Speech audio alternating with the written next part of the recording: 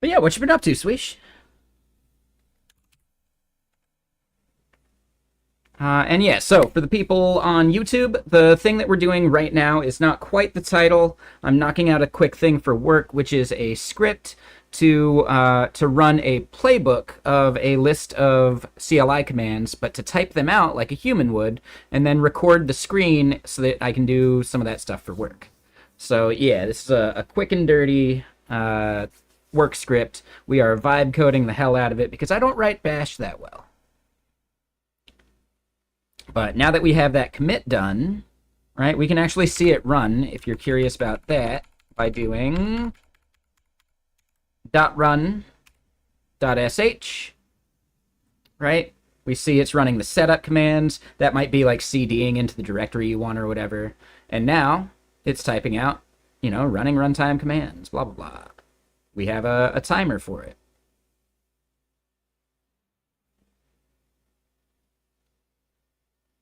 Runtime complete. Our recording is done. And yeah, good job, FFmpeg.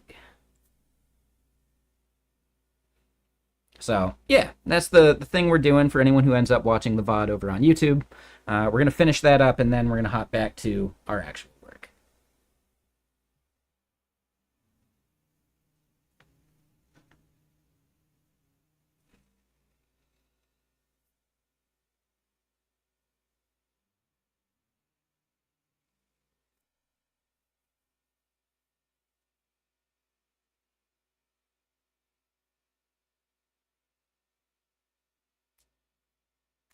All right, so here's the next thought. We tried to, we made it iTerm specific.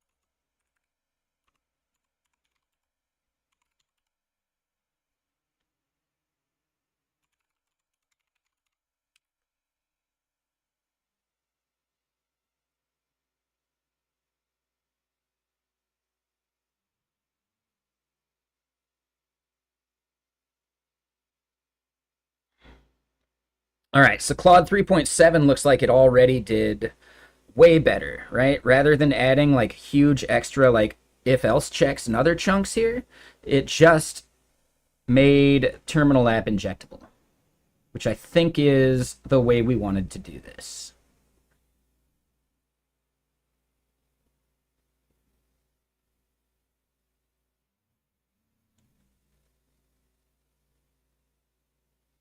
Yeah. So yeah, the whole thing there looks good. So now it should just work again.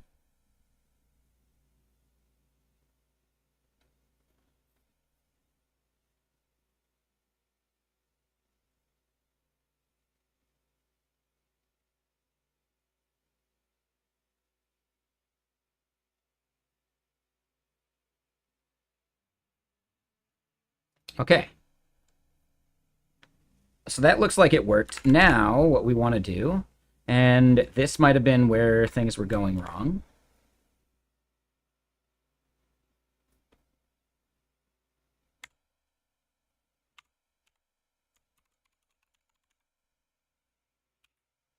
Shit. Unexpected end of line, but found class name.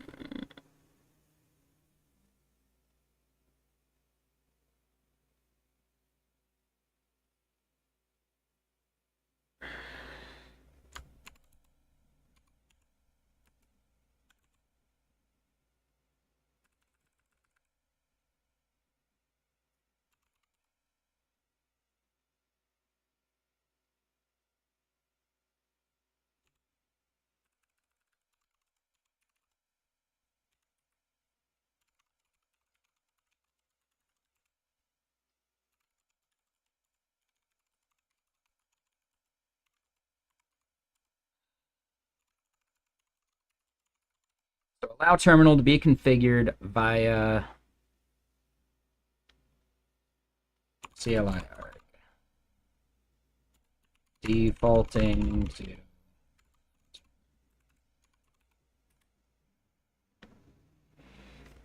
Okay, so then...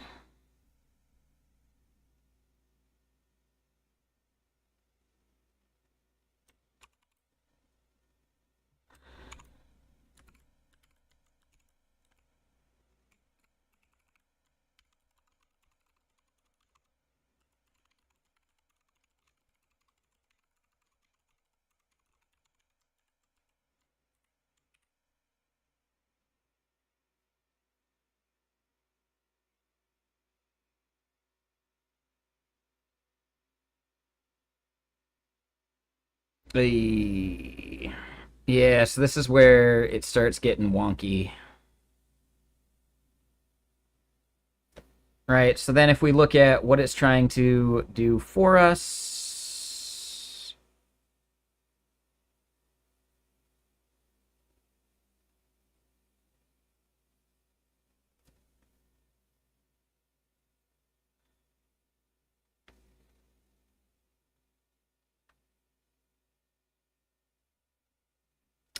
that broke the typing each character function.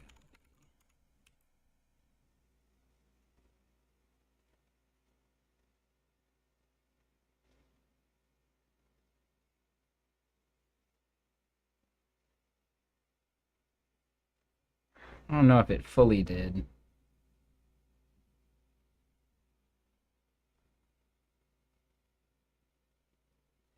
So here we get into execute command. Why would it do that?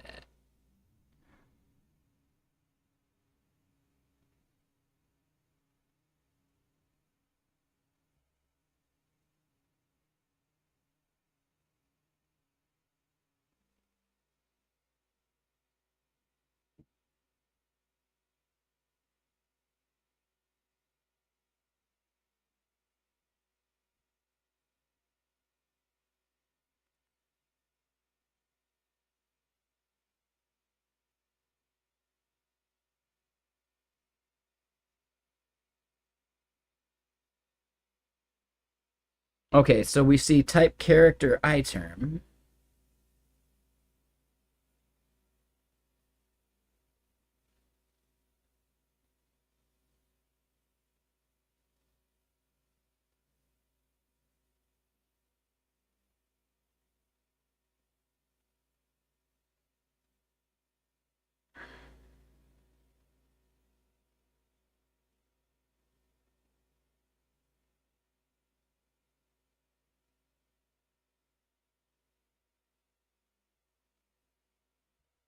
We're going to reject that.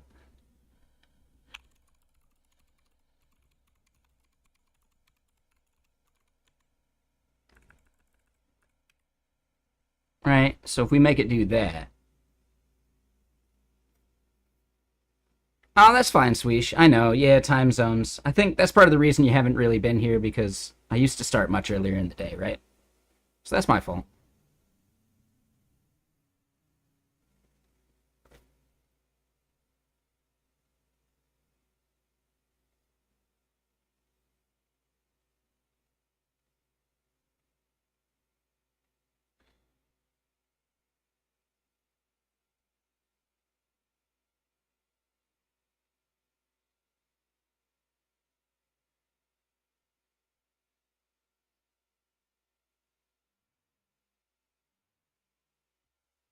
All right, let's try that. And what's up, Nicholas? How you doing?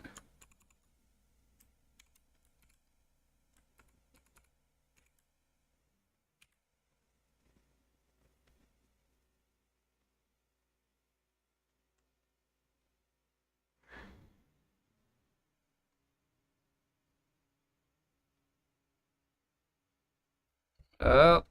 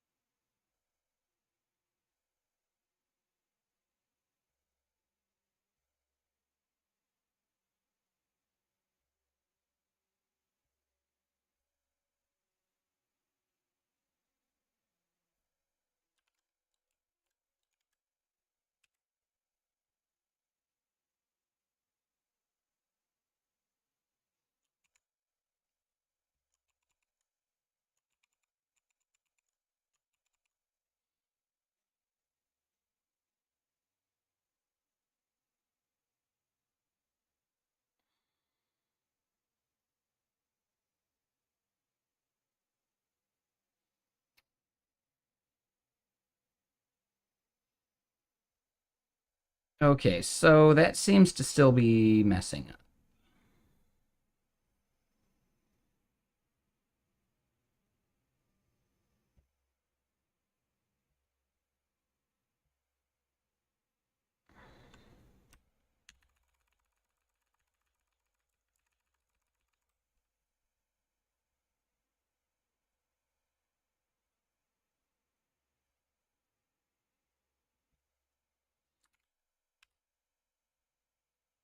Ah, okay.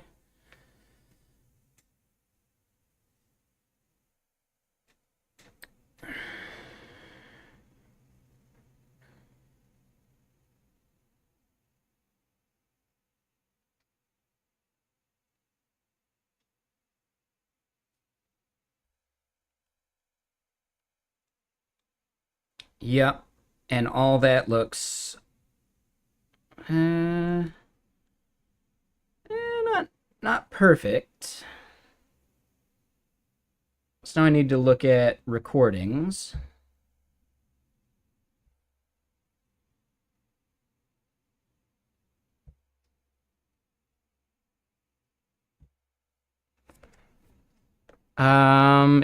Even though it errors, it looks fine.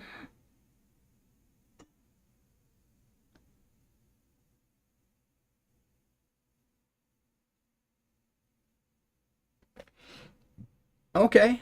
No, that actually looks fine. All right.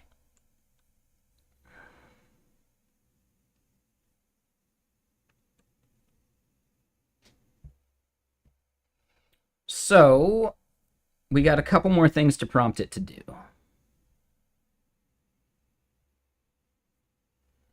Um, how do we do this?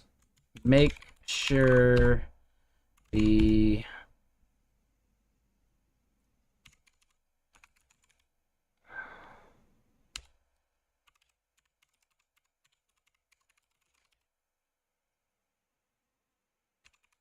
make sure the terminal that started the script has screen recording permission.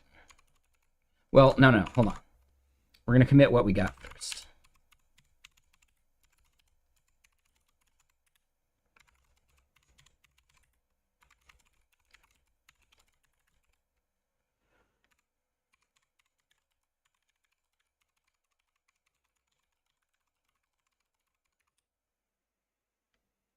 Okay, so that's a good step.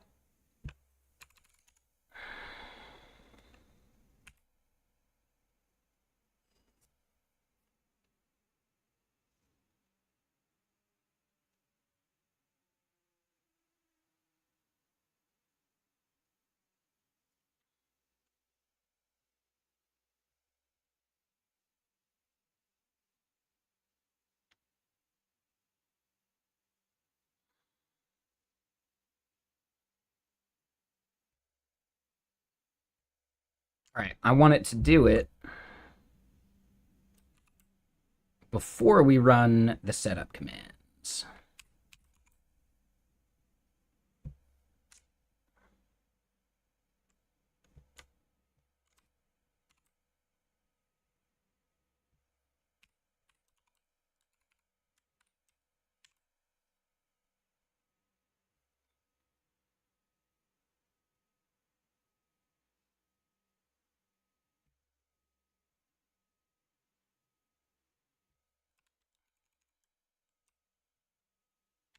Okay, so then, yeah, that part looks good.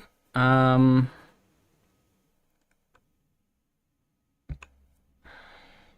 add a check for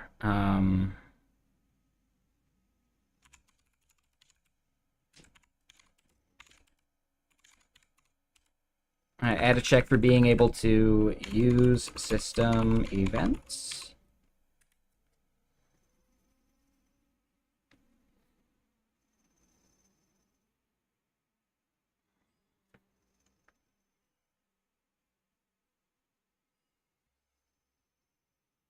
Yep, checking permissions. I like that.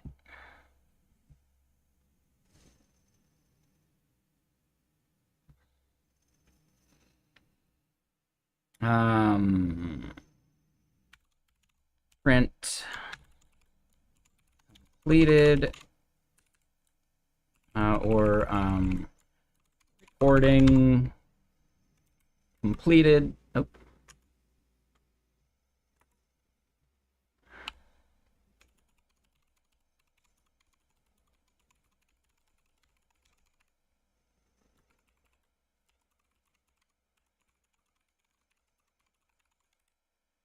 To the controlled terminal, right? I could see it misunderstanding that one.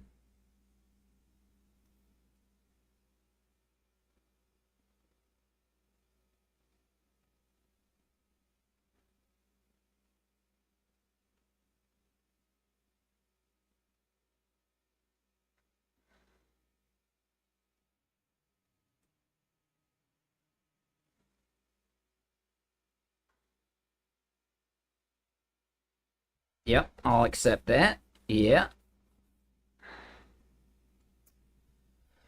Okay, so this is even better. Yeah, I feel like we're close. I'm gonna add these commits.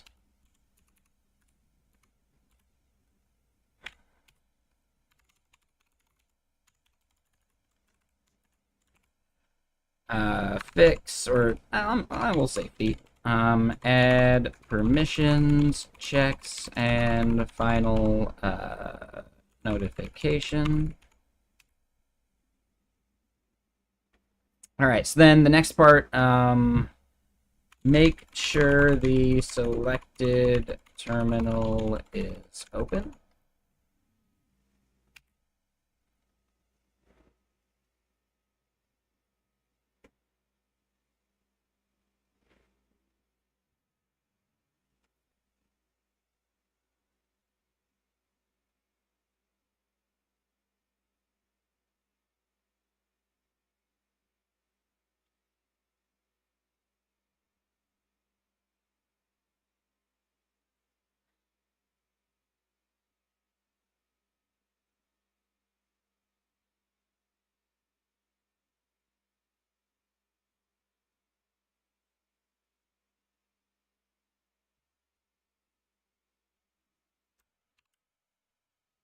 All right, so then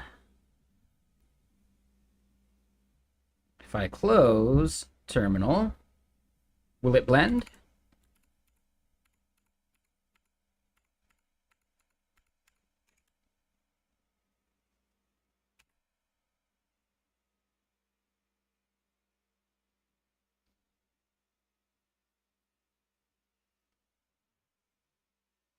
Okay, so not quite what we were looking for, because we want to make it full screen.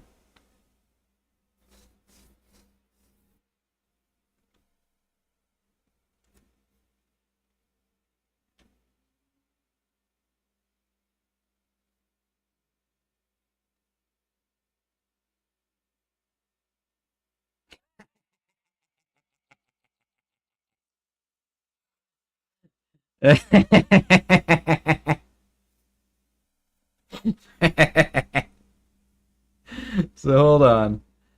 Execute command.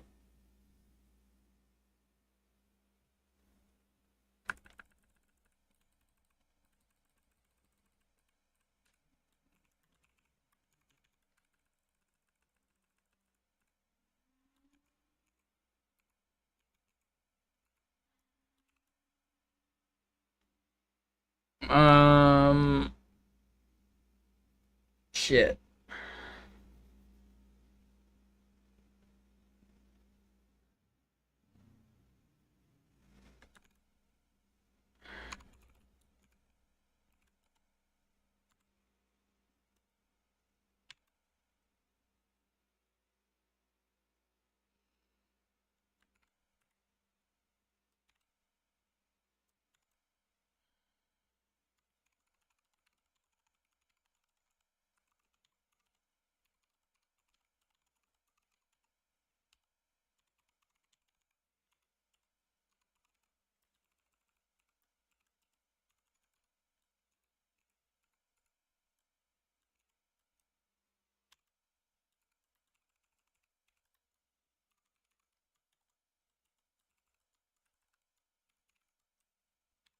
Yeah, I'll make that a to-do.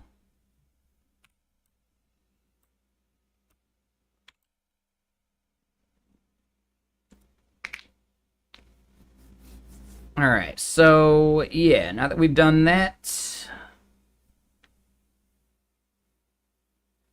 yeah, I found end of script. Yep, yep. Okay. Make the uh, if launching the terminal, make it full screen. So yeah, I don't know OSA script nearly well enough to do any of this stuff by hand.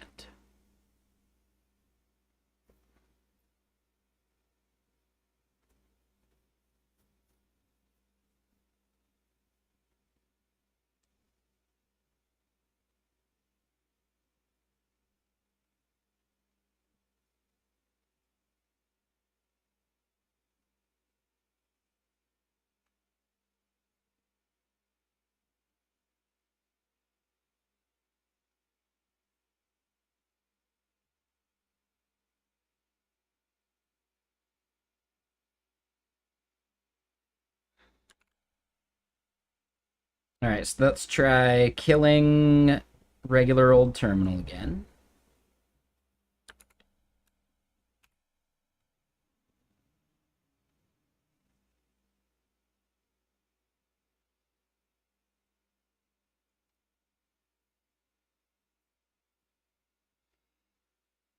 Okay, so then the last little bit of this will be making sure that it will work with Hyper, because a coworker prefers Hyper.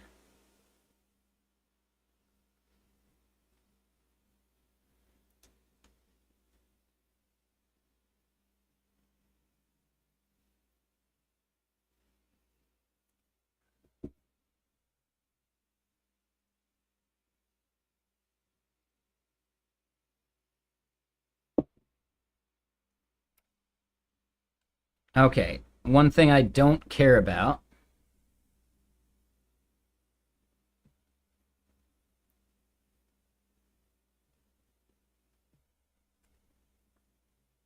I don't care about the file name being printed to the other.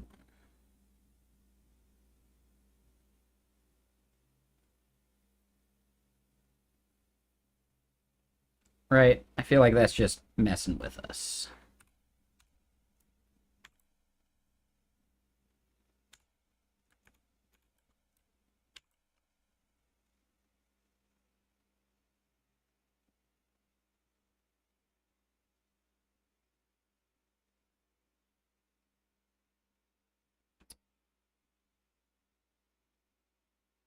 We could have it. Oh, okay. Instead of echoing recording completed, close the terminal. Well, no, I don't know if I want to do that. Yeah, just because that could be annoying. Like if you get it to a place that you like. But yeah, real quick, Dave, thank you for that follow. I see that. Appreciate you. All right, so yeah, let's check Hyper.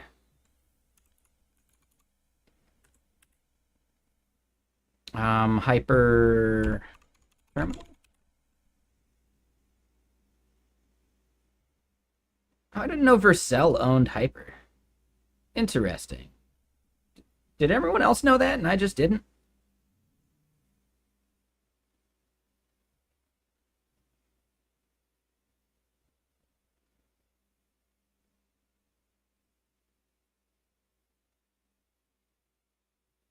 Yeah. Like maybe they bought it.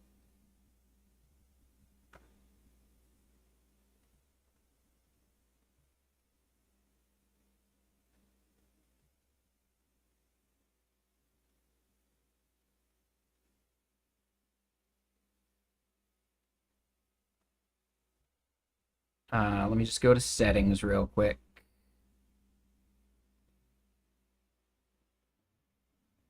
Font family, font size. We're going to crank that up. Those are rookie numbers. Oh, buddy. Probably a little big, but we'll let it be.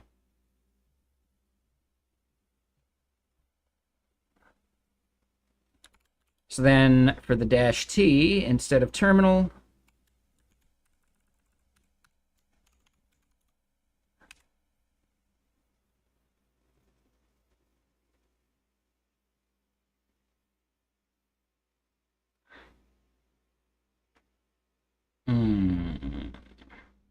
All right, so that looks like that didn't work.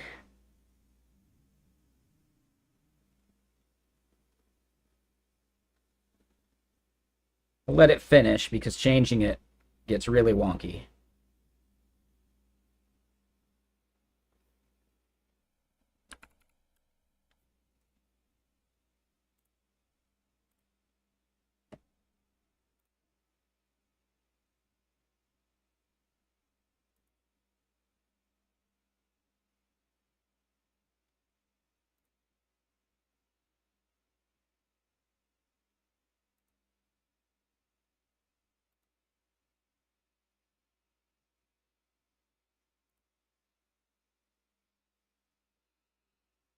I was kind of expecting an email.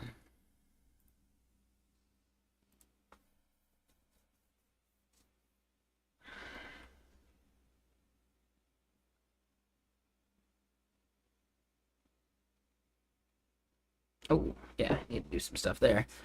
Okay, so that last one definitely just didn't work. Yeah, that just recorded our main screen. So why didn't Hyper launch? Ah.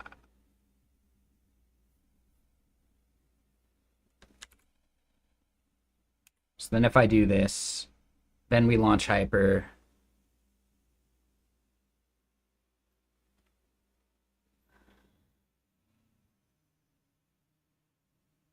Okay.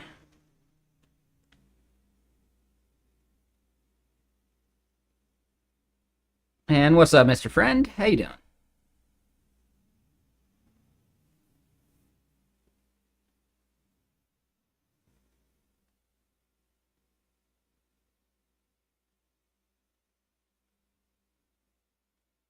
Oh, whoops. So yeah, I didn't need to switch that over.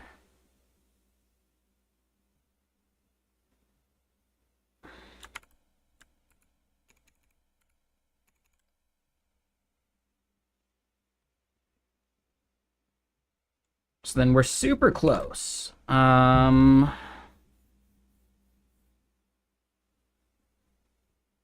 going to say that we're good on the hyper part.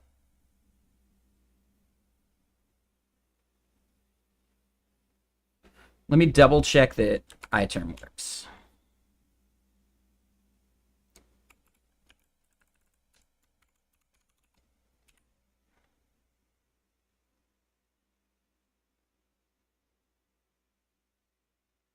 Hmm.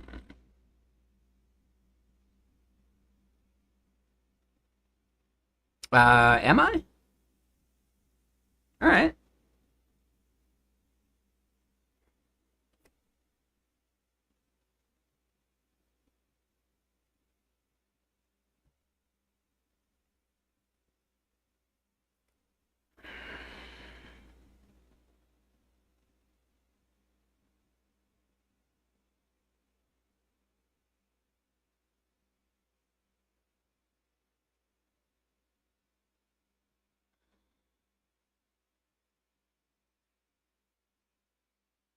Let me pour some more water.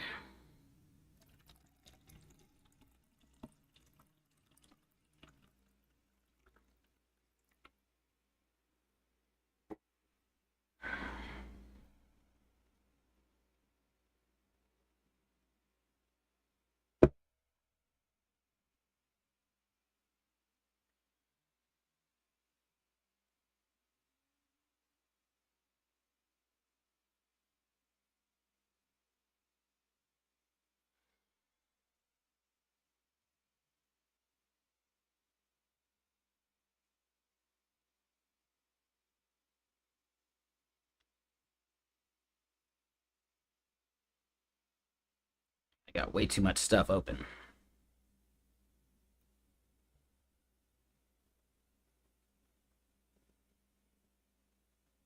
So part of the issue is that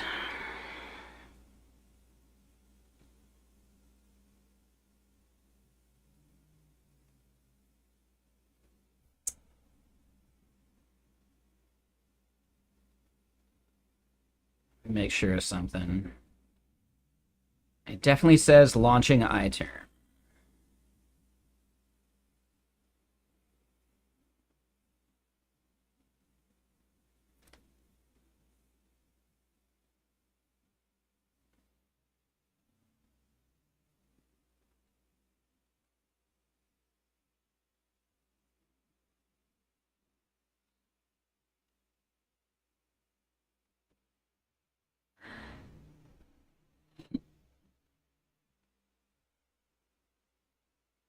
Let me try it again with Hyper. I'm wondering if it's just an iTerm problem.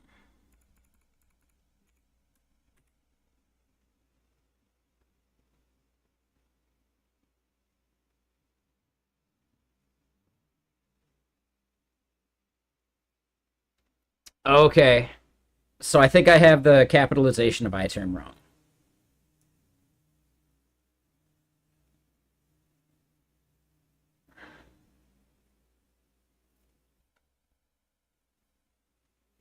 Oh.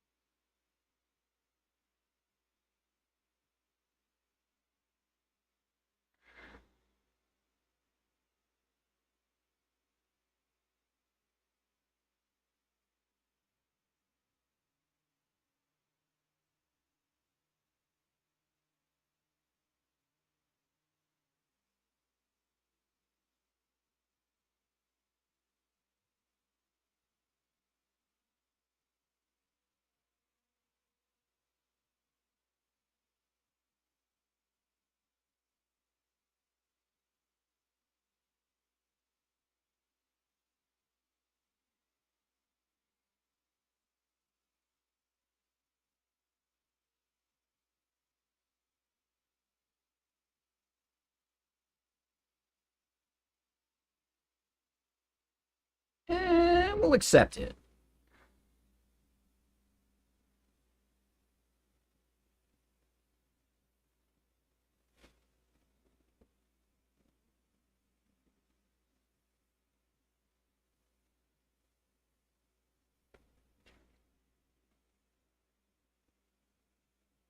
Oh, I see what they did there.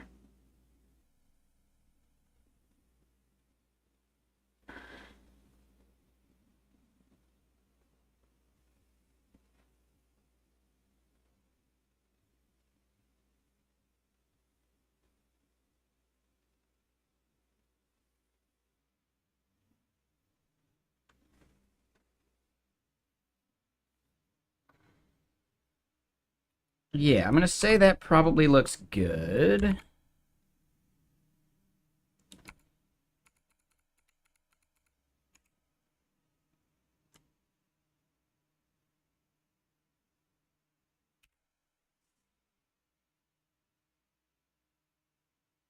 Okay. Yeah, nice.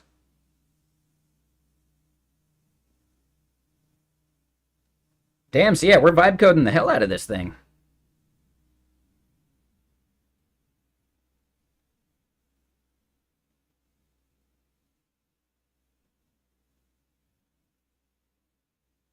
I know. Sorry, GJ. I am vibe coding right now. We'll be back to not vibe coding here in a minute, but I'm writing a bash script and I'm shit at bash scripts.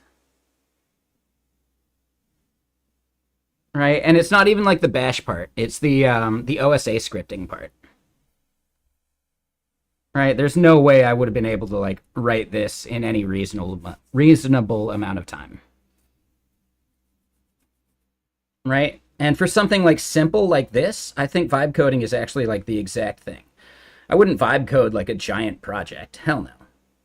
But for this, just creating like a screen recording tool, yeah, I think it's worth it. And yeah, like, honestly, some of this is gnarly too. Yeah, exactly, GJ. Like, seeing some of the shenanigans they're dealing with over on the other stream. Yeah, I wouldn't build a large project that way.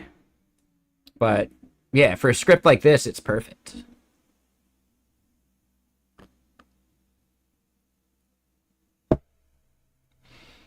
What I find interesting is I got different results from, like, Cursor and Windsurf.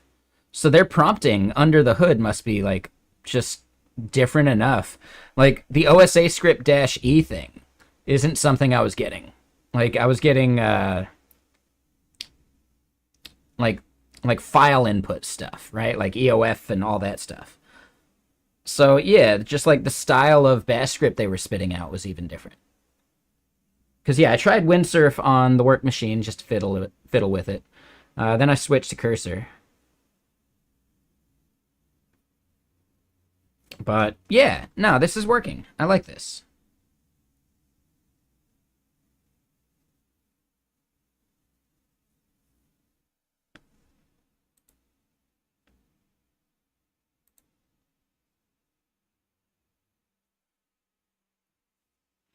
This one is Cursor. Yeah. I liked Windsurf, too. Like, there was some stuff it did really nicely. They're basically the same. I didn't notice that much different, but there's just a little bit to, like, their output that was different.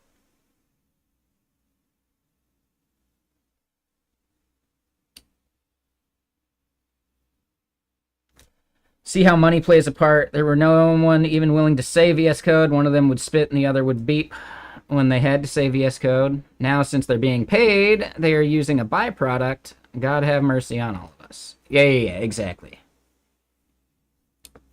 Yeah, Prime can totally be bought. Scruples? What are those? But no, it's also just emphasizing that it's a meme. He's not actually that serious about editor supremacy. Anyone who's watched him long enough remembers back when he had to use Android Studio for a work thing at Netflix. At the end of the day, it's easier to use Android Studio than bother setting up NeoVim for Java Dev. And he just needed to get shit done. So yeah, that's where you've heard me say this a bunch of times before. There's Prime the person, and then Prime the character he plays. Prime the person is far more pragmatic.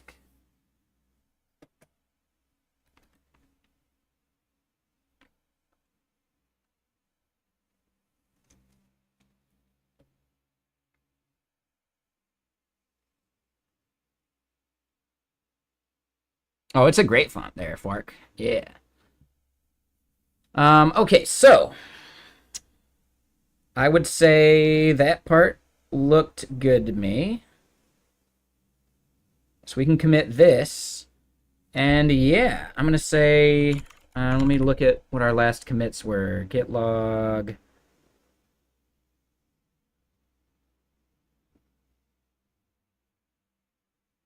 Add permissions. Yeah, add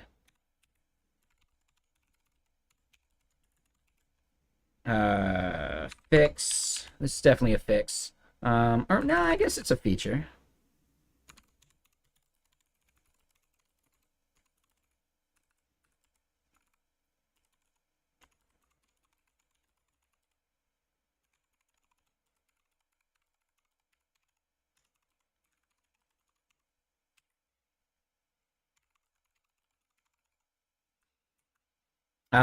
We got one more thing to do.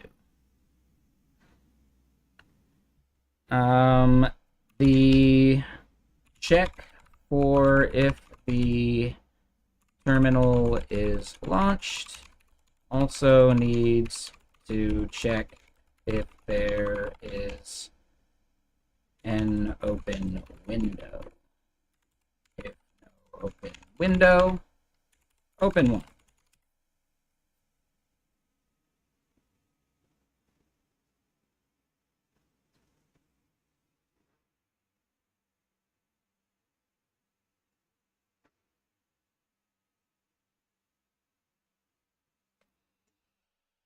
Oh, buddy.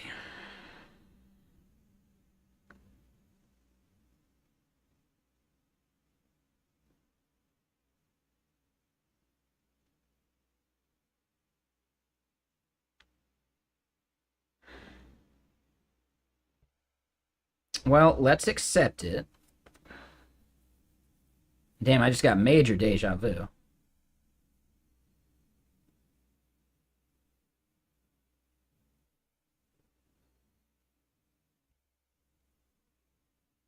All right, so what I want to do is close Hyper. The process is still open, though. You guys can't see that. That's annoying. But, yeah, it's open. It just doesn't have an active window now. So then, if we do...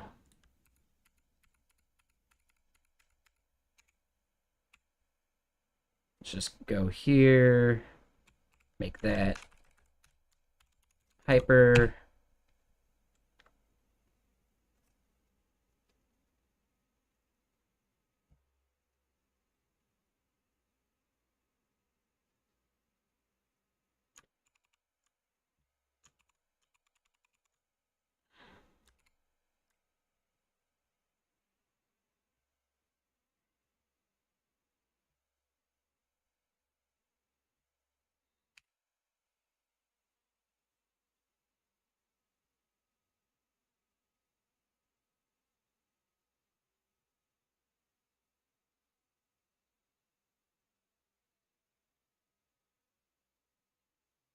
That didn't work. So I could just do a warning.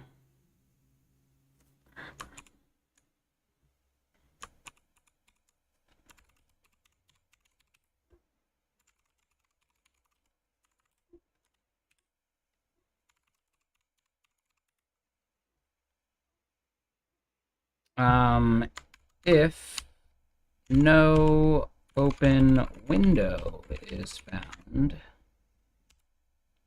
exit the script.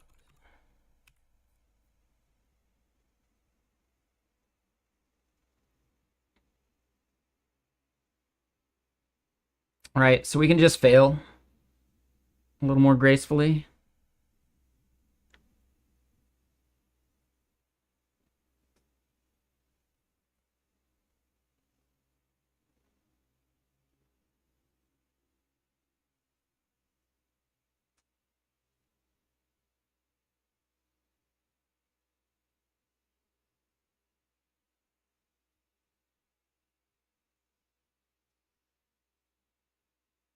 It's all right.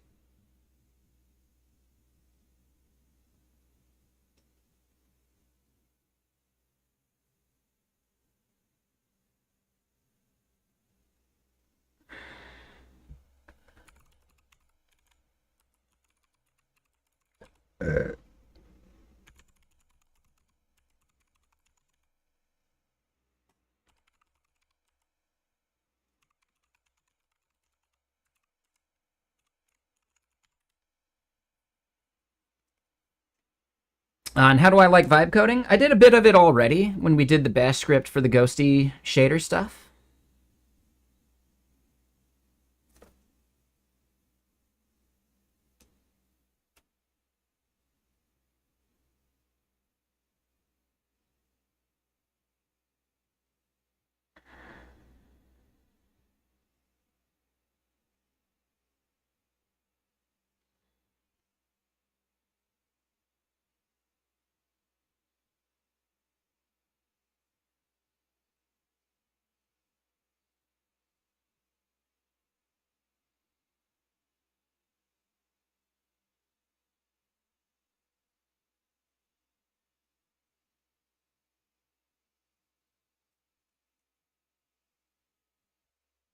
we're gonna reject. The script should exit if there are any errors.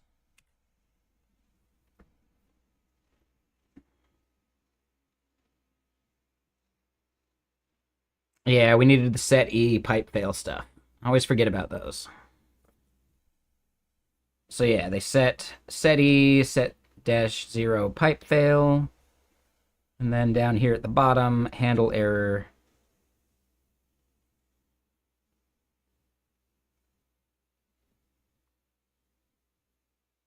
Ooh. Yeah, I'll accept all that. Yeah, that was good.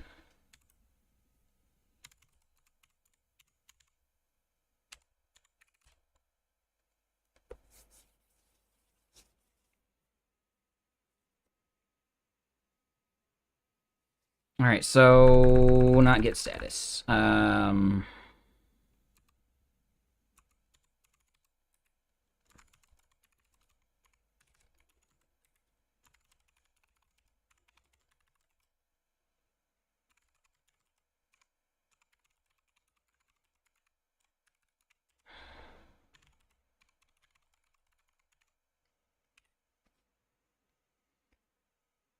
Stupid bug. I don't know what kind of bug it was.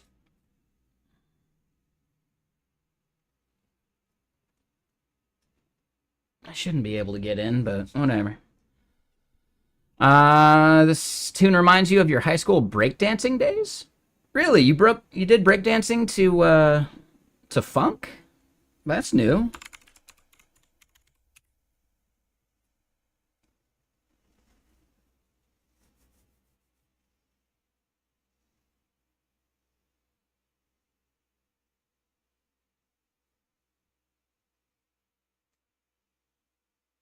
Uncommon, but it's an LA thing.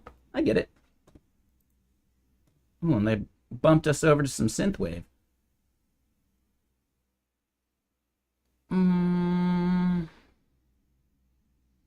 Yeah, if we're gonna listen to synthwave, we might as well just listen to my like synthwave I got. Yeah, I didn't know that. That's cool. Okay, so then last but not least, we go to the README.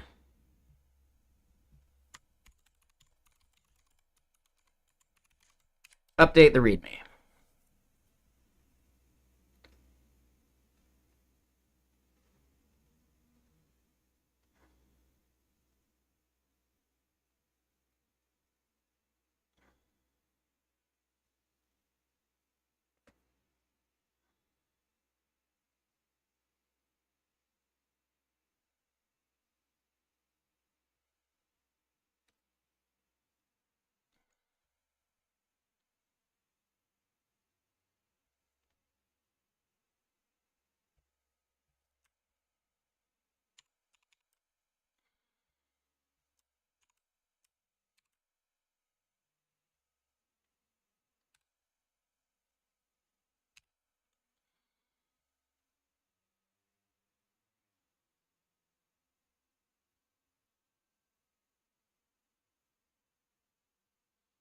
All right, and then here in the get ignore, what I want to do is we're going to ignore playbooks.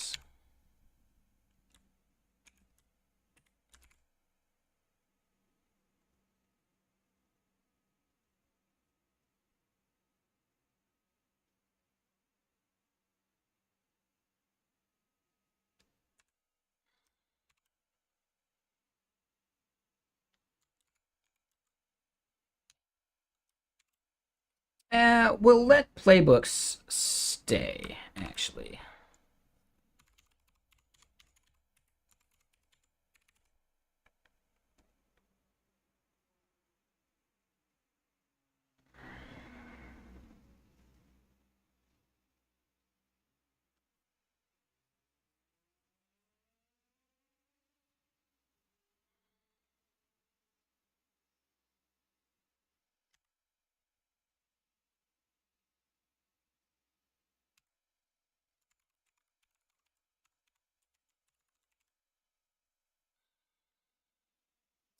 Docs.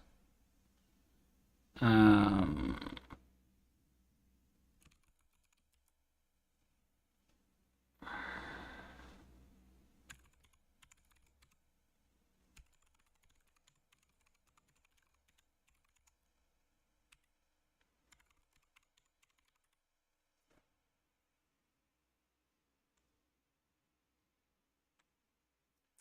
So sax gets you going. All you need is a place under the sun and a drink in your hands. There you go.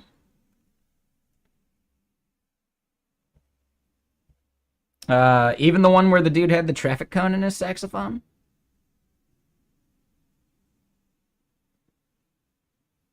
Saxophone? That's what we called it.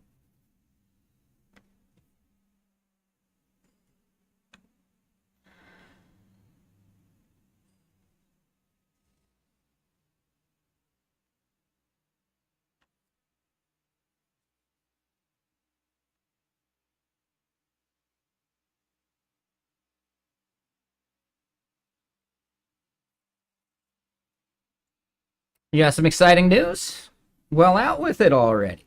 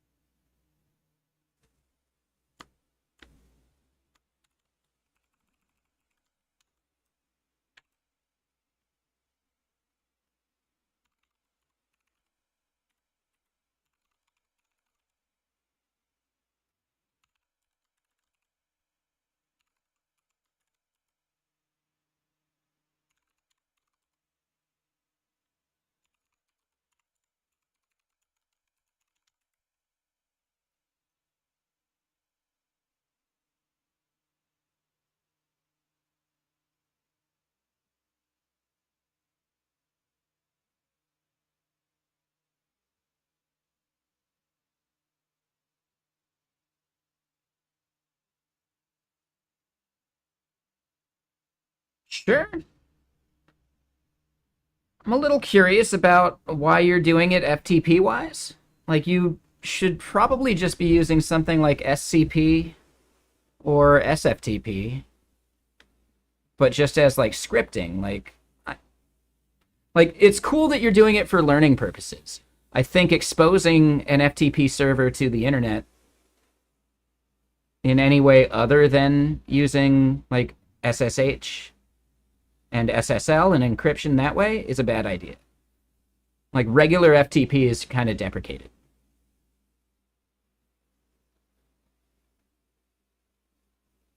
So I get it. Like what you've done is really good for learning purposes, but you probably don't actually want to do that.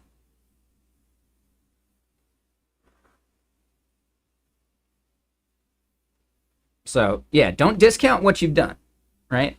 You've gained a lot from doing it, but it might not be what you need, right? Like you just want to upload applications to a server and serve them from somewhere, right? Like serve them to the internet. Yeah, like you don't need a web application to do that stuff.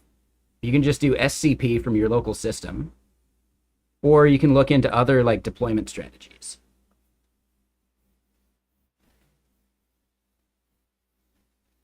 If you really want to get up and running quickly, maybe check out Coolify.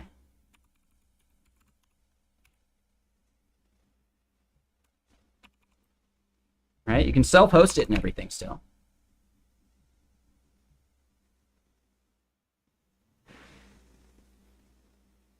Yeah, Andrus is awesome. He's great.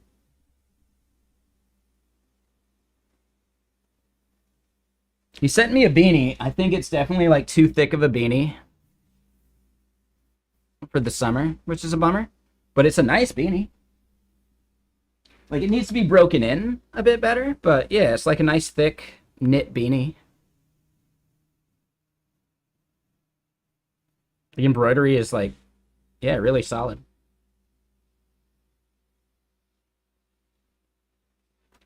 There's a guy playing 3 saxophones at once. Oh my god. Yikes.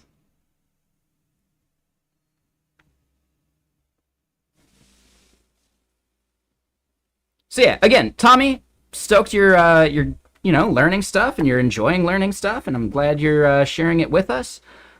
But yeah, I think deployment is something where FTP is going to be something that you laugh at in the future because there are better ways of deploying things. At the bare minimum, you could just use a command line, SCP command, without having had made like the FTP login junk. But again, you're going to need to learn how to make logins and things like that anyway. So it was good practice.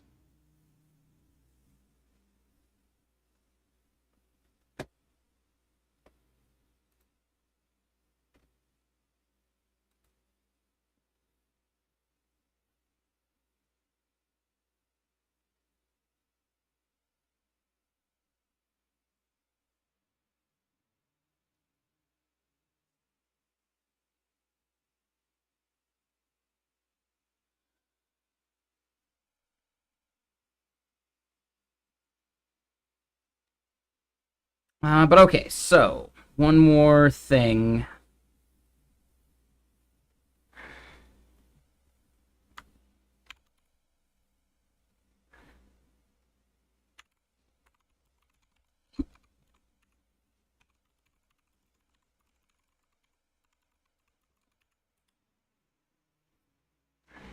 For some reason, it didn't modify this file.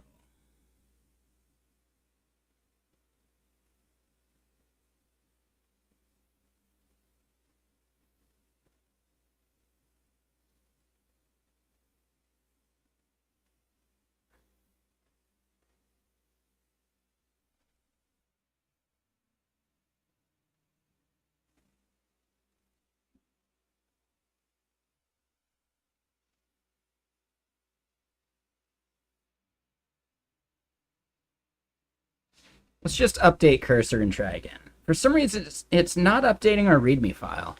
I'm wondering if it's because we had two of them at one point.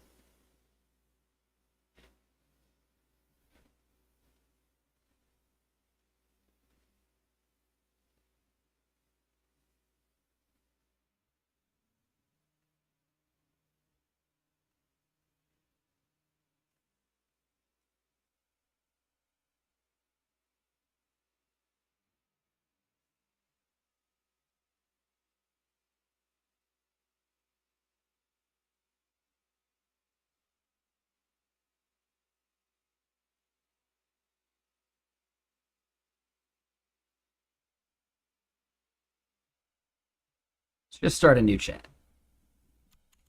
Update the README of this file based on the run.sh functionality.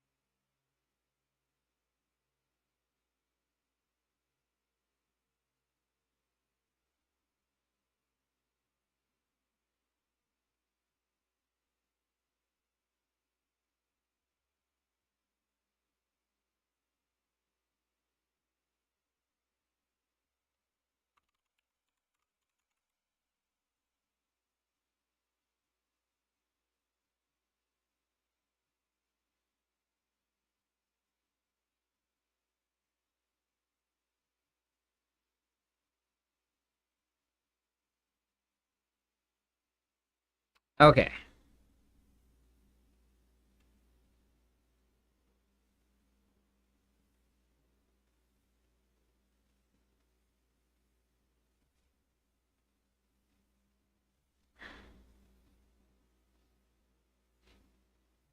Sure.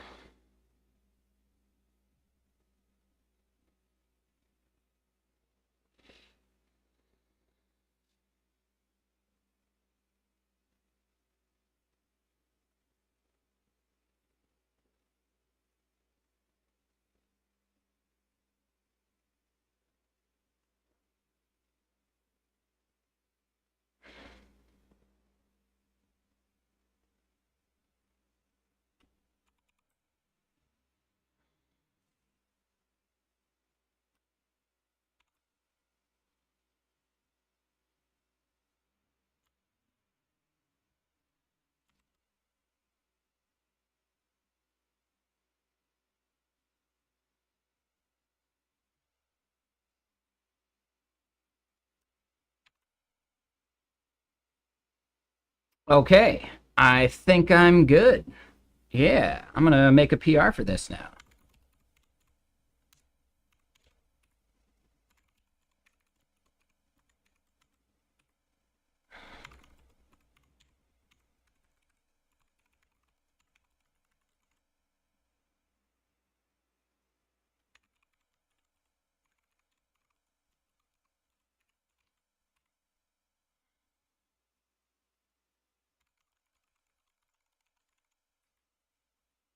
All right, so I push that up to main, and then over here I make a PR for work.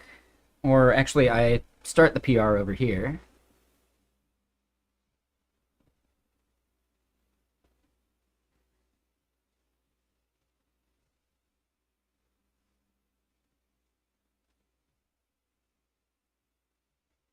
Oh, I like the way they changed that. Okay, so um, get things working.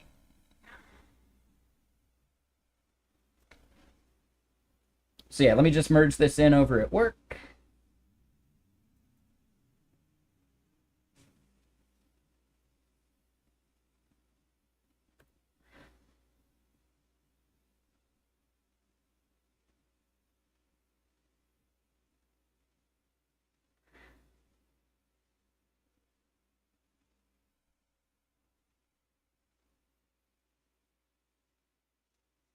Cool, merged. So yeah, I'll create a recording of it now.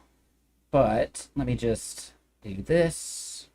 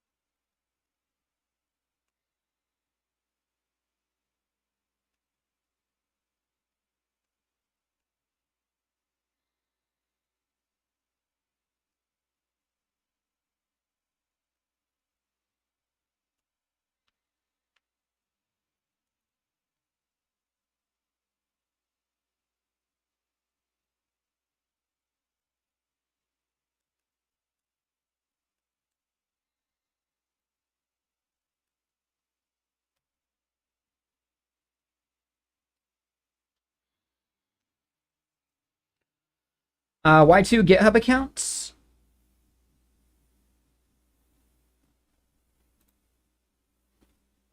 Hold on. Let me do this real quick. Let me mute myself.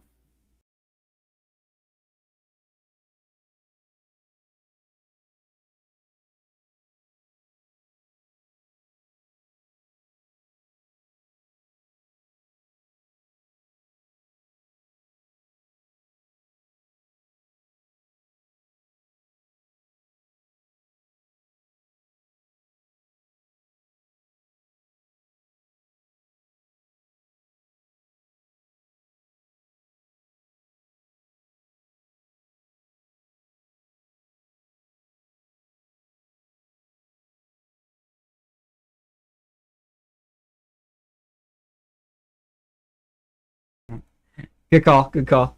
I like keeping my accounts separate, right? Like the stuff I do for work, I don't necessarily want people who watch me to like see until it's, ready. There's just a lot of like work related repos and PRs and things that I do that I don't think have anything to do with my main account. So yeah, I basically create like a CM Griffing at whatever company I work at account for the most part. Like it's easier for permissions, like they can just cut off that account from the org. Like I never have a chance of leaking org stuff on stream, unless it's public like this. There's just a lot of like subtle things where sure, if you're diligent, it's not an issue. But I don't know. It's easy to make a mistake for that stuff.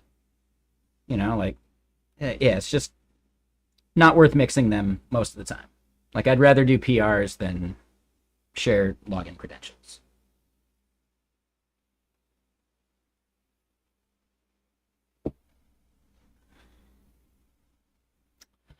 So, okay, cool. Yeah, we finished up with the CLI playbook part. I do need to use the restroom then. And yeah, now we got to get back to this binary ID bug, which is bumming me out a bit.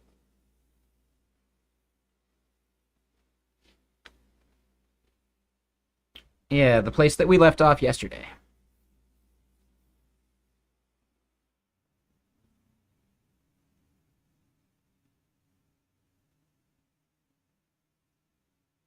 So yeah, we could maybe do like a UUID string to binary or something.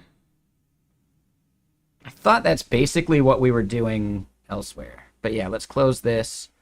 Let me go use the restroom and pour some more water. So I'll be right back.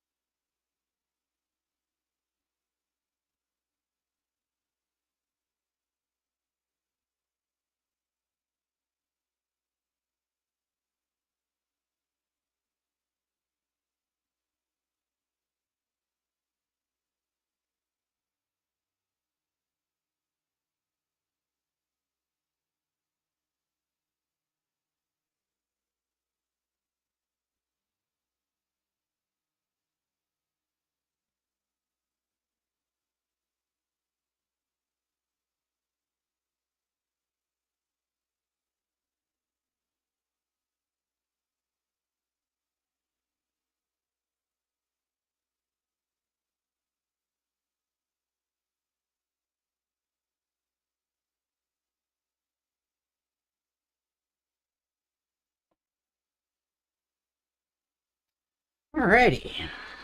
Oh, I almost forgot one thing.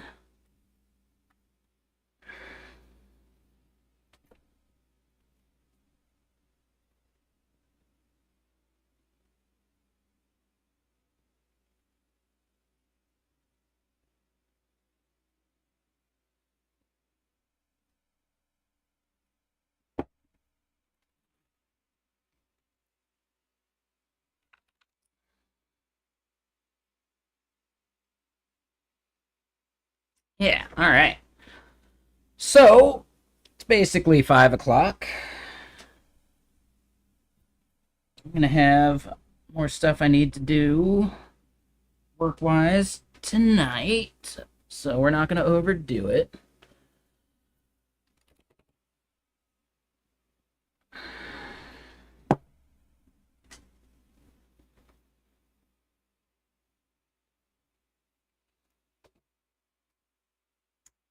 But, yeah, let's do this.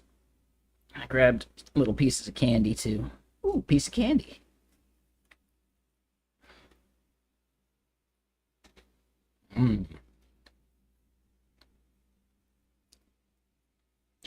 What's up, Hunar? How you doing?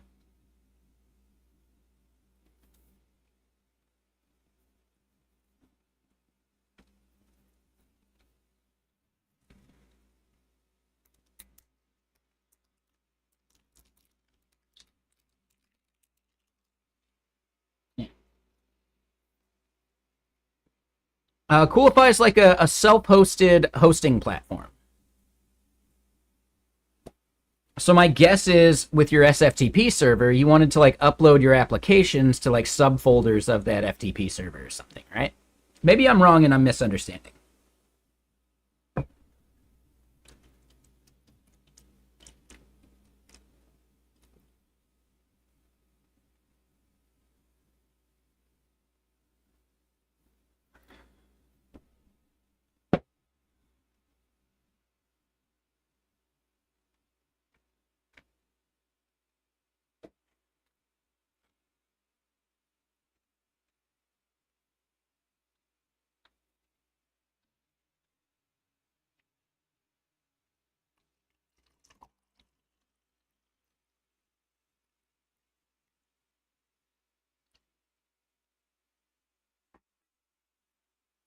No, GitHub is for hosting source code.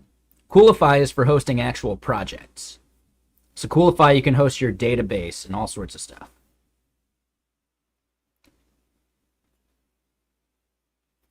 Think of Coolify closer to being like a self-hosted Vercel. Not the same. Not even like really that close. And in fact, it does more than Vercel. Think of it closer to maybe like a self-hosted Heroku.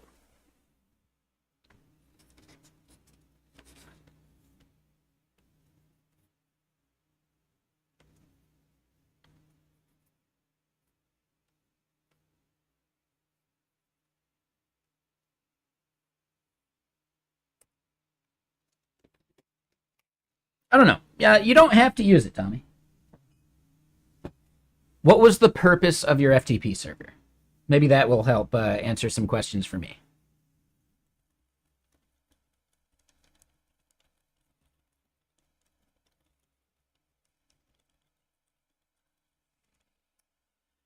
Okay, so the part that we're on now.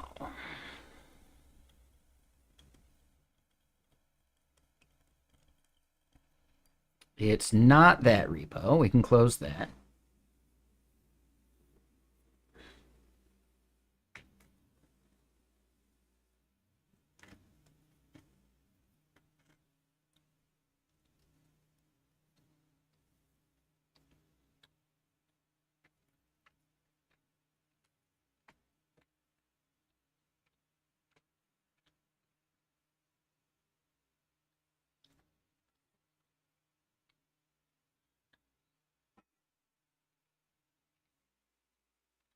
What's up, Fobden? How you doing?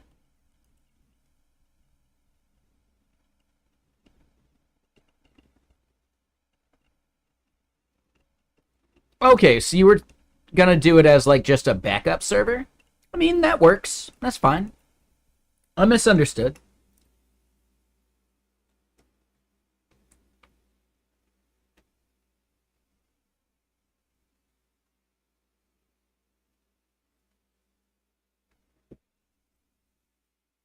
Technically, I do still think,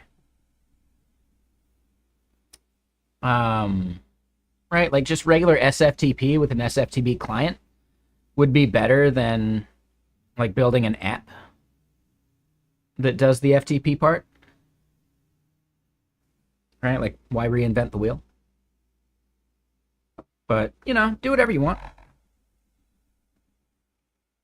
I would just make sure you don't put anything like really sensitive on that server.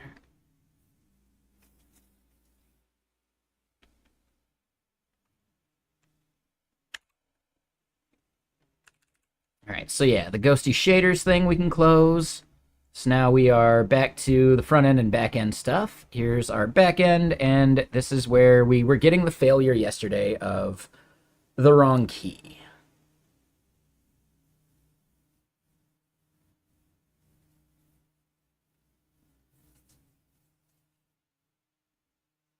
cannot be cast to type ID in query when it really should be binary ID.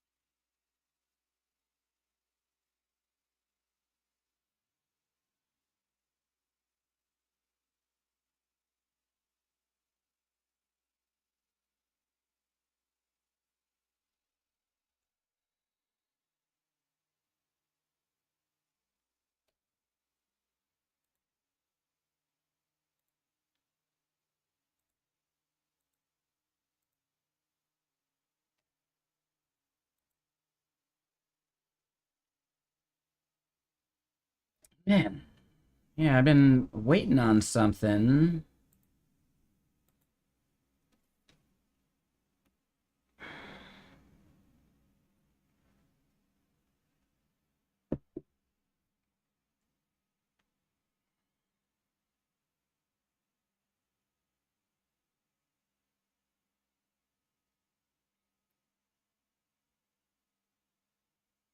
SFTP works over SSH. There's basically nothing you have to do.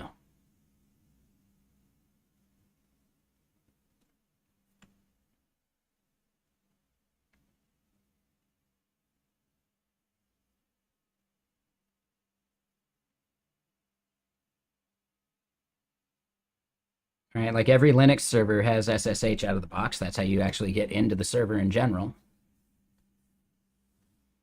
So if you have SSH, you have SFTP.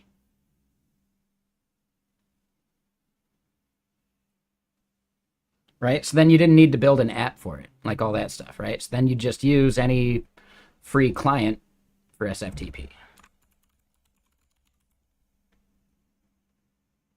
So if you're on Windows, WinSCP is good. FileZilla's fine. If you're on some other platform, CyberDuck's okay. You know, doesn't matter. Looks like CyberDuck works on all platforms. So yeah, maybe CyberDuck's the move.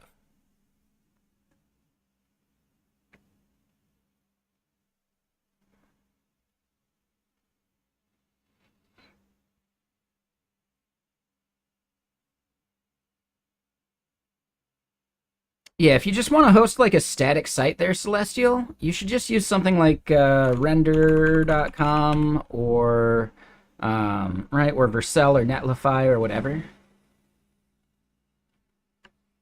If it's just static assets, there's a lot of just free hosting tools out there.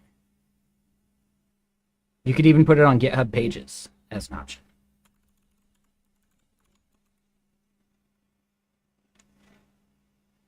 And sorry for all the noise. Yeah, dude, they are power washing the hell out of everything. Okay, so you use FileZilla? Okay.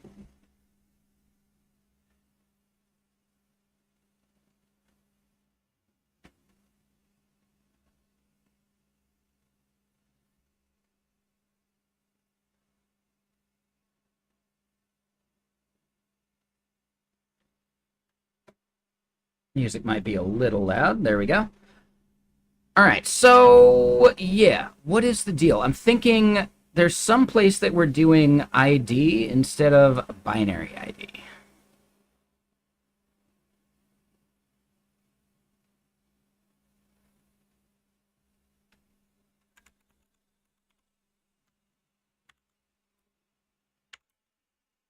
That was probably it.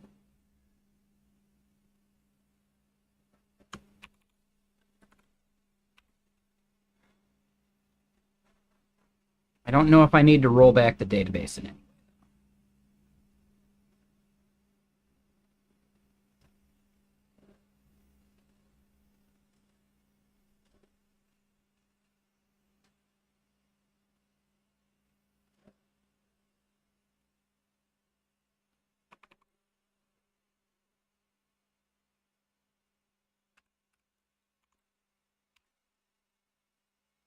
All right, so then login failure. So that cannot be dumped into type binary ID in query. Because it's doing the dump for us. So I should not be manually dumping that.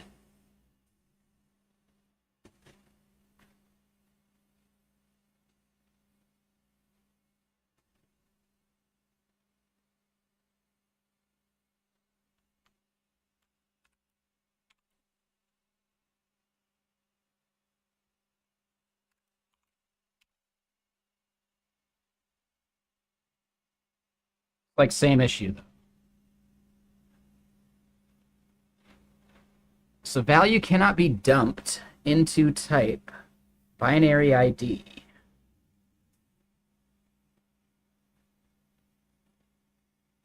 No, this is still Elixir. Yep.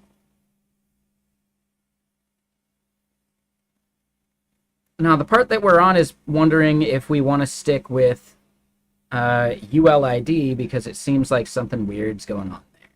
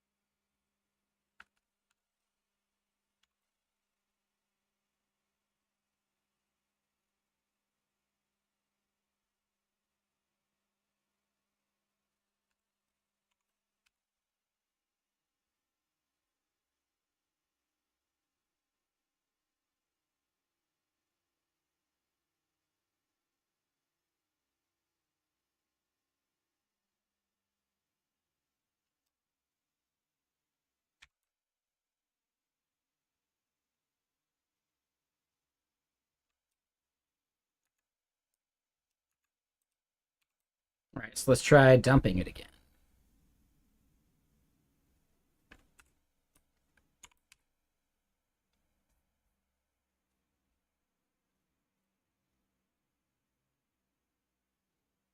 Okay.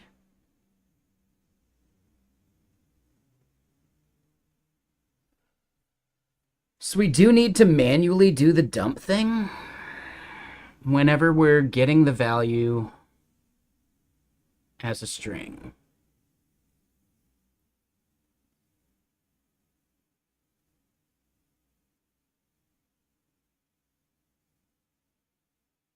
Okay.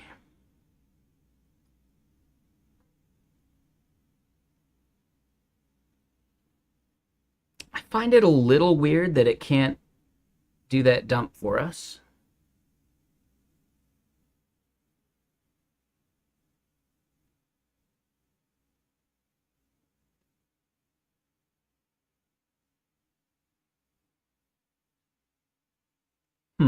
Yeah, that's a bit annoying.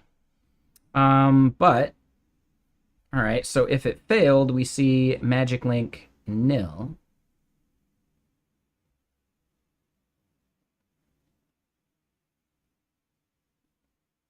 So where's the endpoint where that's nil? So I'm glad we got past that part. That was good.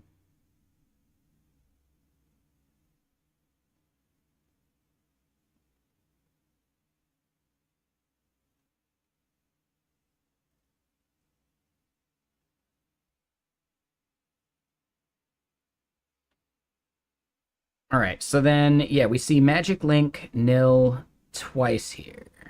We see the user. We see their ID come back.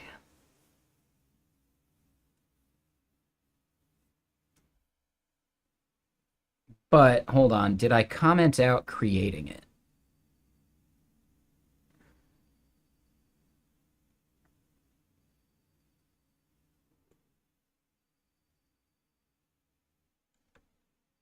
All right, so we see create magic link. When we do a login, that should be there. So it seems to me... Oh, could not find the specified table.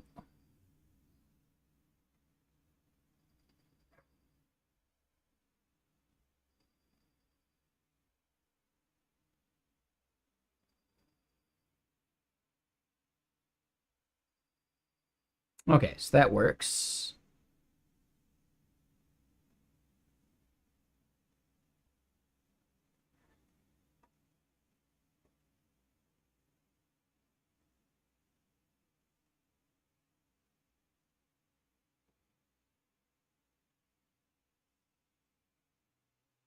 So wait, does this not allow us to actually browse the database?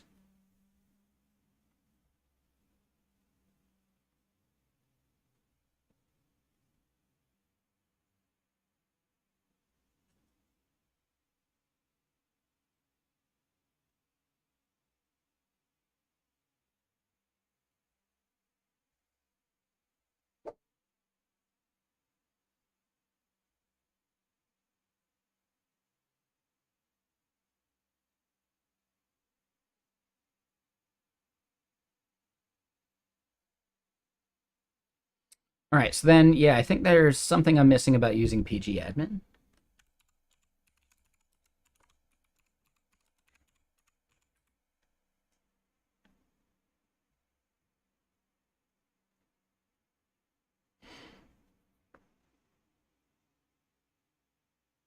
Oh, I just got to right-click the table. View edit data, all rows. There we go. Okay. Well, shucks. That looks like a big part of the problem, doesn't it? We're getting a null for user ID.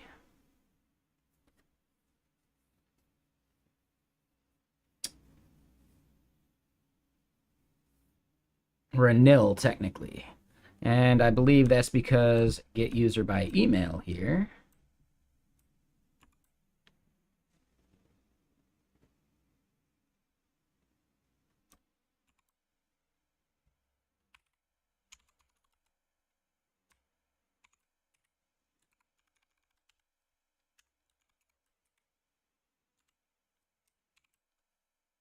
All right, so we'll do that on login, and my guess is that it's not actually the tuple I think it is. So I wish that was stronger typed, but we'll test it.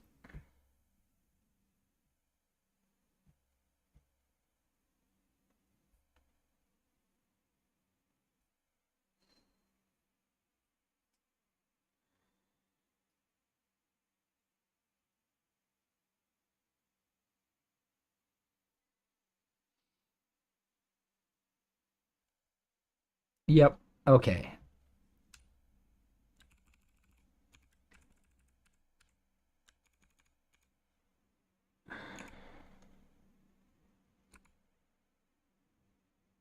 Oh, you know what? Hold on. Wait. No, those should actually be good. So if we get user here,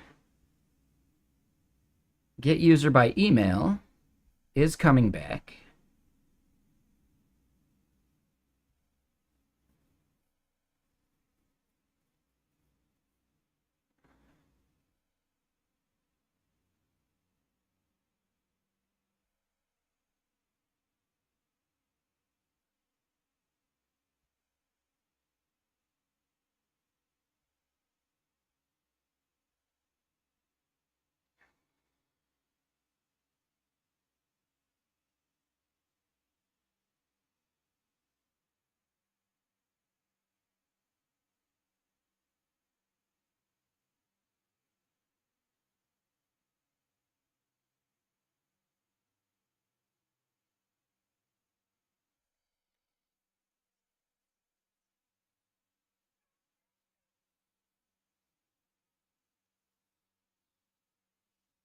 Okay, so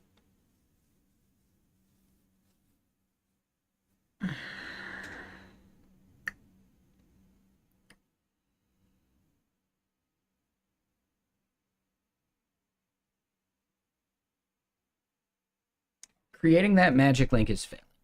If I were to delete these,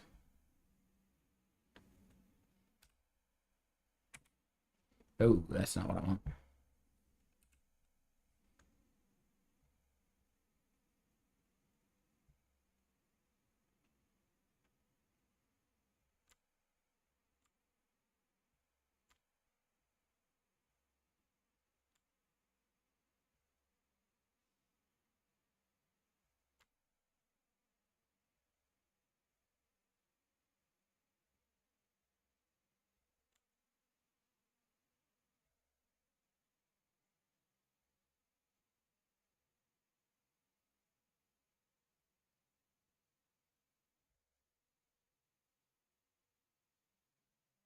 Wait, data's been modified. How do we commit those changes?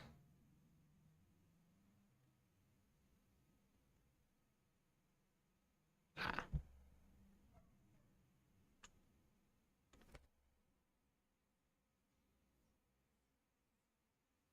Let me get more music going.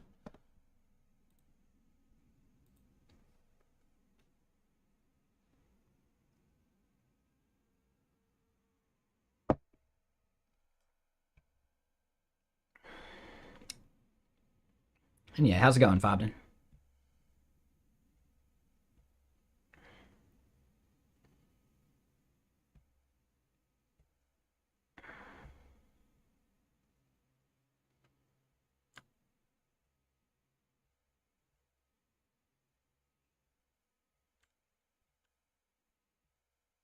Okay, so yeah, mistake was I was trying to null out a field. So then we do that again. Do this again. We've got a new row, and yeah. All right, so user ID fails when we do this insert.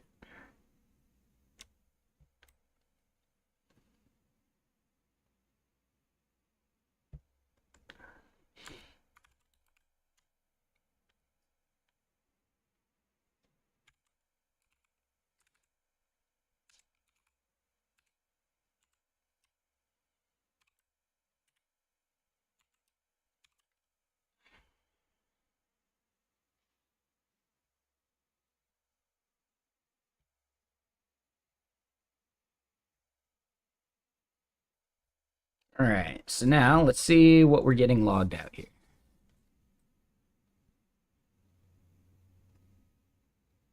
Right, we see the magic link. Yep, we see user ID. That. So is it because this is a map?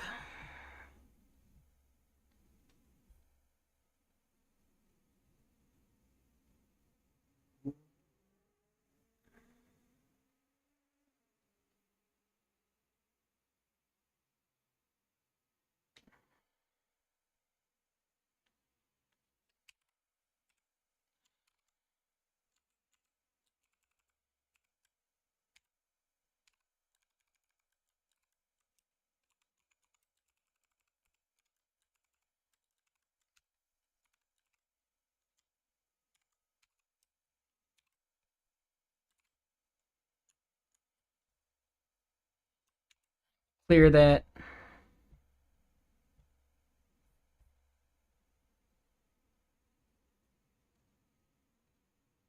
Yeah, all right. So accounts.user doesn't implement access behavior.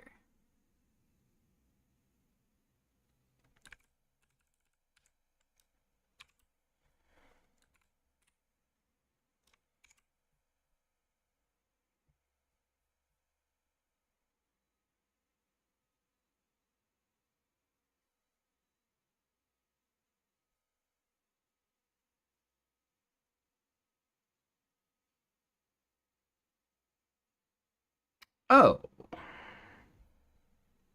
so hold on. It's create magic link that's actually failing.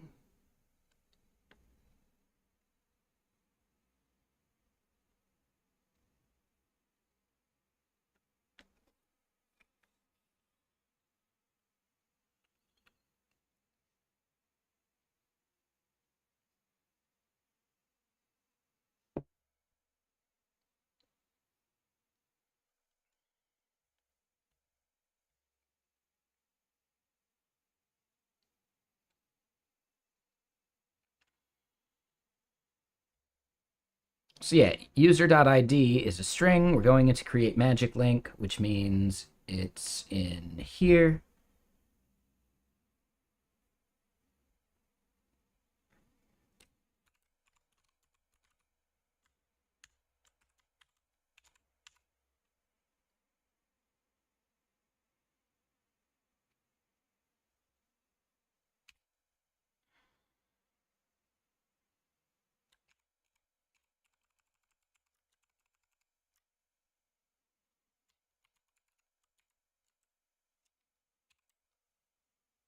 So then if we do the dump,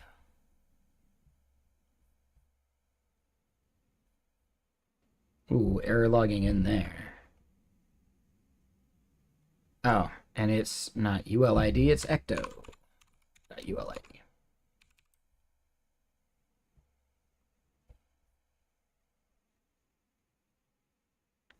We still see magic link with a user ID of nil.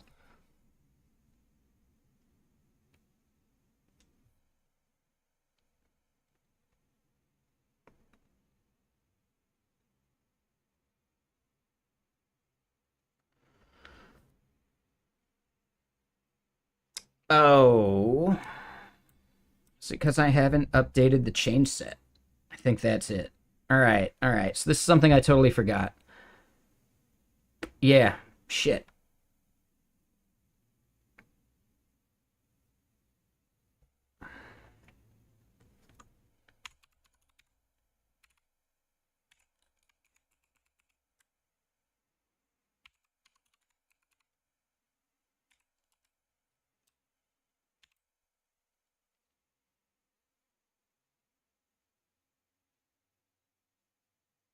Now that could still be broken. Nope. Unknown field nil.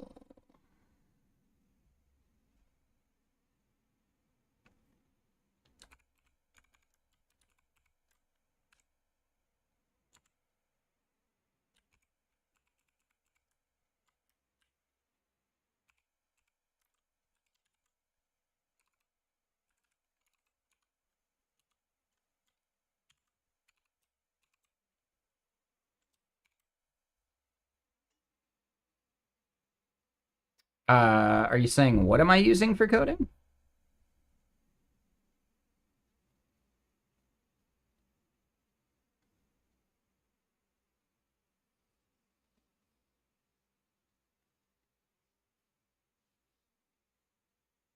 I'm using VS Code.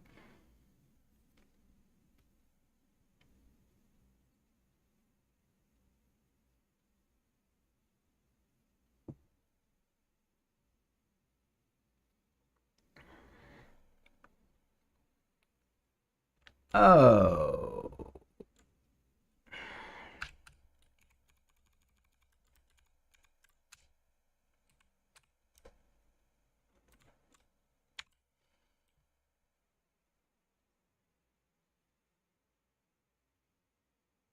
I need to pass the whole user.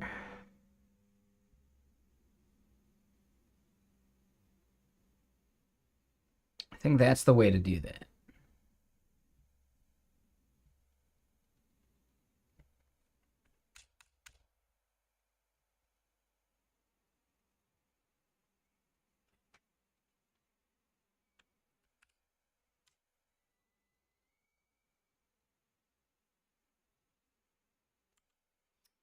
Uh,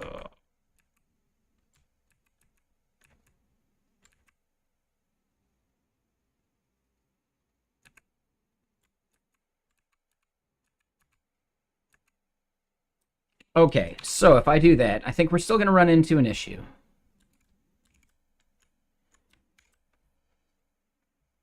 Yeah, this is the thing being passed, but it's not user that's being passed there. I think that was a copy paste error, maybe?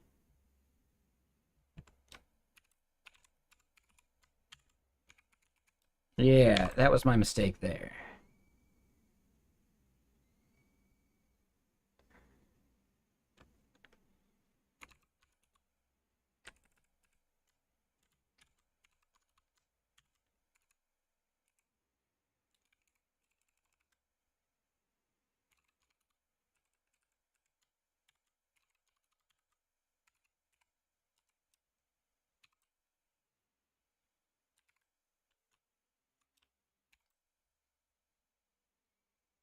Sure. All right, and that's where we need the dump. Yep. Okay. All right, all right. So yeah, I am remembering something.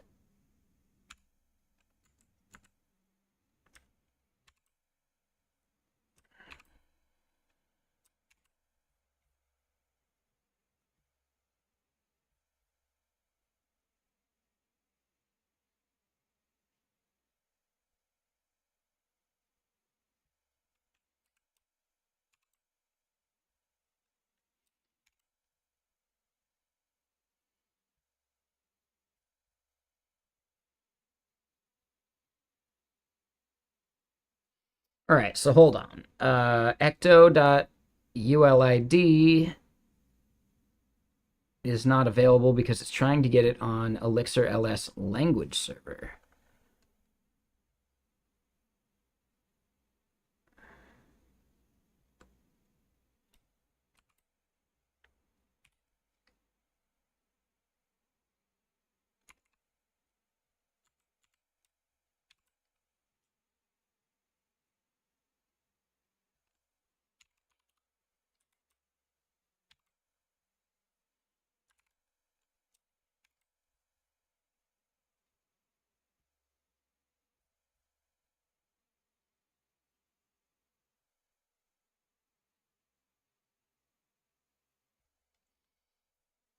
Um,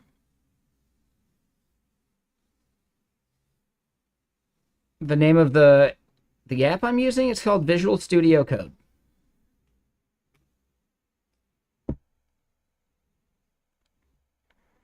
If you want to get started with coding, I recommend FreeCodeCamp.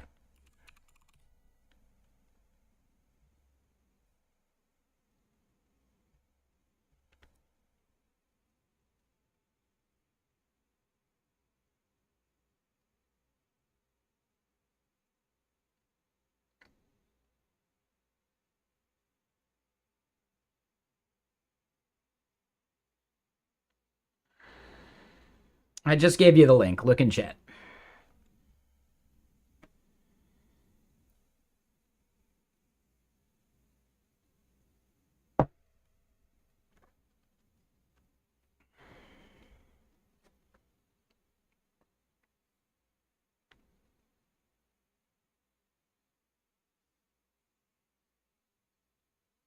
No worries.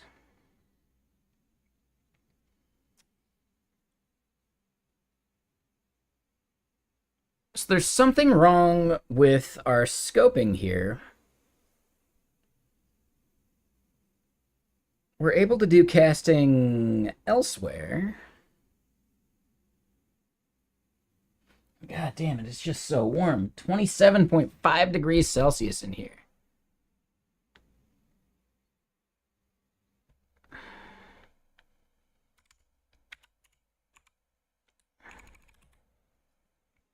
God, 81 degrees. Just miserable.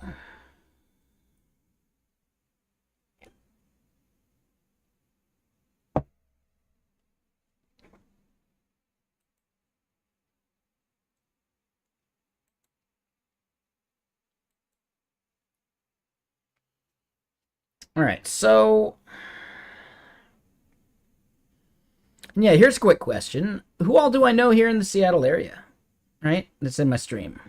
We'll probably want to save it for a day when we have more people here, but just curious, like, are there any Seattle or like Northwest people or people that would be willing to pay for their own travel to Seattle JS? Cascadia JS, I should say.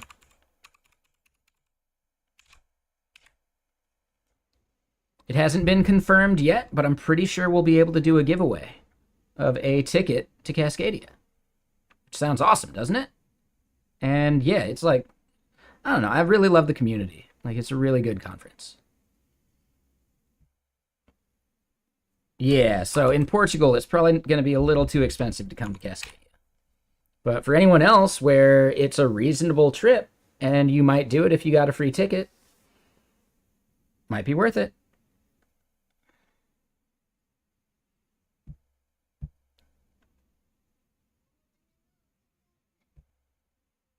right? It's a $799 value. If you buy before the end of April, it's $599, but still, that's a chunk of change.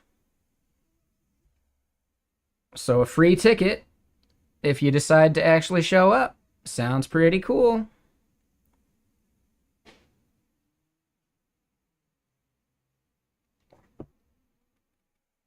Oh, and I didn't know Brian LaRue was working at Sanity. That's awesome.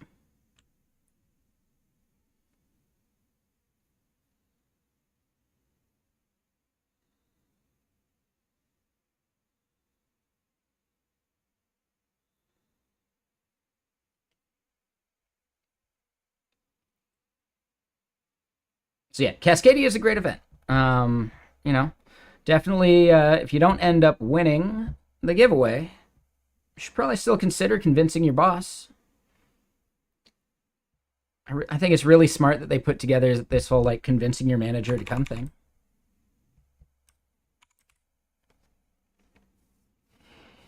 You know, most companies give you a budget to go to conferences or like do learning stuff every year, so could be worth it. And yeah, when is their CFP? When does that end? I gotta make sure I submit a CFP for a few talks before the end of April 27th. So we got some time.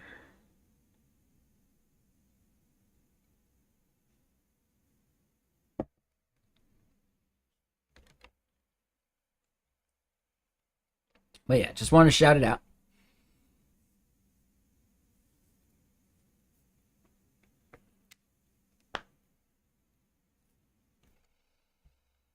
All right, so back to it. I'm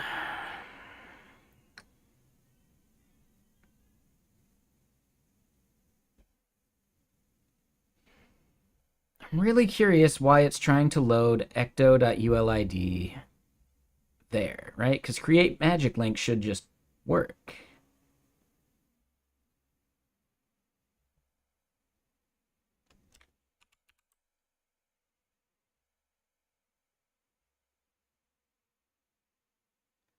Oh, nope. So that would be it.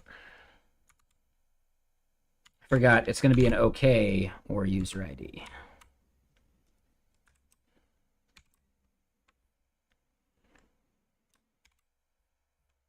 I'm going to keep making that mistake, I think. Ooh.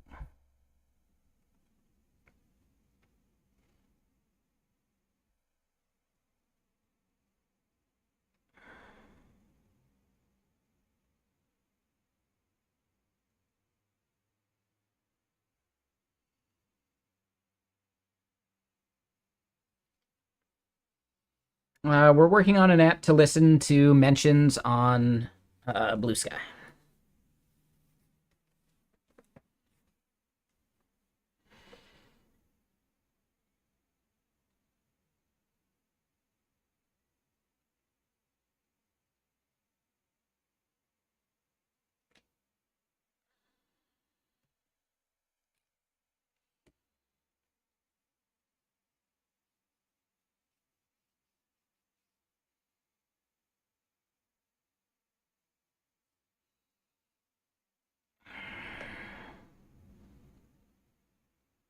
Yeah, I don't get this part.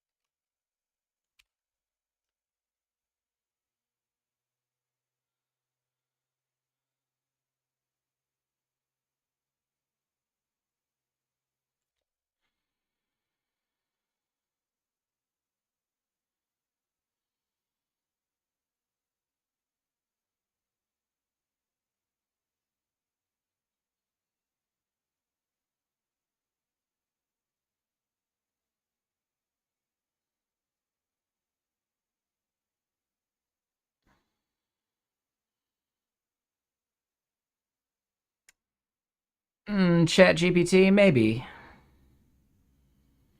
Now, the problem with ChatGPT and all of the other LLMs is they aren't really good at things that are obscure, and Elixir is pretty obscure. So there's not a lot to train on for it.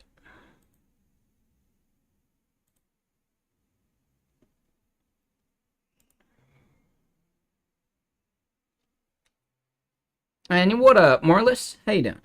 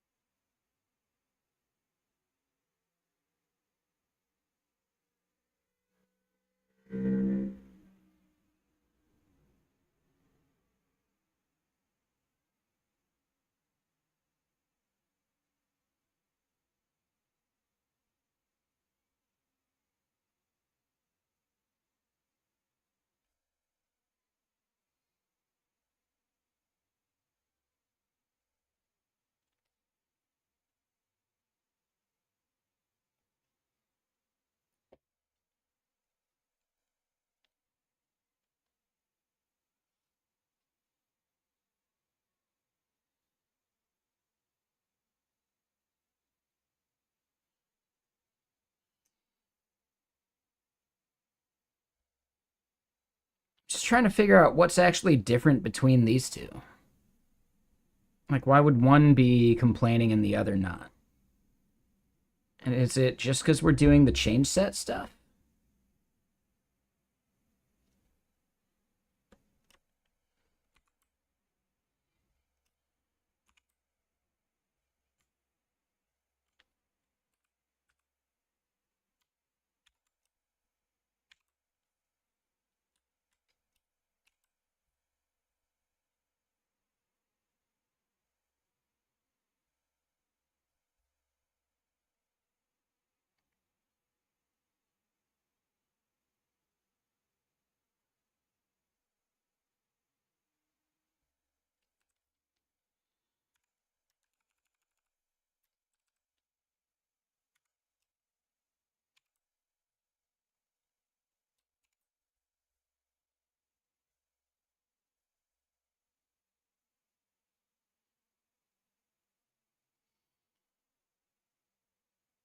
Expected key value pairs in a map. Got this. So this might be something that Claude could understand.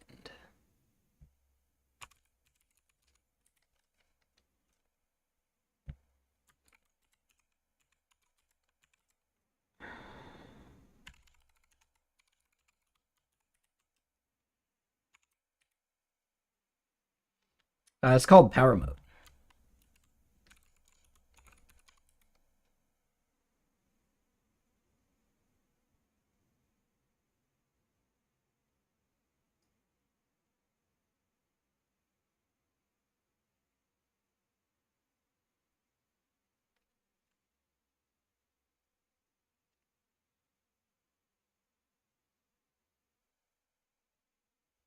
Oh, they wanted arrow syntax? Yeah, there's a link right there in chat, Fobden. Come on, man. You know how, you know how Twitch works.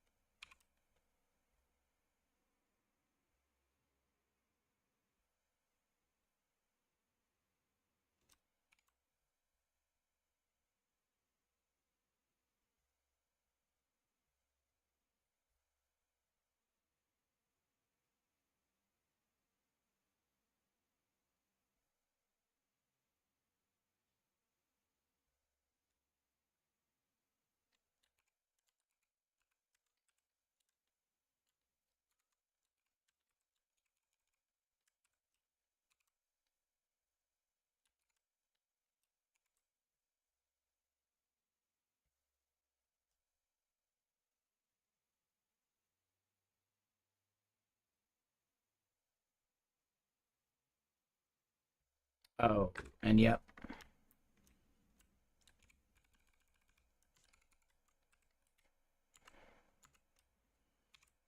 All right, so must be atoms.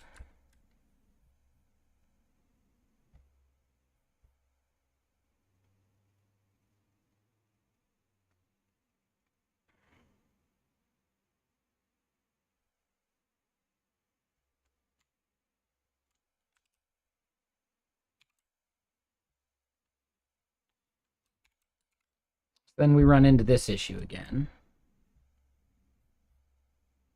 Yep.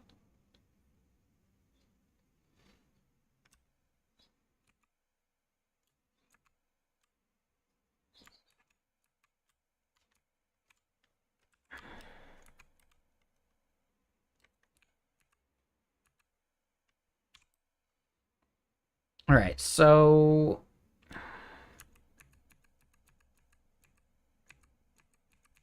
let's just put this back to the chain set.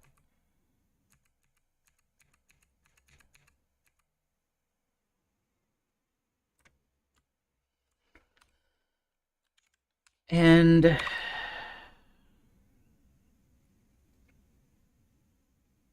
let's do the dump elsewhere then.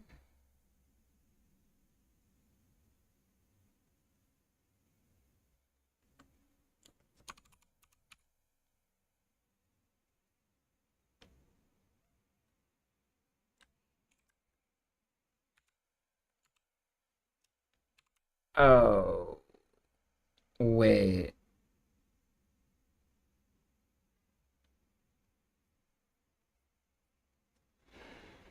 Ah.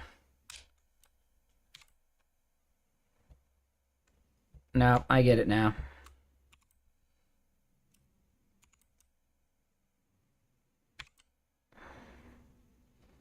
No, that was the mistake.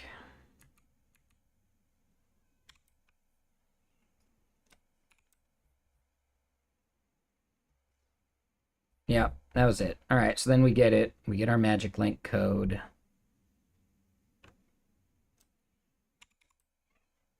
We see user ID is some binary.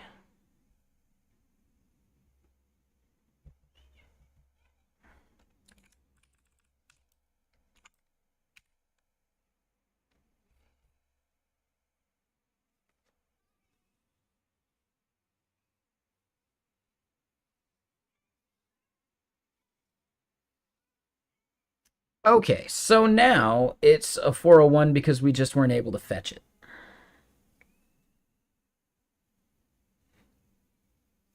Okay.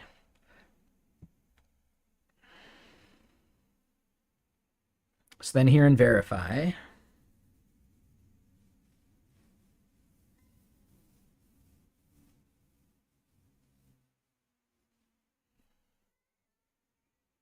we see user and we see magic link. But now something's wrong here now. So if these things are not nil, now we're dealing with this part.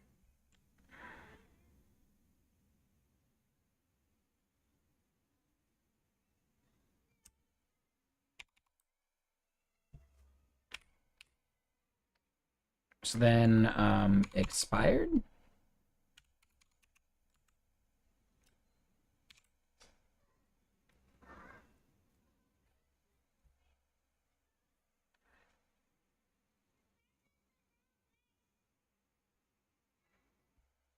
Let me get more music going. Does Synthwave belong in a museum, Junior?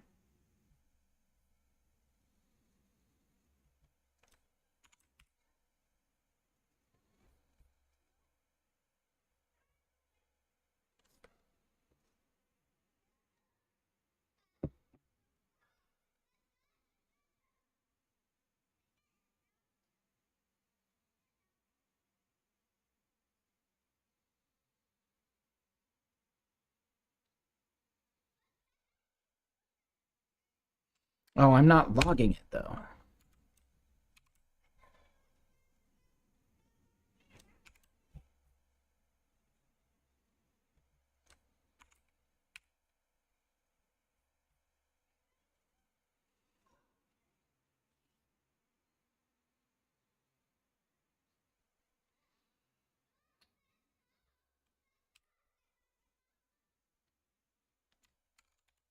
So yeah, io.puts. This is gonna be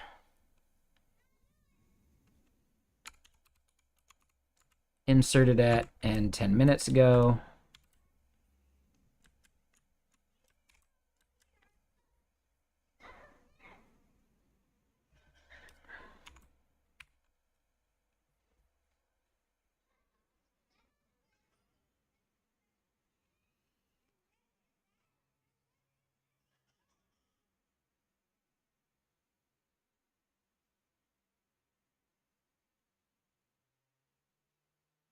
Interesting. Okay, so then what we're seeing is that inserted at is a UTC, and 10 minutes ago is naive.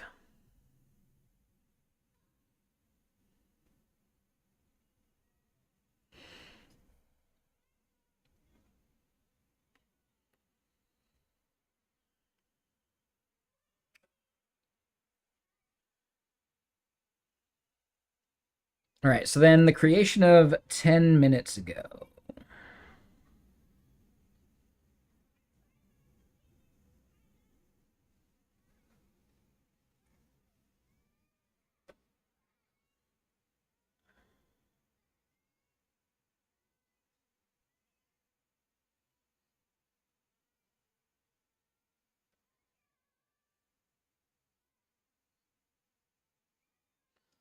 Still a little surprised this is a... Well, I mean, it is a naive date time, so sure. Is there another way to do this with a UTC? No.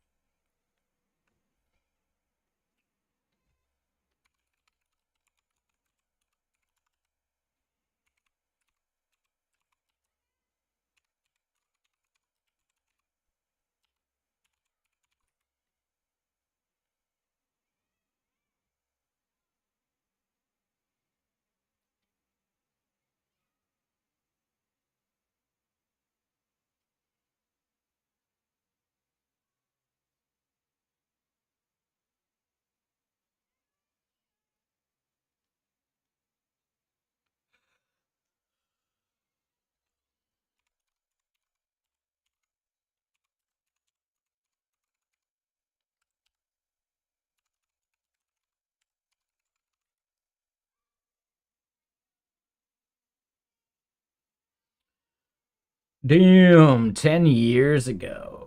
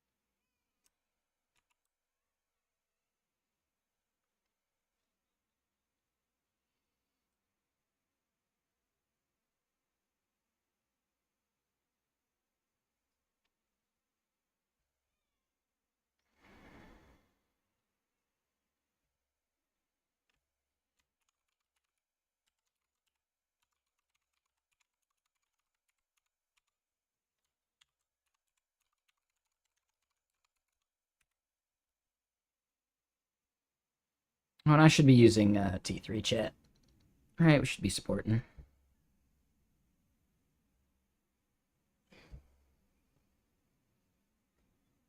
So wait, datetime.utc now instead of naive.utc now.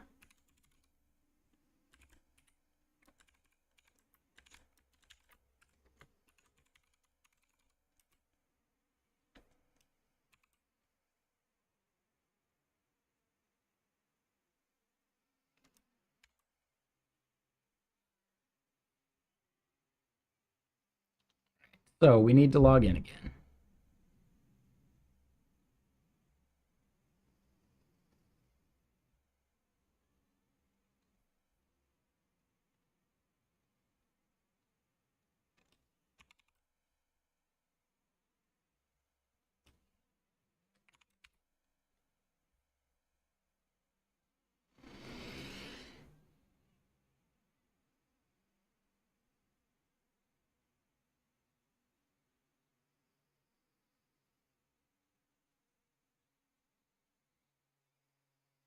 Oh, okay. So technically, it was right. We want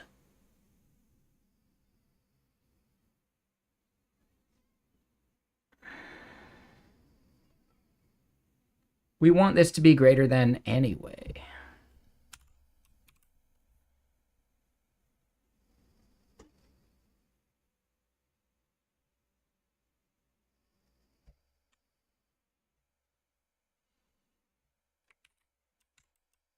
Just going to put that there so we can copy and paste it later. But yeah, this should actually work now. Right? We get logged in. Okay. So the big thing there was that we were just checking the time wrong. Now, if we look at what we're doing here, right? Like inserted at is always a UTC date time. So that was like the U. Right? We check if it's expired.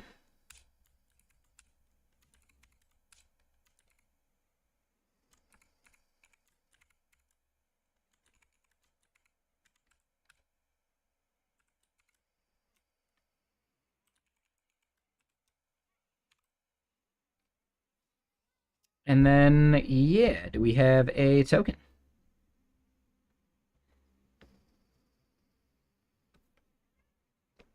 Yeah, we can do another one of these.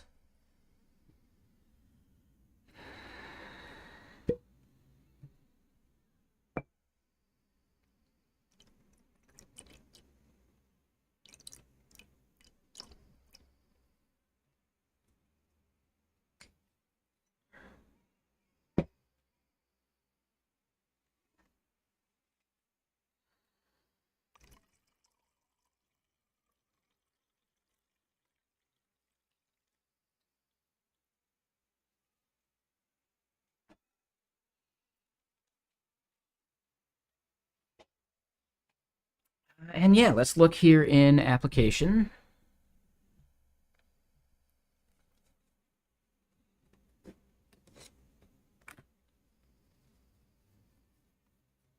Access token and refresh token are invalid because we're not setting those values in the front end now. Okay, so yeah, we got some front end logic to do. And then we can start doing some permissions check stuff to validate our middleware, right? Our permissions checking. It's whiskey lemonade. It's a nice, chill beverage.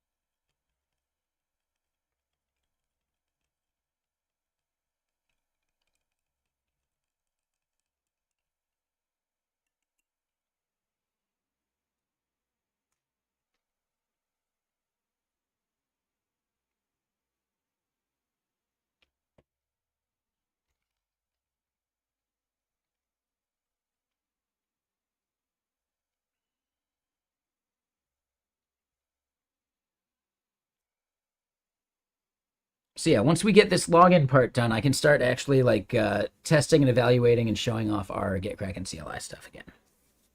Because I really want to test it with the multi-repo stuff. I also want to test it with submodules. Anyone here ever used submodules?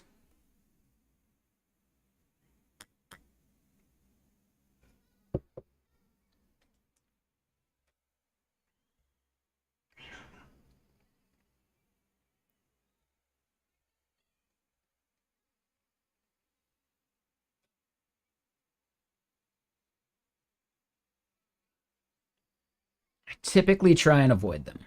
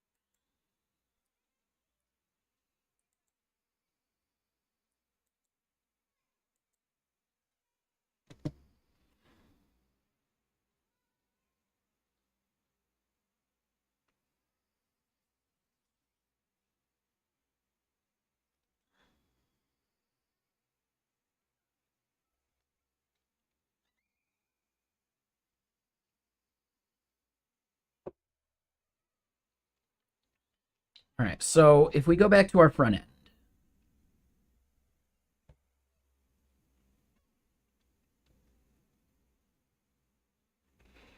so yeah, error logging in, set has submitted, and we haven't actually changed anything with that has submitted stuff. So then this is where we do that.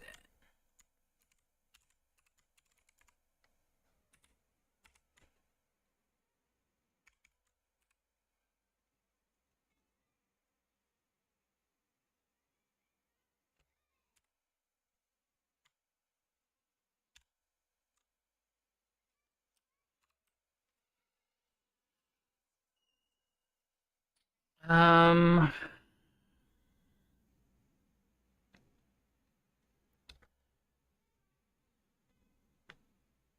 Actually, I want to move that up, and we'll make it encompass the footer stuff too.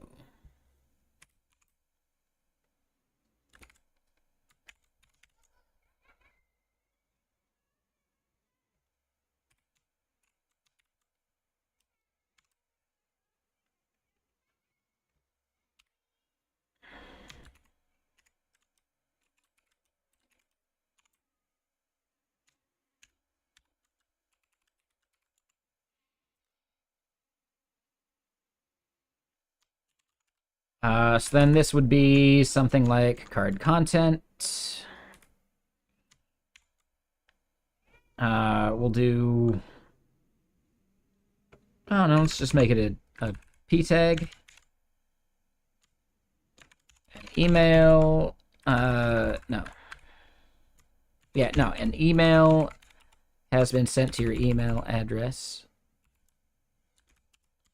Click the link in it to log in. Right, and then the OAuth stuff, that'll be separate, right? We'll have to figure out how the OAuth works with notifying the user that what they've done is done. But also, we need to go to the verify page. And before we do this part,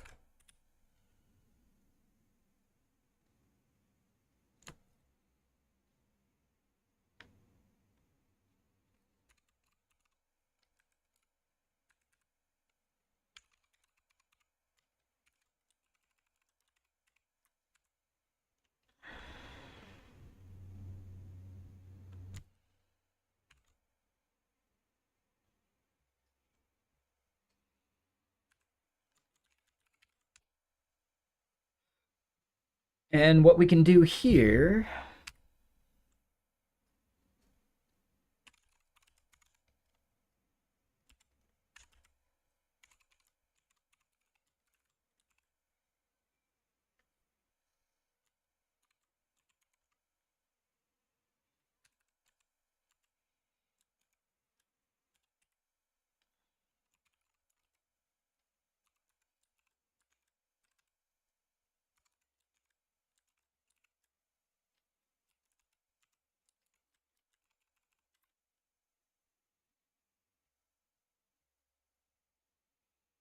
so we bring in these things to import. And then here, this is access token, set access token.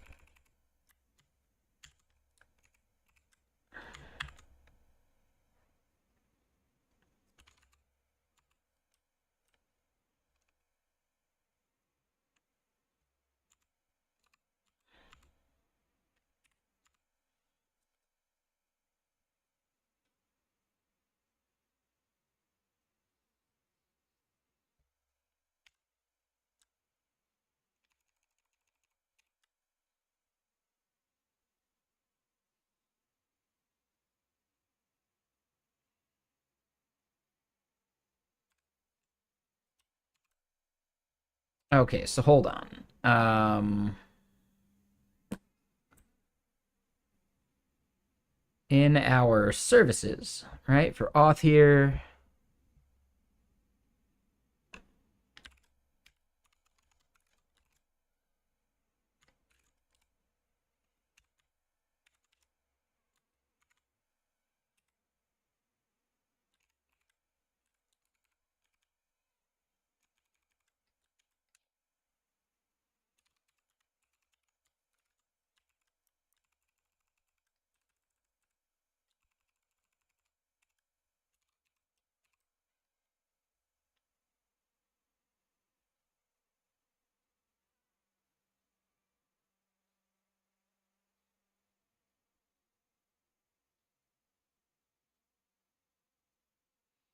Okay, so that looks good.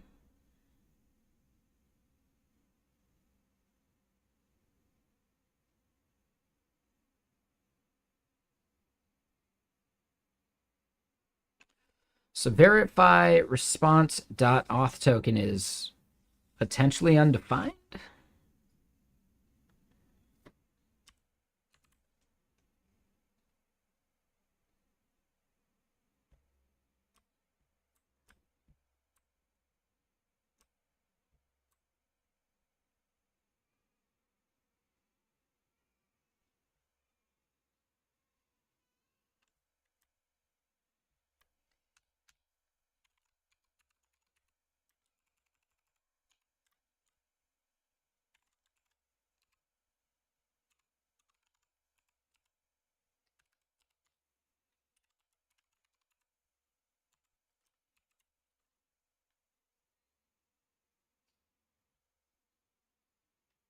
All right, there we go. So that part should work, and we should get a token now. What I want to do next is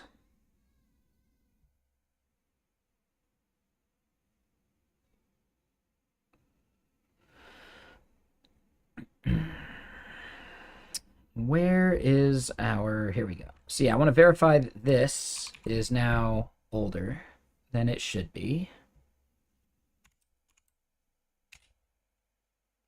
Error. Perfect.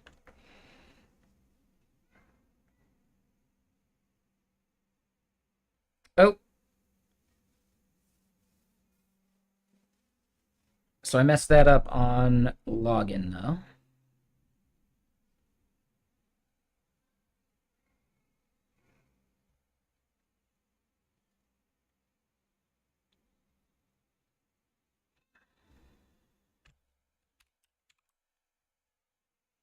There we go.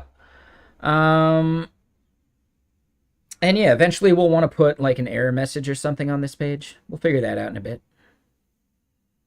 Man, I really like this neo-brutalism, though.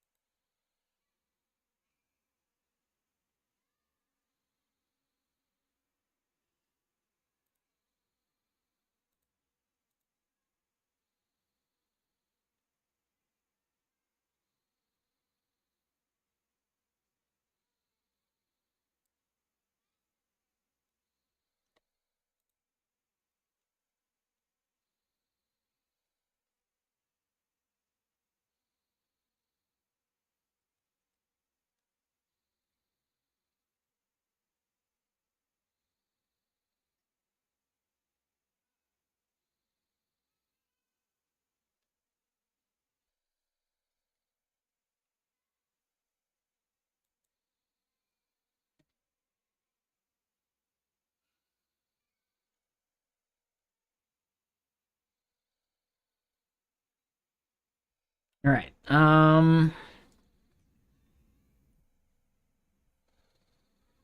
So yeah, we validated that the expiration happens just fine. Perfect. So now we go admin at Harker. We log in.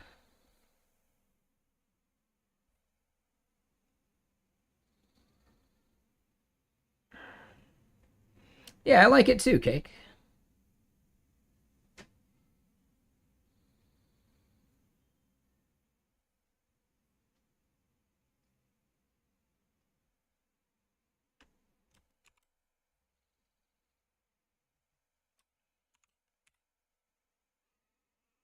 All right, so we get logged in and we see access token and refresh token are foo and bar. So that's not going to work.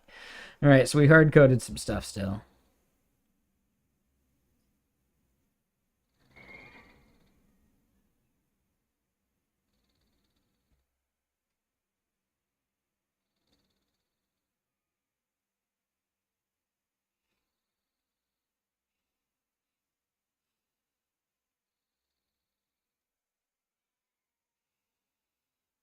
Okay, so our JWT library.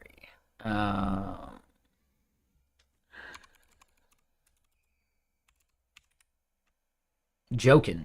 That's what we're using.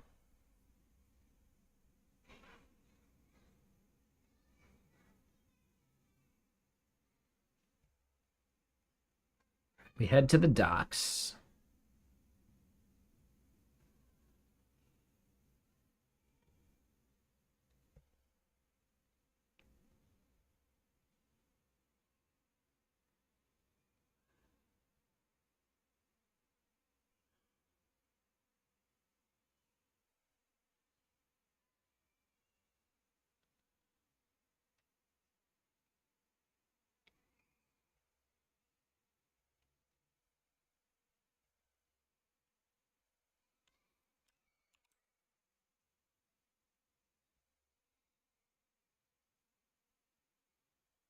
Okay, so the place that we want to do this.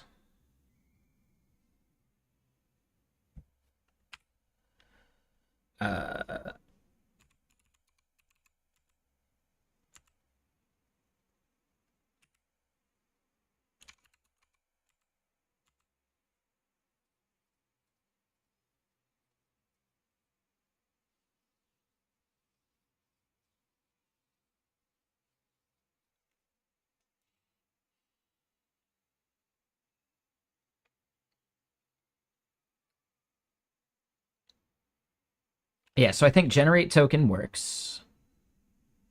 We actually want to make these have separate expiries.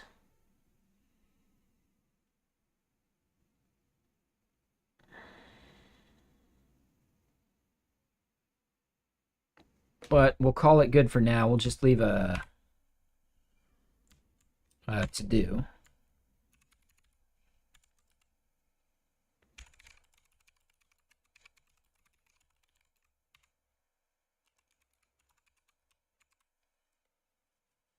All right.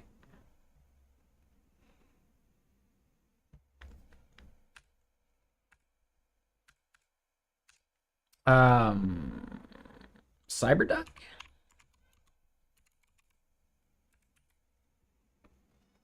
FileZilla should be working fine, though.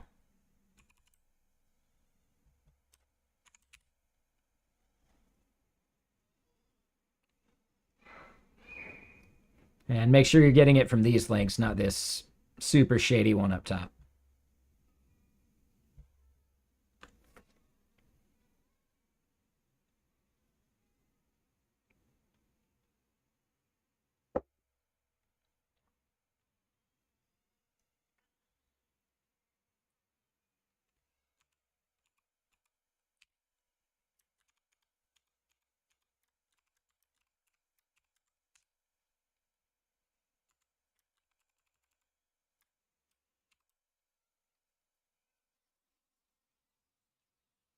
Oh, and we're calling it access token, not auth token. How do we have that defined on the response? It is auth token.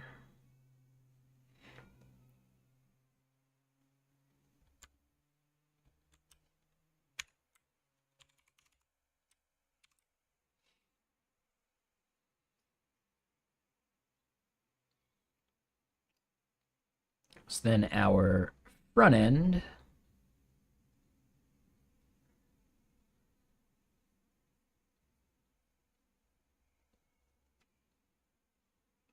needs to update a bit. All right, so we do that part.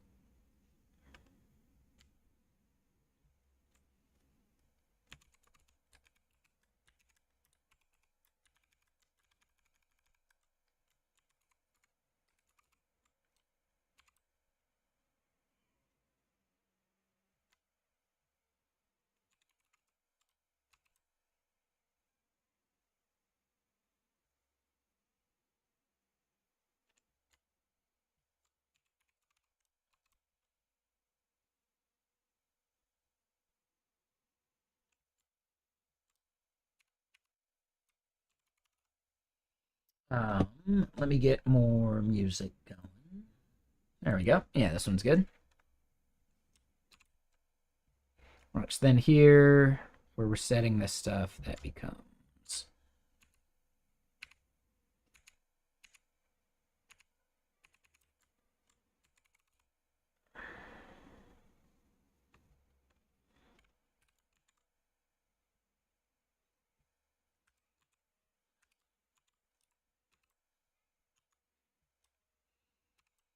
All right.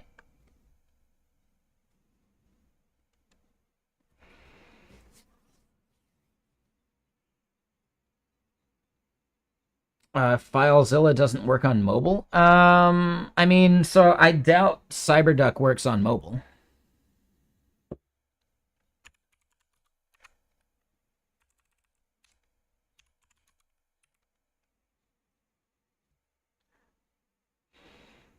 Yeah, so CyberDuck doesn't work on mobile. So yeah, you're gonna need some totally separate app for your phone. But yeah, Mac OS and Windows, CyberDuck supports both of those at least.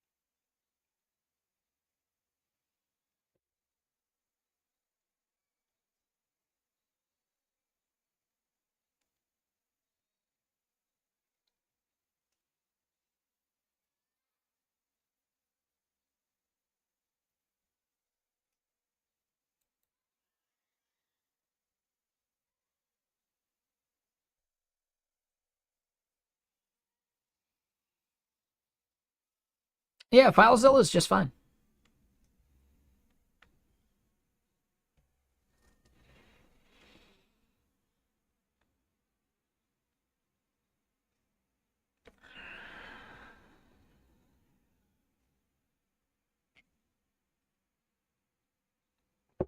Yeah, we just showed CyberDuck as well.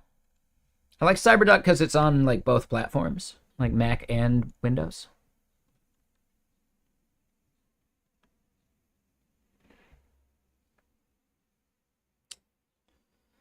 Yeah, that's gonna be tough, Tommy.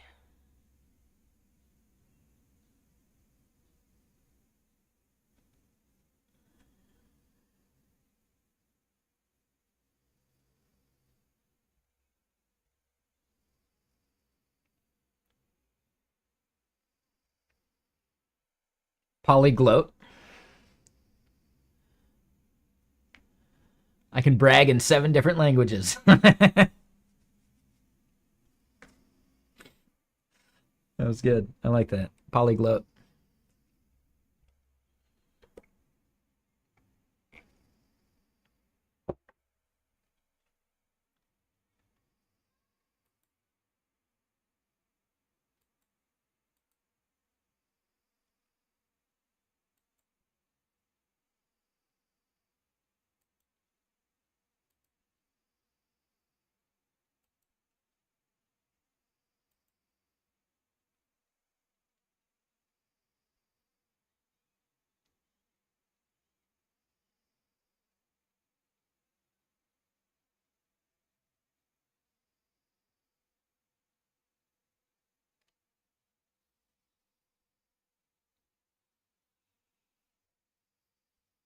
Yeah, exactly.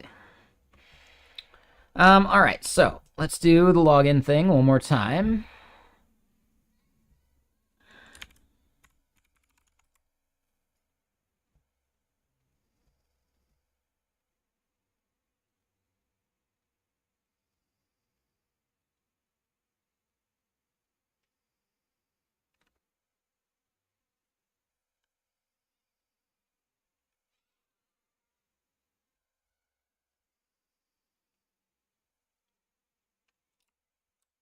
Oop.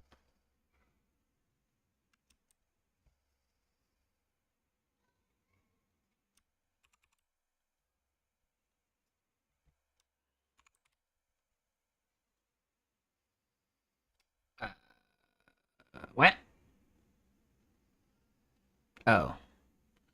Alright, so generating a proper token now fails. Utils token.generate token 1 is undefined or private.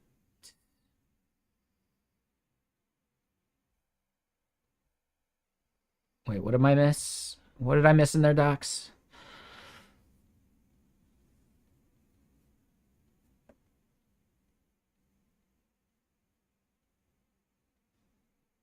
Oh, I want generate and sign.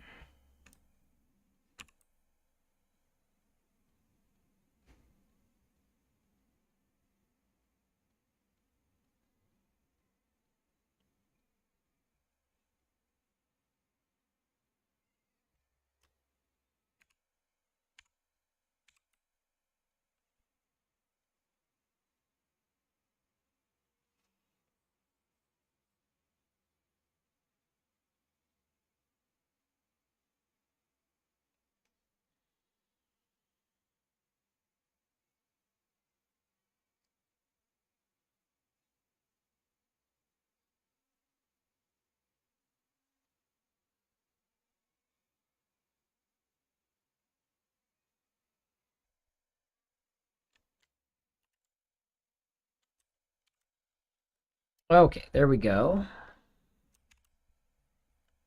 Let's try it again.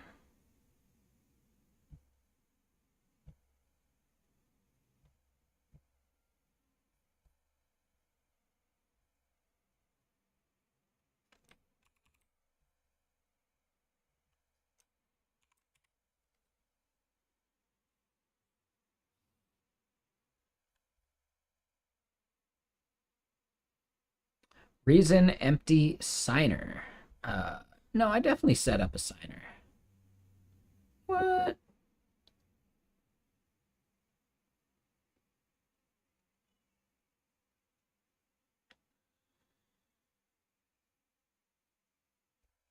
All right, so now something is up with our token. Let's go look at config.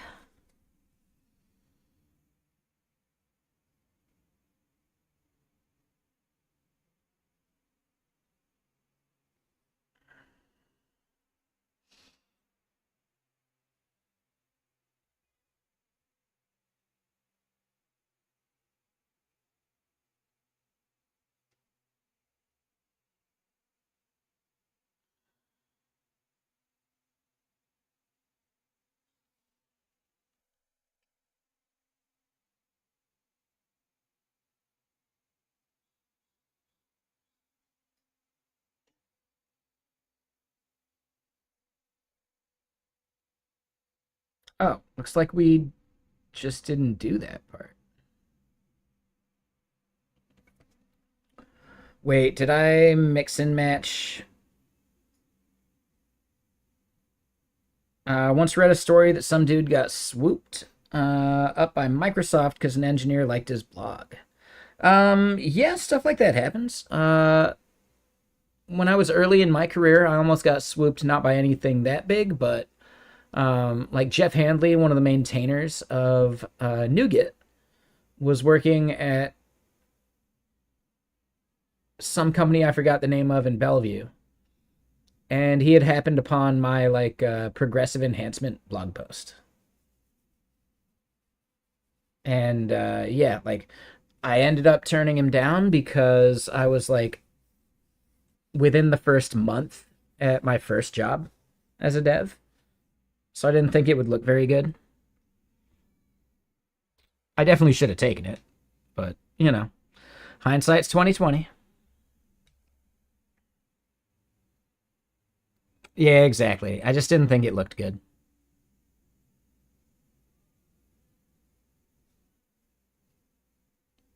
Is Erlang my default? No, and Elixir is the language I'm using. I've done Elixir in the past, but it's been a few years, so that's why you're seeing me like kind of fumbling through some of this syntax stuff.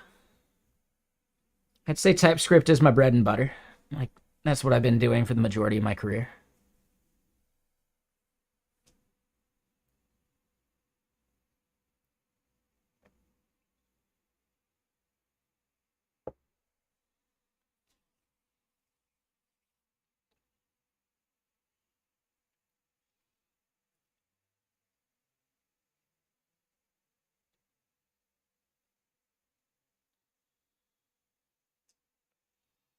Rust is definitely worth learning, for sure.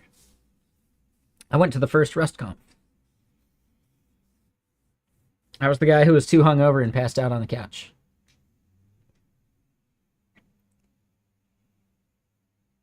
So that was back when I barely drank.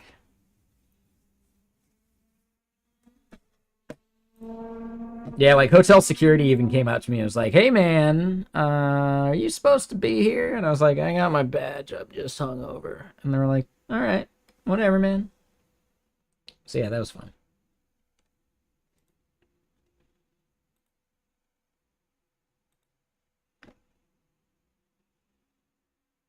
You know, they got to double check. I get it.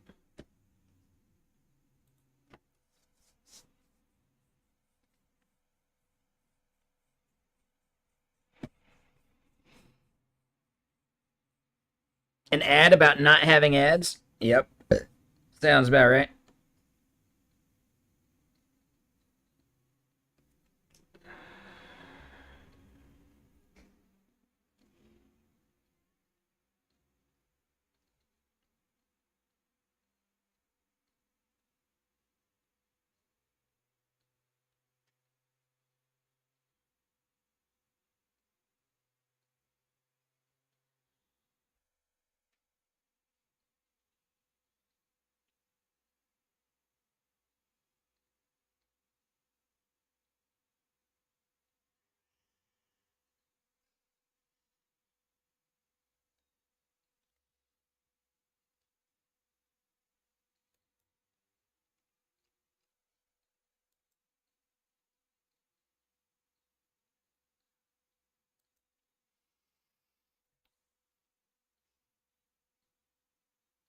Just flashback to your college dorm years. Sounds about right.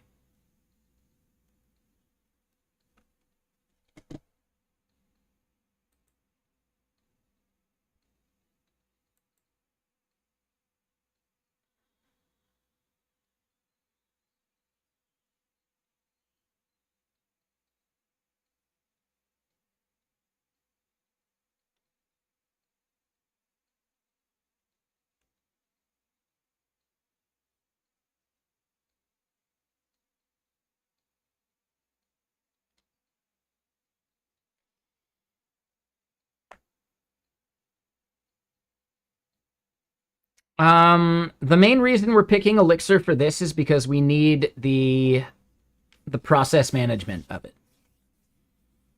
So I'm gonna need to fan out to multiple like processes and servers, etc. Clustering is like dead simple with Elixir.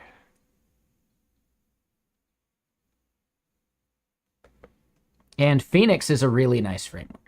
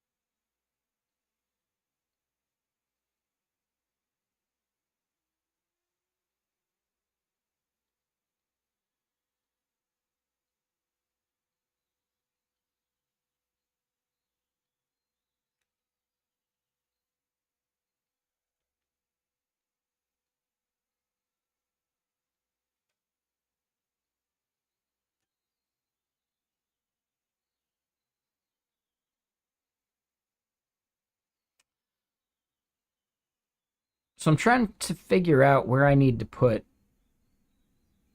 the signer.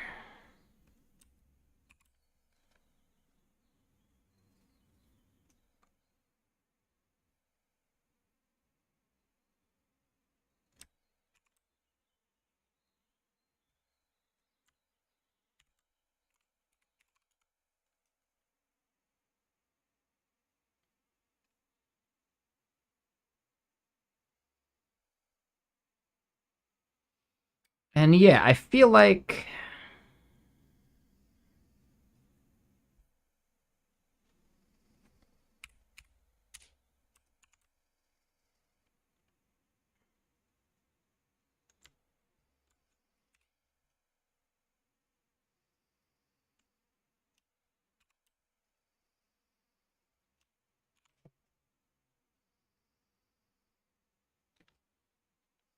Oof.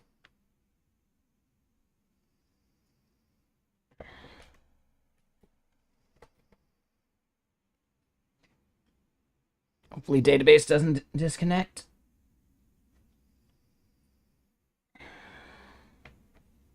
Shit. That's not even the right USB cable.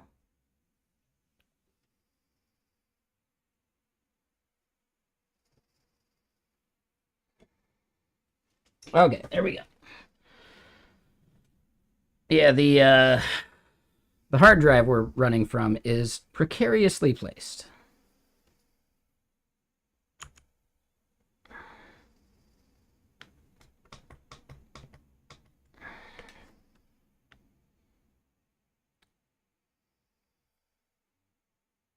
Should be good, though. Looks like it didn't disconnect. Nice.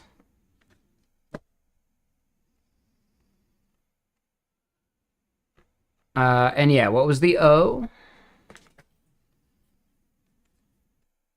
Camera's still good. Yeah, that was a different like USB. Sorry, like the external USB drive that I do my like dev stuff from. But yeah, glad the camera's still good.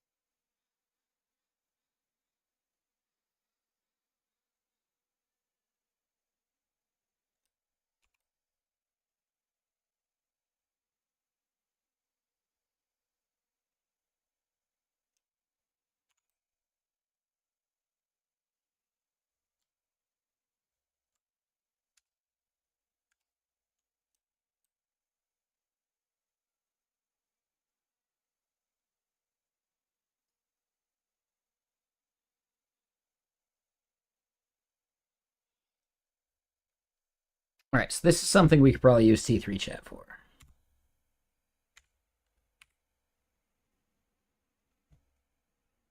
And hold on, let me go sign in.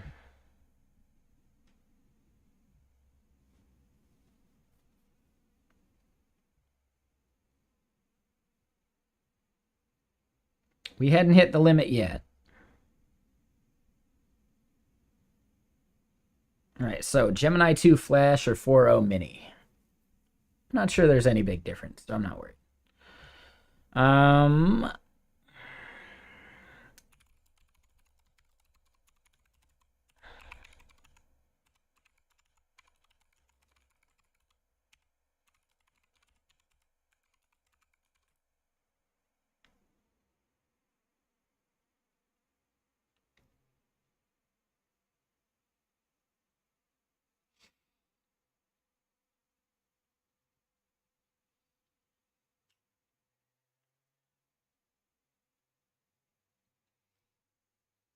So that's not even right. Like, that's not the right order that claims get passed in.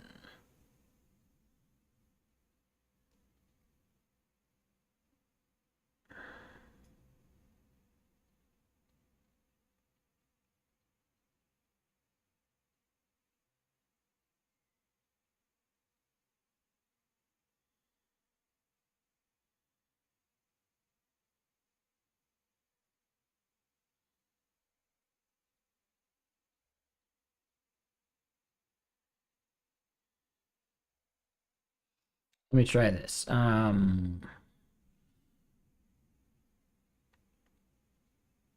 honestly, I'd love to bring my own key.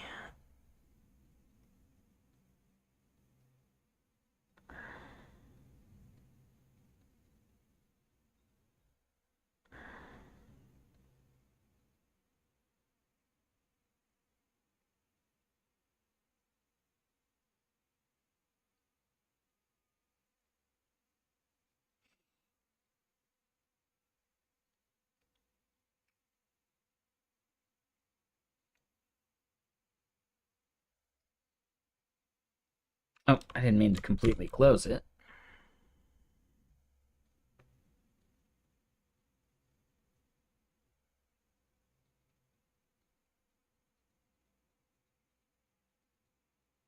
Oh, Claude's service is degraded at the moment. Interesting.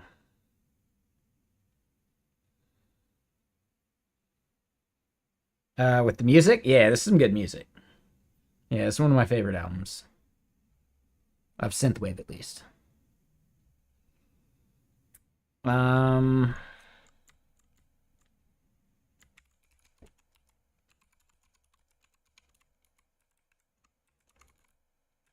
Jokin Signer setup with Elixir and yeah. It's inspired by the Beverly Hills Cop soundtrack guy.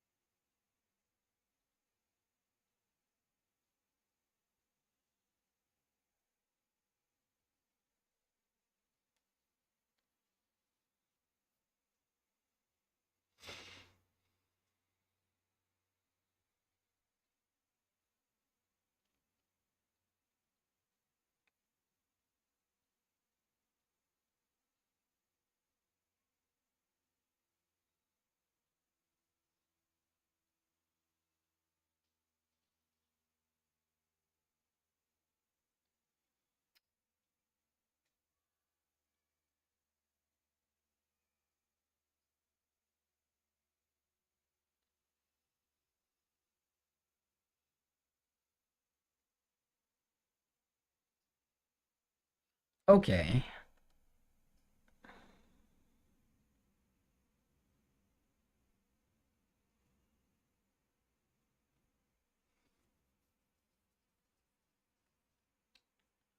So the part that I want to work on next. Hold on. Whoops. I thought I was lurking there still. Never mind. Now I am, though.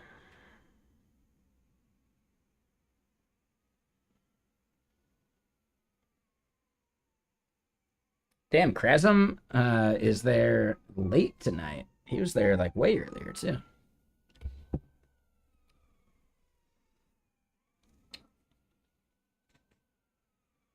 Yeah, no, this is a good, solid album. I really like it.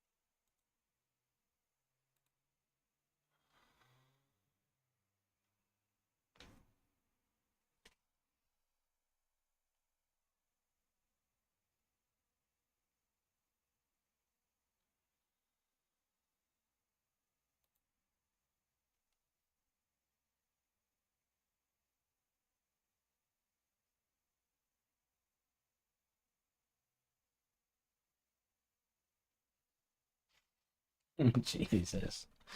Dude, that Brian Johnson guy is fucking insane.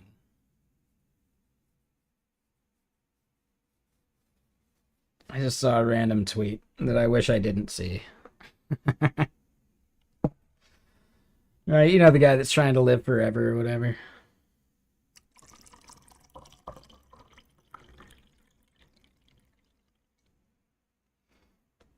That guy's insane.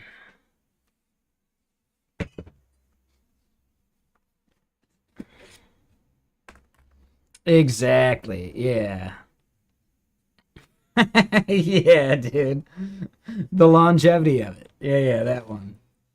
Exactly, Bob. I just saw that tweet. What the fuck? If he's just trying to make money off supplements, he's doing the right thing, though.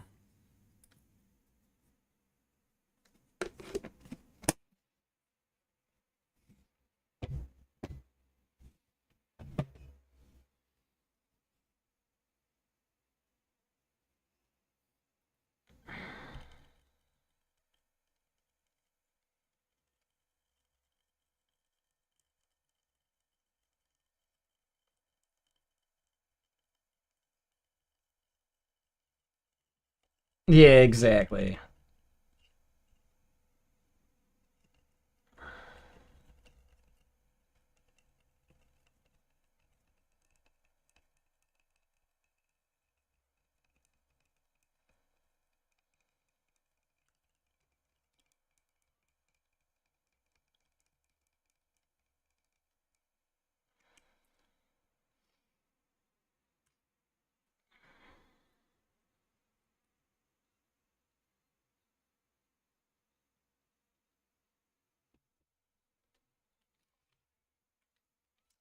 But yeah, what's everyone up to? Any fun plans for the week or anything?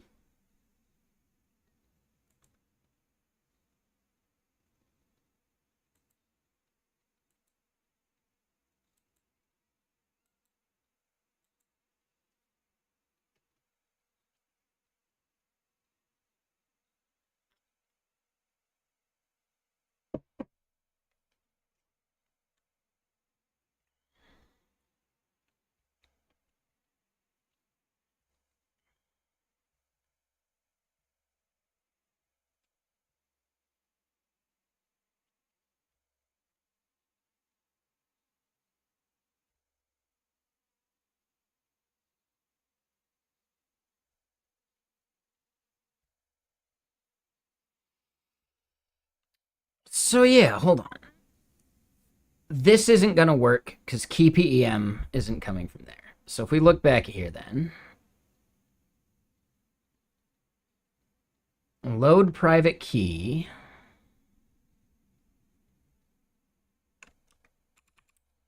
Let's go look at our token file.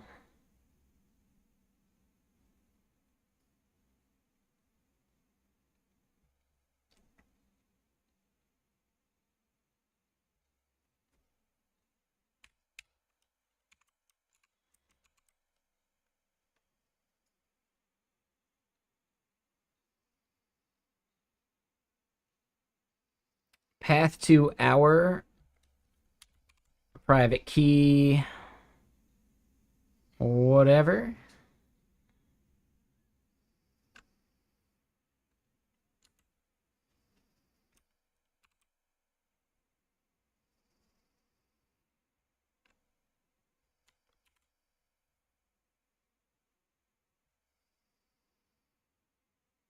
So then, yeah, we need that path set better.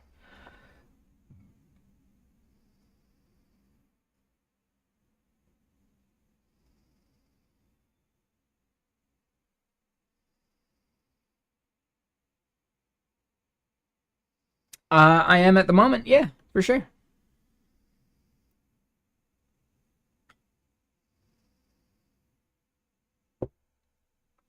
Oh, that makes sense, Bob. Um, yeah, I'm not a big fan of the way Arborist does their like absolute positioning stuff.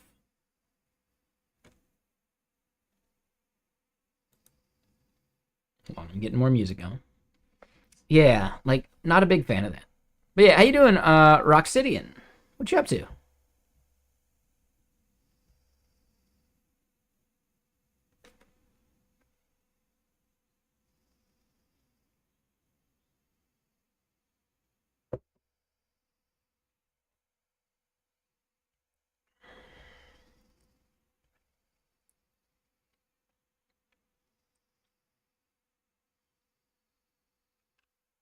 So yeah, that goes away.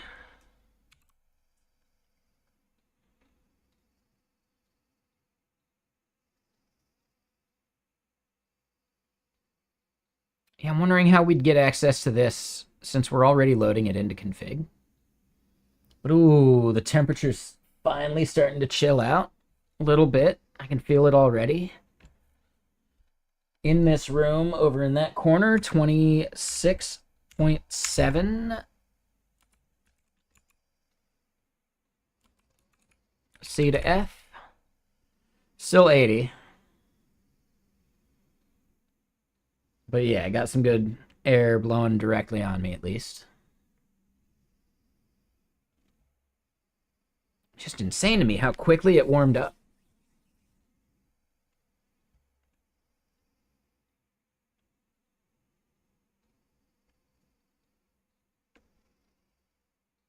You're relaxing for the night? Nice.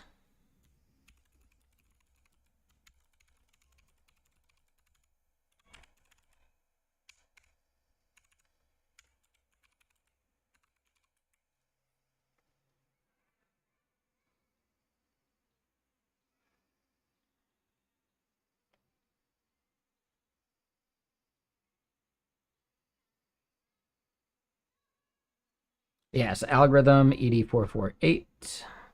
Let's see if they just hallucinated this whole damn thing.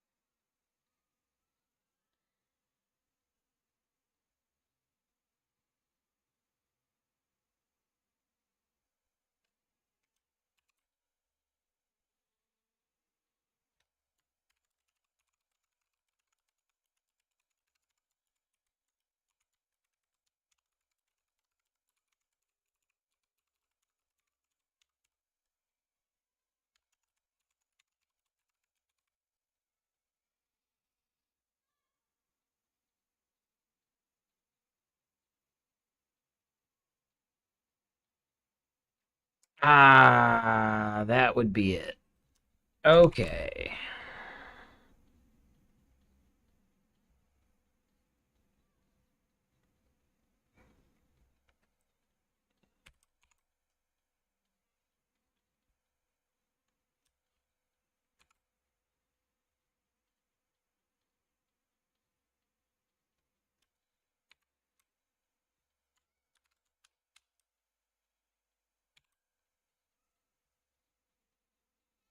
All right, so let's see if we can sign a token.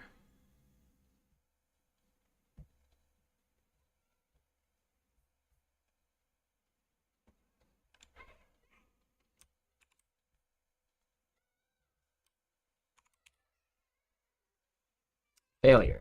Sad panda. Reason. Empty signer.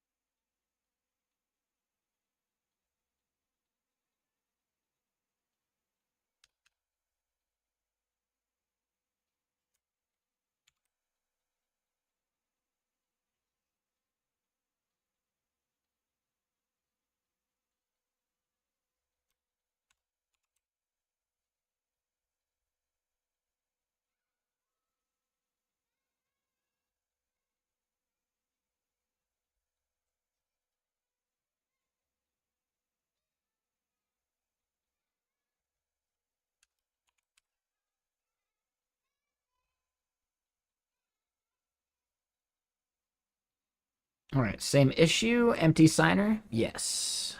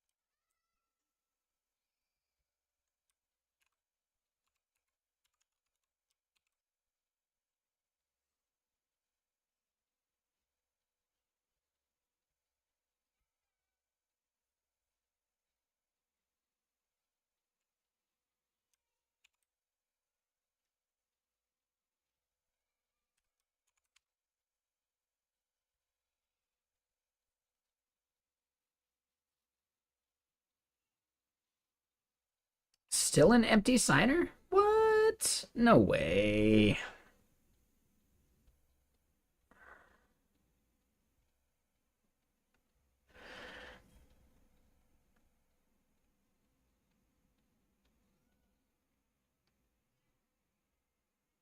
No way.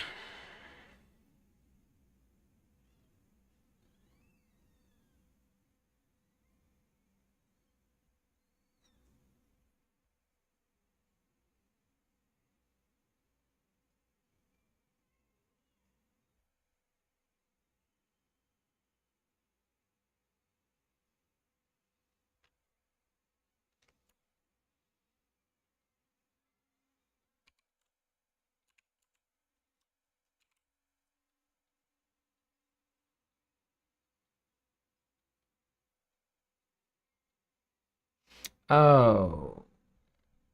Yeah, and I want to do claims here.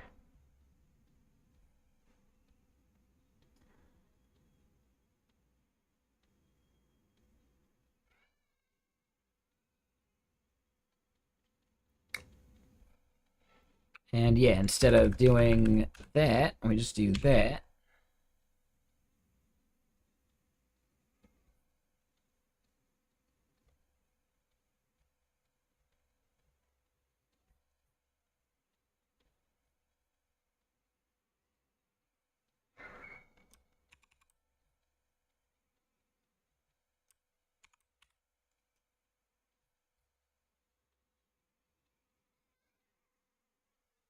Wait, still empty signer? What?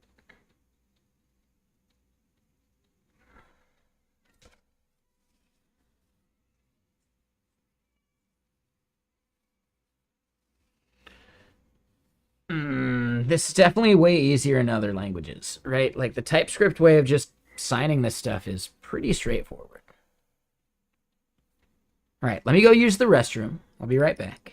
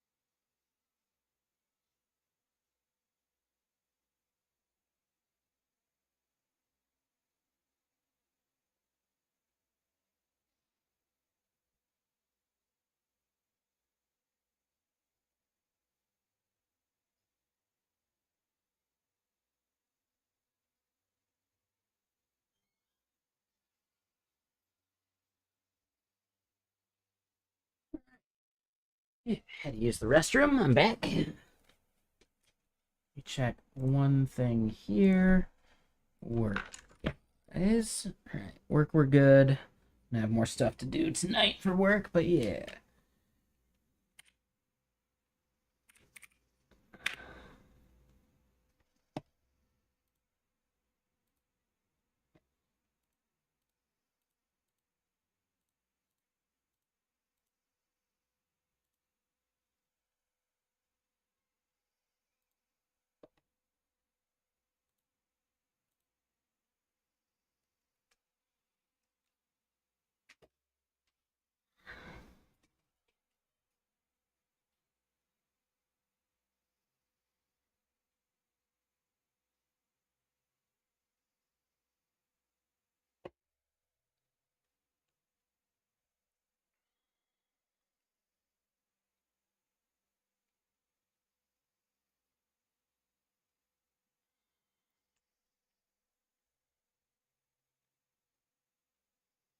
Oh, we also did like that.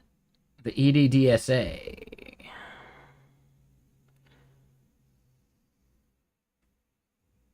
Oh, so we already had that too.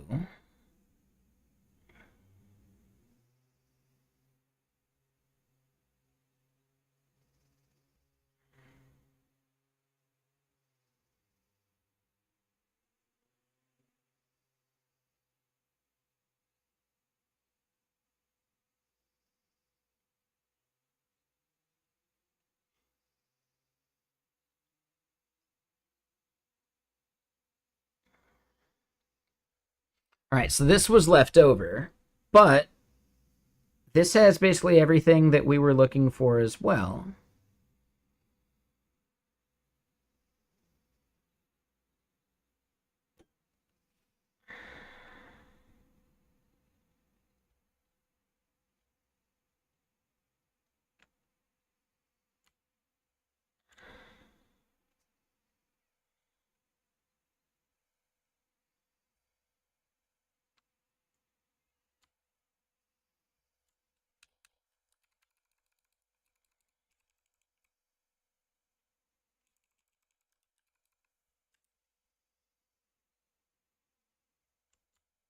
Yeah, there's something up with what I'm doing here.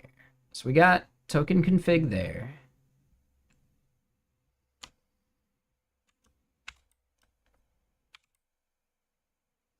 Oh.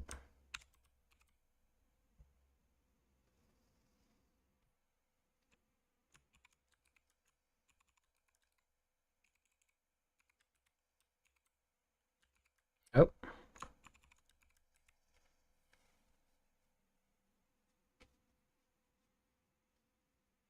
All right, so add claims.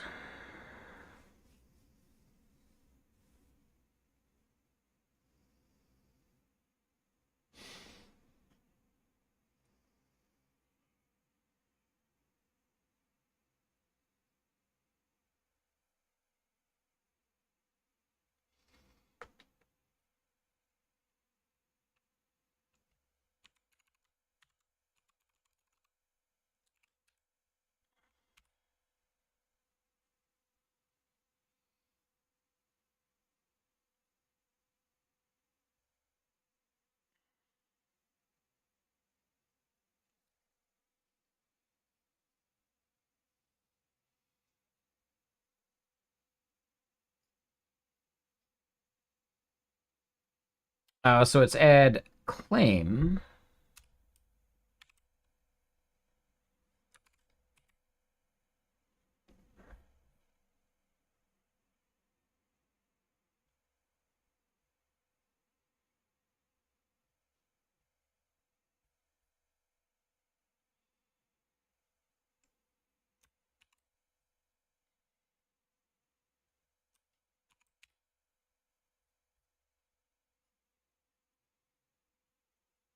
Yeah, error while calling generate and sign. The place it's happening is in auth controller. Ah, yeah. So that one's different because I think I'm just loading in the wrong thing. What I want is utils.token. not...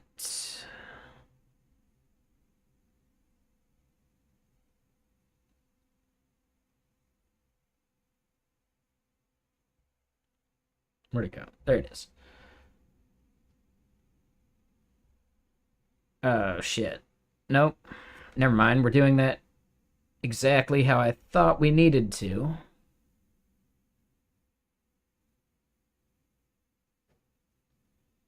Oh, no. It's in verify now.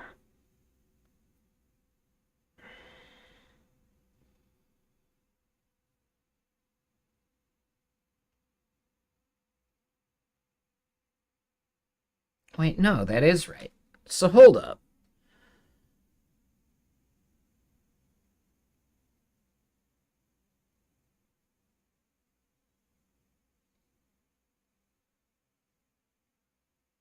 So they're saying line 77. This one, generate and sign.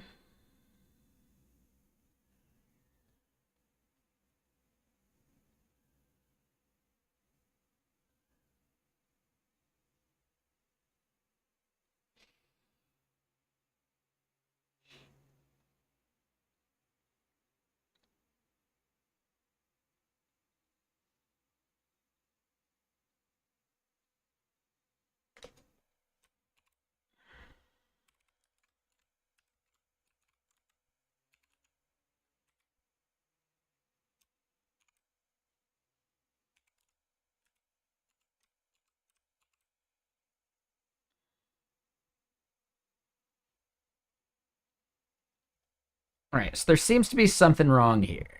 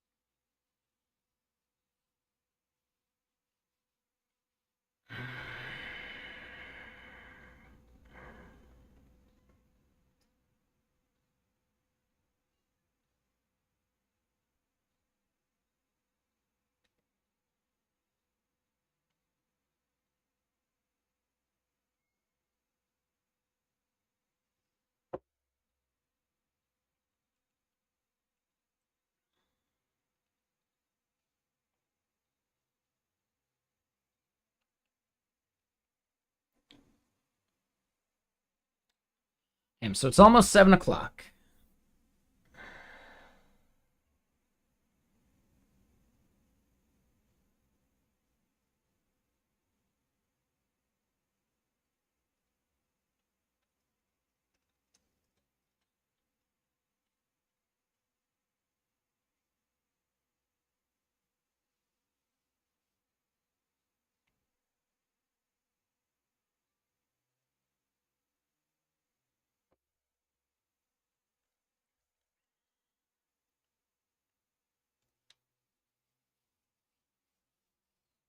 Yeah, I mean, that's the plan, at least for now.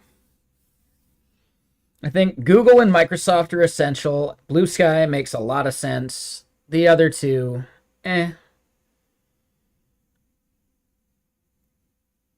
And honestly, OAuth isn't that hard.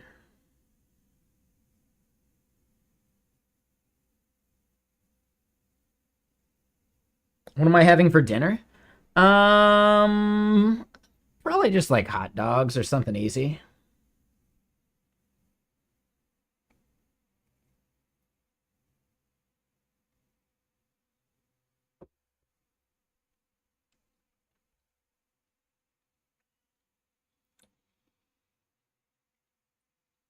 Yeah, I don't know.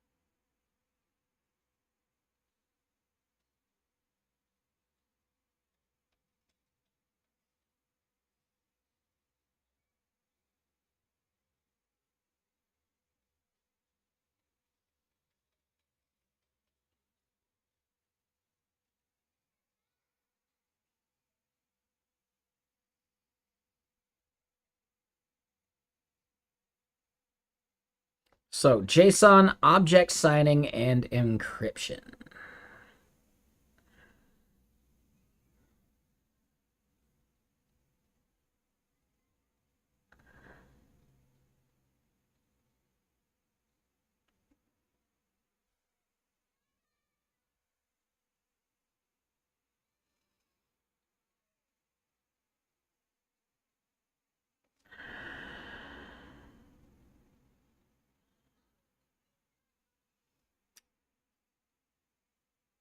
So that's some Rails stuff.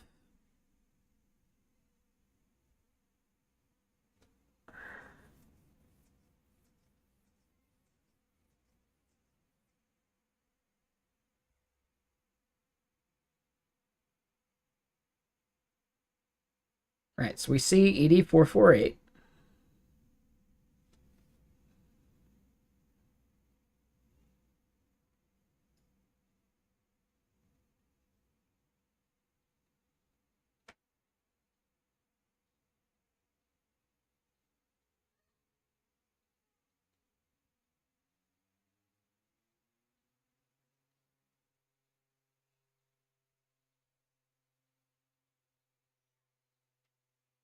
What version is Jokin at?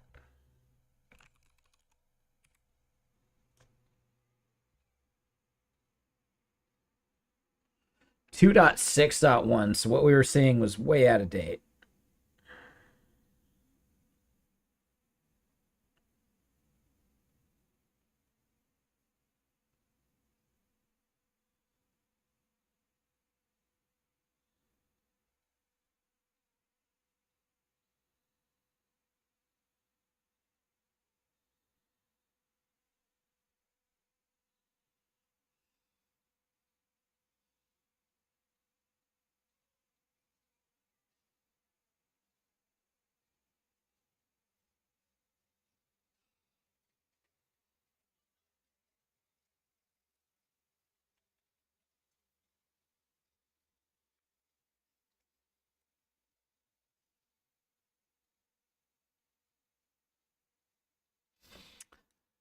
I'm just gonna do default signer for now.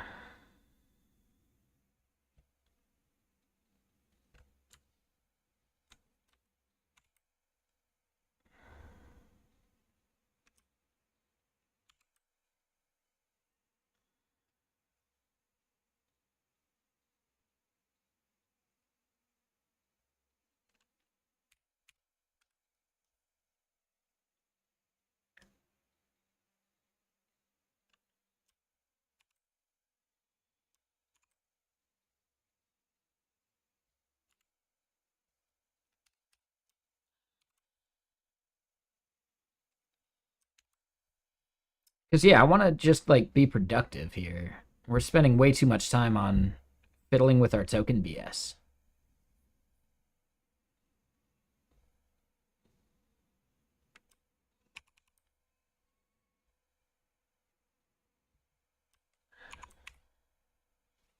Oof. Well, what's the deal now? Empty signer? No, I configured it, you jerks.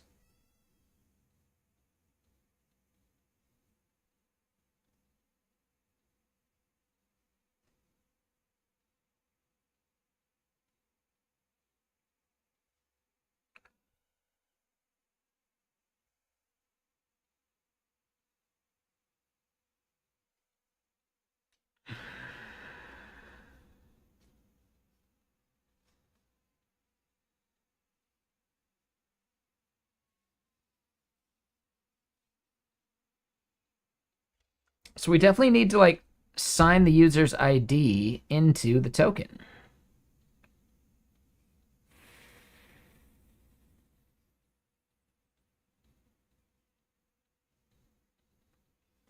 Yeah, I don't know.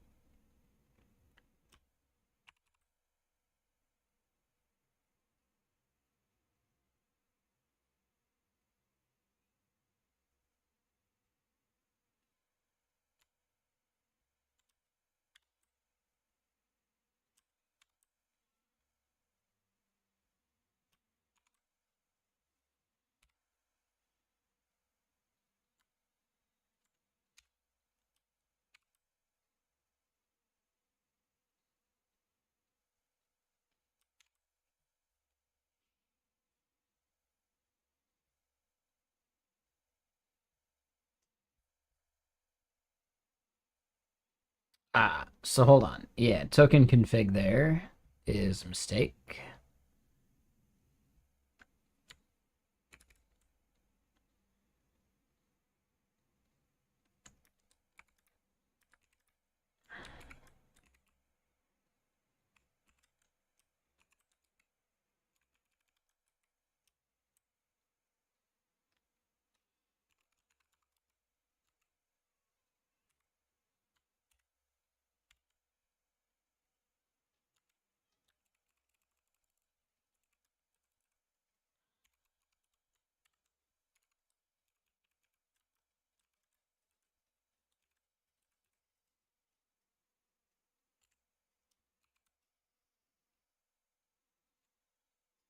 Hey, what's up, Ethan? How you doing?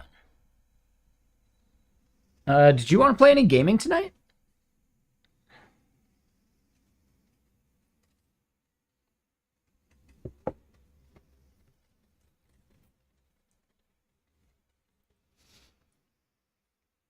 Yeah, no worries. Just wanted to ask.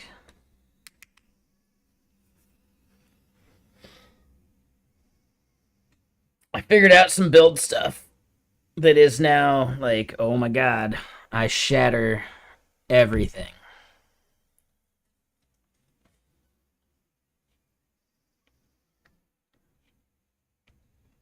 But I also need to get to level 65 ASAP because that's where I get like some armor that makes me even more OP.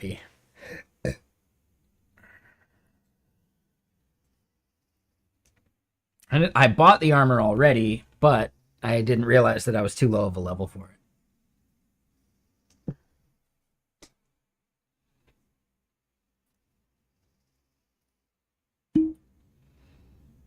it. Yeah, like pretty damn OP. All right, that's the last whiskey I'll have tonight.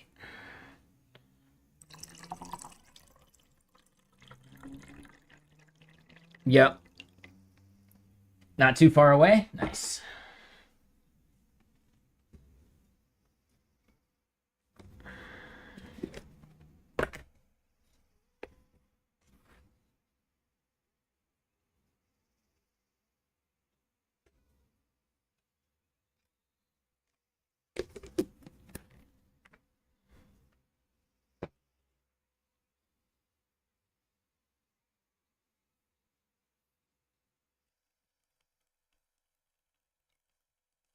Well, you missed out on earlier too. We hacked out or vibe coded uh, a script that I'm kind of proud of. It's pretty cool. Basically, you define a JSON file, and in that JSON file, you list out a bunch of like an array of commands that you want to run to set up some things, and then after setup, there's another thing for runtime where you set up commands you want to run and how long you want them to delay for before moving on, and it'll basically start recording your screen during the runtime part. So it's a way of like having at least like somewhat deterministic like CLI tooling, but recording the output of it because it's kind of a pain in the ass, like typing and then doing typos and also not being a very fast typist. So I can actually speed up how quickly it types. Like, yeah, I don't know. I'm pretty proud of it. Yeah, we vibe coded. Well, I vibe coded like half of it for stream, and then we vibe coded the rest of it here on stream. And it's a thing that I need to do for our CLI tool for work. So whether I end up making the video or not, I'm going to at least record one so that I can pass it on and be like, hey, you know, fine tune it as you see fit, but here's like a way to generate a video without having to like record it manually every time, because that ends up there's a lot of like user error and stuff you got to edit out and like just a bunch of bullshit, you know?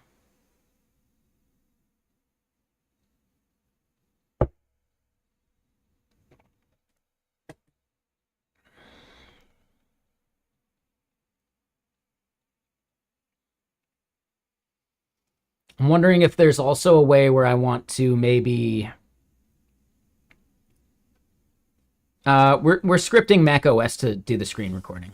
So Mac OS has like a screen capture utility. I think I'm actually using FFmpeg, but it started out with screen capture.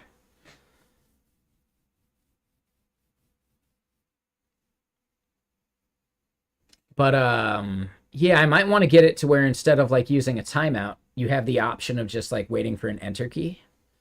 So there might be a little bit more vibe coding to do. But it's just like a shell script, so there's no like the only dependencies are like JQ, FFmpeg, and whatever terminal tool you want. So that's pretty easy.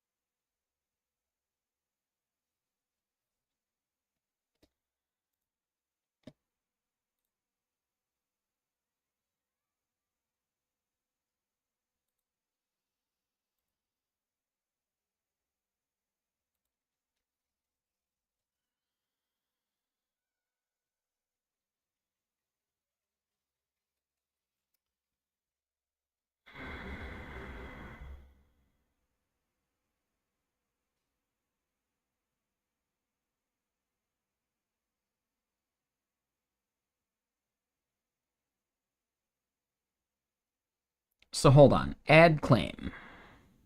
Some claim, nil, and then some value.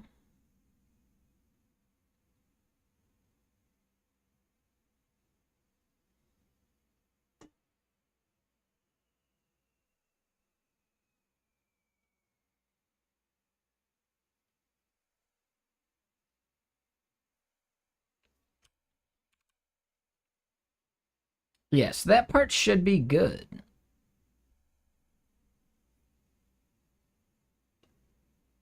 Compilation error, though. Oh, yeah. No. I just needed to comment that part anyway.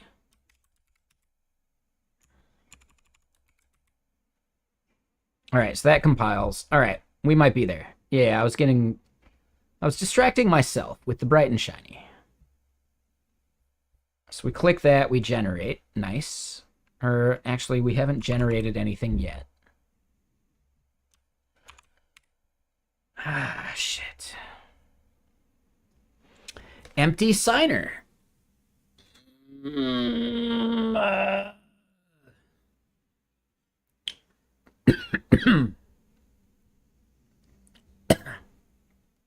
I got the black lung, Pop.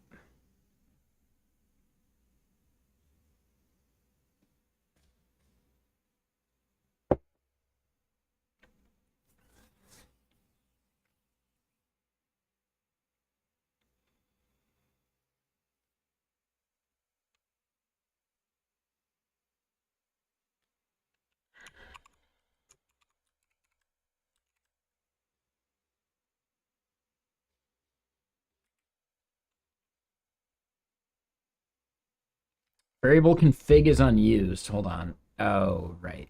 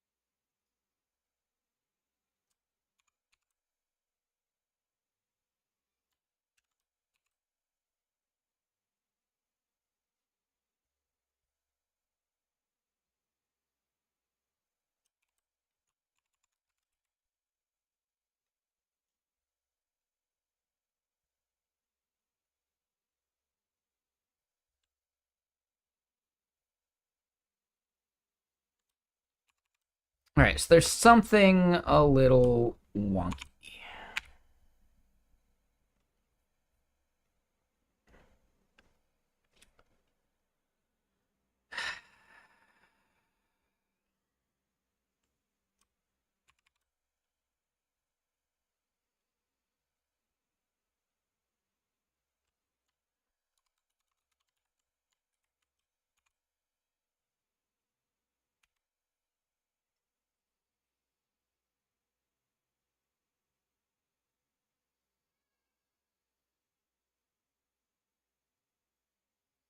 Ensure the PEM file exists.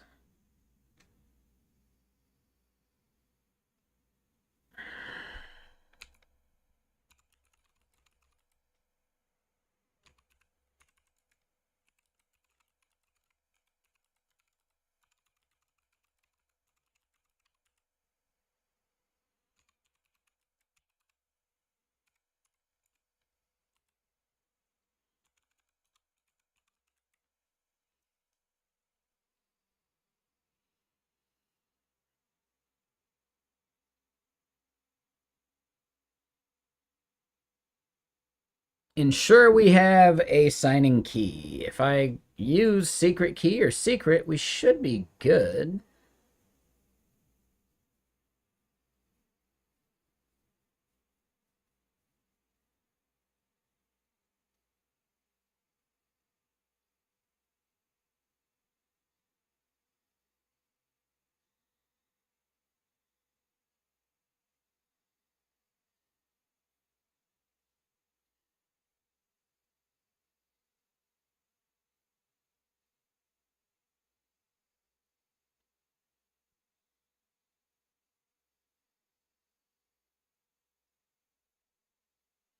All right, so let's try this.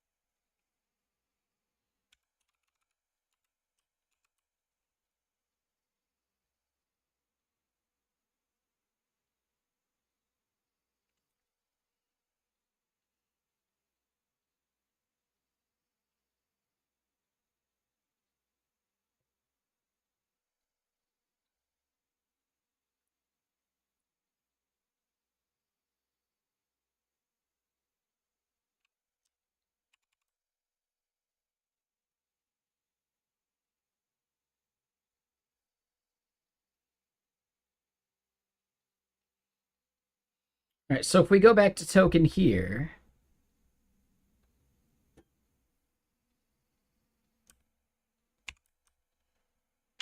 I do something like that.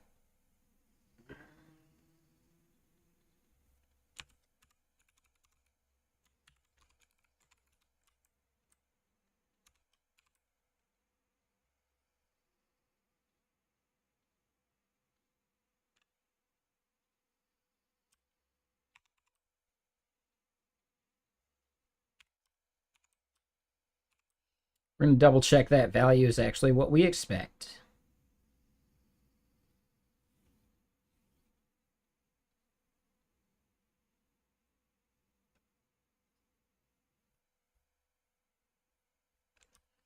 All right, so we'll clear that out.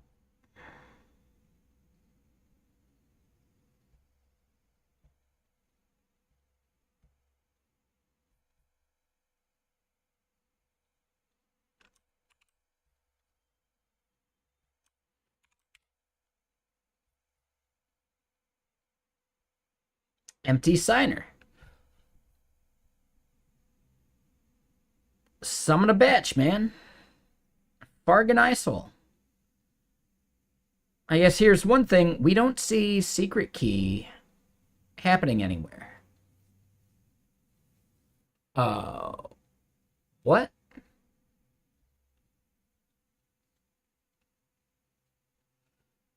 I'm gonna be so bummed. This is probably like a really simple error. Oh no. I can already picture how like easy and simple this error is. Am I calling the right thing? ATProto Elixir web generate and sign. Sure. But generate and sign isn't what we're looking for there, man.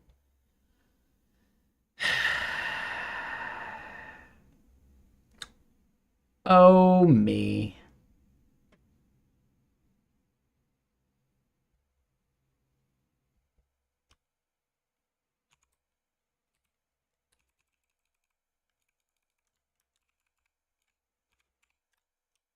Oh, me.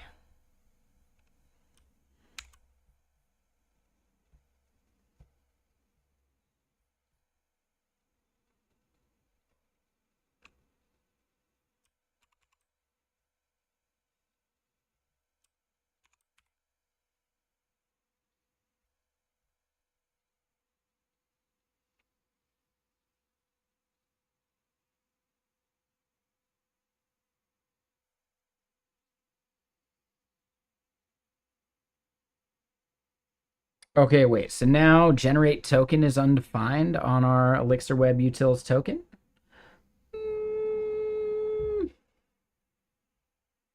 Ah, shit. It is exclamation point. No, that was it. It's like this dude smokes weed or something. I don't get it. I haven't smoked any today. I mean, we could blame the whiskey. But what fun is that?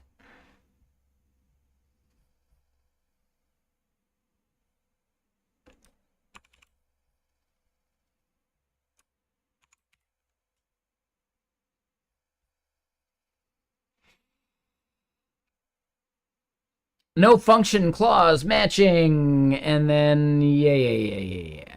Encode and sign, and then generate and sign. So those are two separate things. But we do see, shit, we see secret key is nil.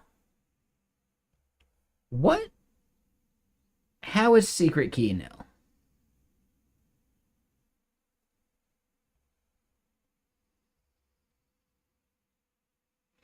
ATProto Elixir. That's the name of our app. JWT. ATProto Elixir JWT. Secret key.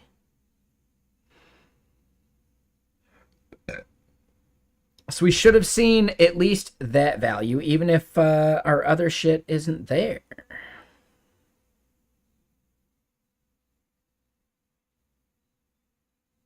Weird.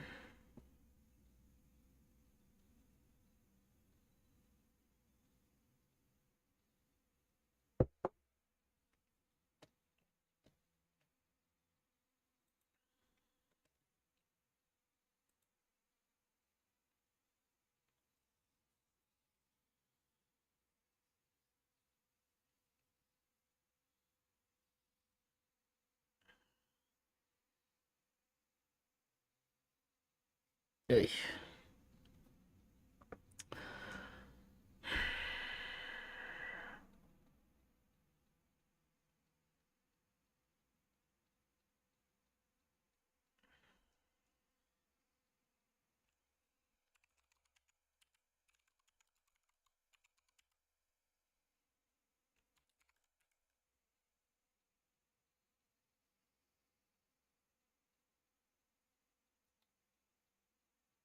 Hold up. You know what I can do?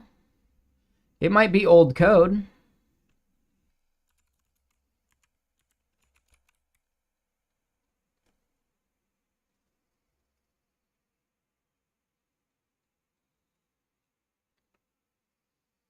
Do I have any of the Stream Parrot stuff on here? I don't.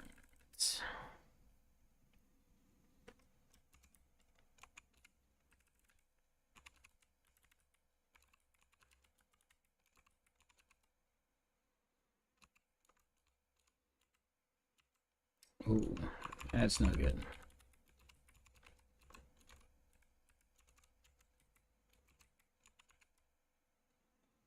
shit.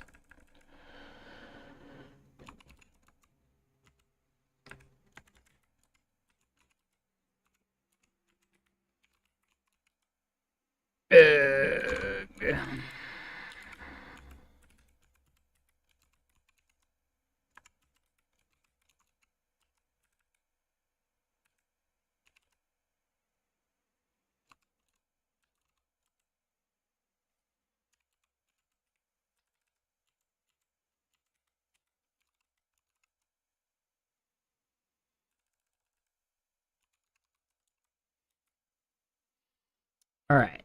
Yes, I trust the authors because the author is me. But let's look at how we did this for Stream Parrot years ago. I'm going to venture a guess that the code isn't that relevant anymore.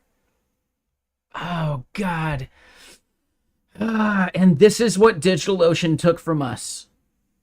Just a dead simple box file in which we can just deploy this shit out and be done. Dude. DigitalOcean took Nanobox from us, and I really have a hard time forgiving them for it.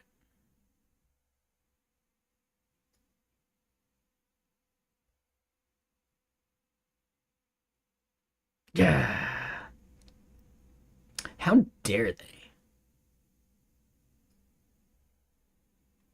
Oh, and we were using Canada for our permissions. Oh, yeah, I forgot about that.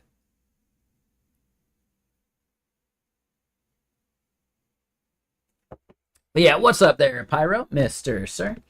Let me get another album going.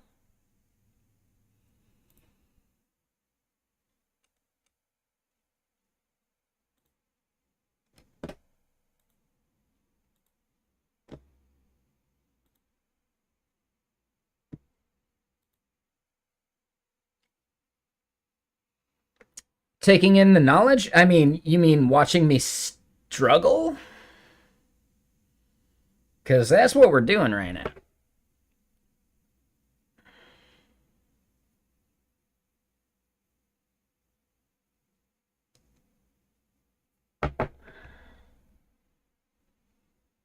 Tomato, tomato. Yeah, exactly.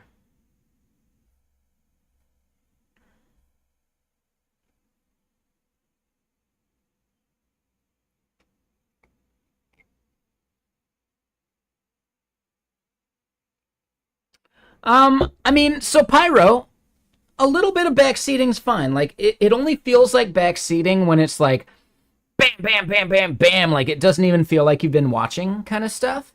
But also, like, it's like, there's like some rate limiting to what becomes backseating. Like, a comment here and there is fine. And I know. I'm the one who's been the jerk in the past about backseating. But again, just recognize that I consider it backseating when it feels like they haven't actually been watching. They just jump in like, oh yeah, here's this thing that I tried like 5 minutes ago, you know?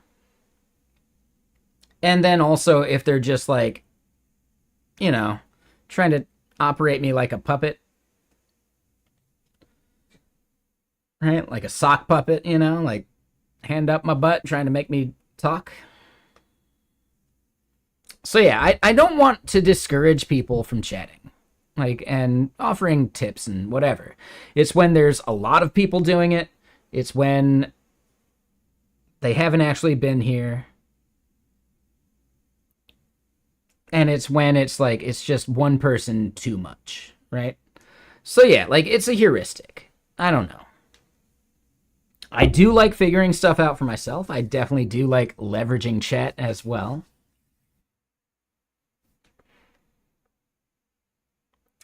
So yeah, if there was ever a time that you've held back, that's my fault. Because I don't remember you being over the top at all. Like, there are some people whose personality is just, they want to drive, you know? And that's where it feels like backseating. So backseating isn't, oh, hey, driver, are you aware that there's construction on this one road? Backseating is make a left up here and then a right after that. And then, you know, like slow down a bit, right? Like, where it's just like too much.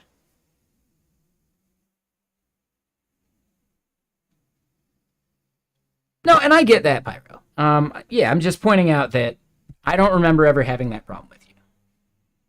Yeah, exactly, Matisse. Like, whoa, whoa, whoa, whoa, whoa, slow it down, right? Like, yeah, that's backseating, you know, letting me know that there's construction on 405. I'm okay with that.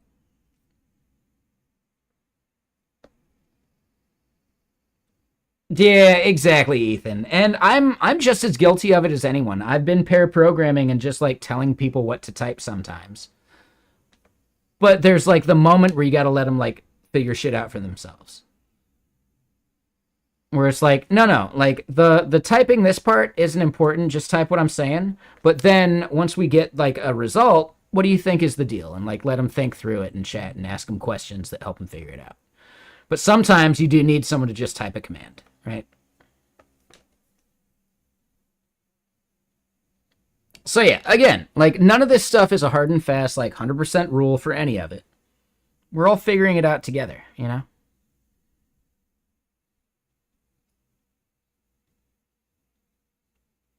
Exactly, right? Like you got to step back and I mean, I even saw it over in Prime's chat a second ago cuz I'm lurking there, right? Like they're a good group. But basically like yeah, you sometimes you got to let someone burn themselves on the stove as long as they're not going to do like permanent damage.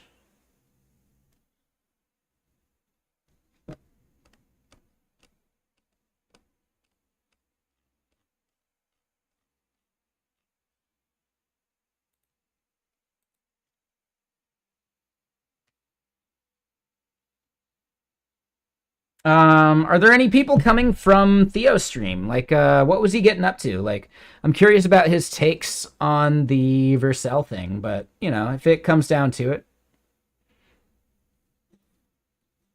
I can wait to summarize the video.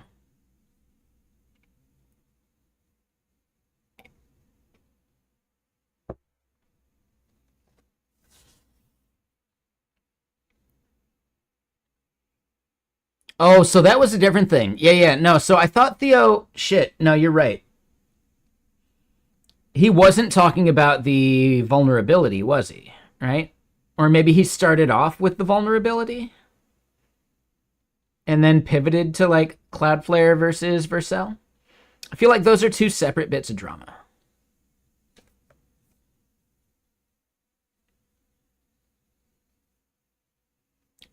They may be like related, but they're not the same. I guess they are related because Vercel and their like middleware problem is only a problem when you're not on Vercel, right? Like the Next.js middleware problem. Vercel complained about, oh, dude, yeah, like I saw some of those comments where like someone like was responding to Guillermo's kind of tone deaf complaints, and their response was like, Guillermo, unsympathetic as always. Which I think is like going both ways. Like, him complaining that way doesn't garner sympathy, but he's also not having any sympathy either. One thing to remember is that sympathy is synthetic, right? Whereas empathy goes further. But it's hard to. It's a lot harder to exhibit empathy for a thing that you have no experience with or you don't understand the people involved or whatever. So, yeah, sympathy versus empathy is really like one of the things I love to like think about, like philosophically in general. Like, sympathy is synthetic, like empathy, I guess, right? Like, or like synthetically trying to like relate to the pathos, I guess is how the word breaks down, right? Whereas empathy is trying to actually embody it.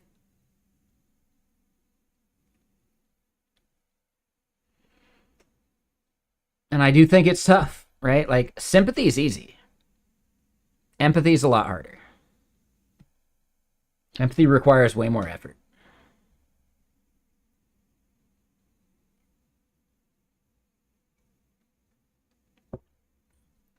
right? One is imagining what it would be like in someone's shoes, and like, you know, empathy is like really being able to put yourself in that place, you know? And a lot of people are not as capable of that as they would like to think.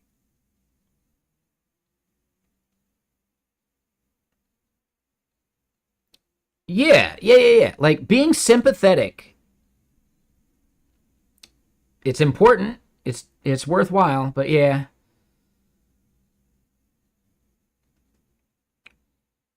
I know, right? Like Mr. Elfman, because they don't want to get the crazy bill from Vercel.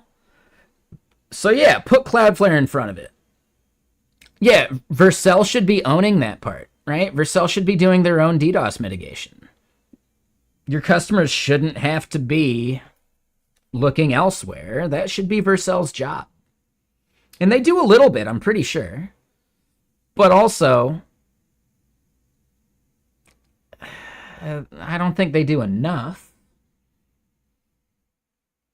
We've all heard the horror stories of, well, yeah, I got DDoSed and I got a $7,000 bill. If you're Theo, you got the best kind of DDoS protection. Like, simply saying, like, Theo needs to use the best kind of DDoS protection because he's got a lot of trolls. Yeah, just like being any creator and making something, whatever you launch, you're going to have haters. When you're at Theo or the Primogens level, your hater level is massive, right? Like, I know I got a few haters, but most of them are too lazy to do anything about it, like, really, you know?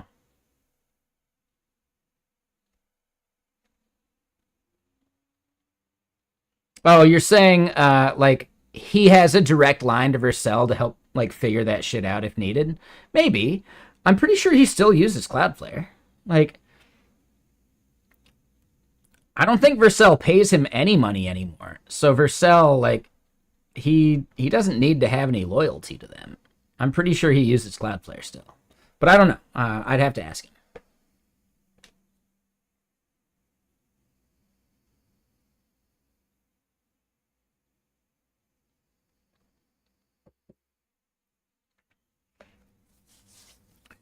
Yeah, I mean, Cloudflare is good until you get on their radar, and then they realize that they need to start charging you money, and they need to funnel you to the enterprise tier. And then once you're on the enterprise tier for Cloudflare, then it isn't cheap. So yeah, like, the key is having something profitable for long enough on the free tier of Cloudflare to then be able to justify paying the cost of the enterprise tier.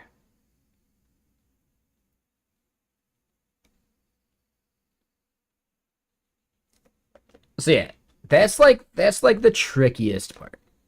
And yeah, I'm gonna do another one of these. Fuck it. We're chilling. Yeah, once you've hit a certain level of scale with Cloudflare, they know that you'll just pay the bill rather than like migrate. So yeah, they're trying to get you on that hook. But it just so happens that the bait on that hook is really juicy and you can just nibble at it for a long time until you finally get hooked. And Theo, if you're lurking, feel free to use that metaphor.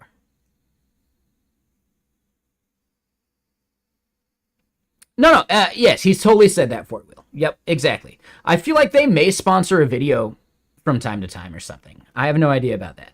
But he doesn't have like the ongoing sponsorship that he used to have. Right? Now he's only doing sponsors at like the specific video level. So he may end up doing like a Vercel sponsored video from time to time. Sure. But they're not like a perpetual sponsor.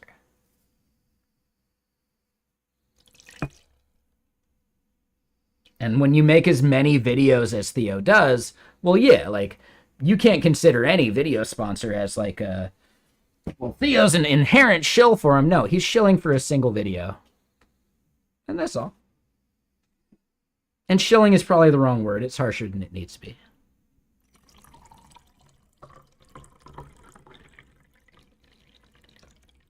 I reached out to him at one point to see how much it would cost. to sponsor a video. If he ever wants to, like, if he's ever planning some kind of Git focused video, get cracking. Could at least consider it. I don't know what the budget is, so I haven't heard a number. And also, you know, he probably doesn't want that number out there anyway, so I wouldn't be able to say it even if I had heard a number. But I haven't.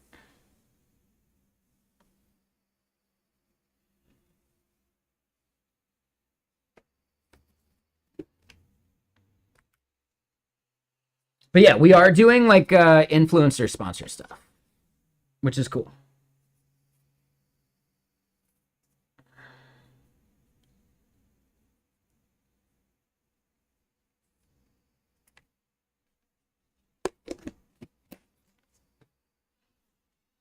But okay, so yeah, let's keep looking at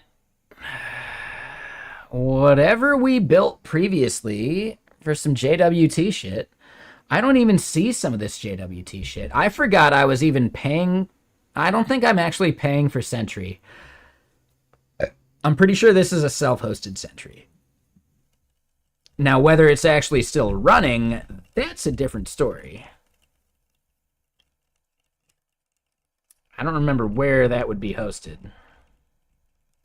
So if it's still going, damn, good job, Sentry. Like, that's a pretty solid self-hosting going. Whether it's going or not, StreamParrot still works, which is amazing. No, it's more like we haven't touched it for ages. I could probably go find where that value is.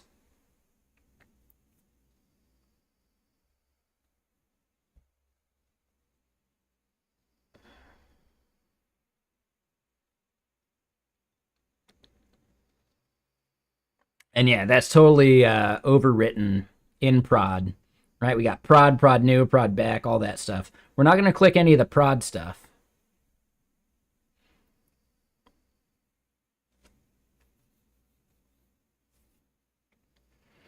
But yeah, what's up, Jianhua? Yeah, my memory like is really based upon stuff I care about. So the stuff I remember chat-wise, it's because I care.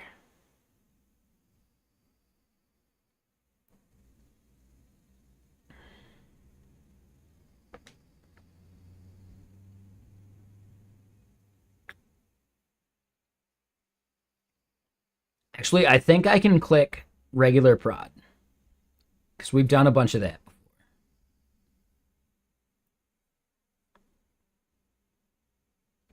Yeah, we override a bunch of that shit. Sentry.apropont.com.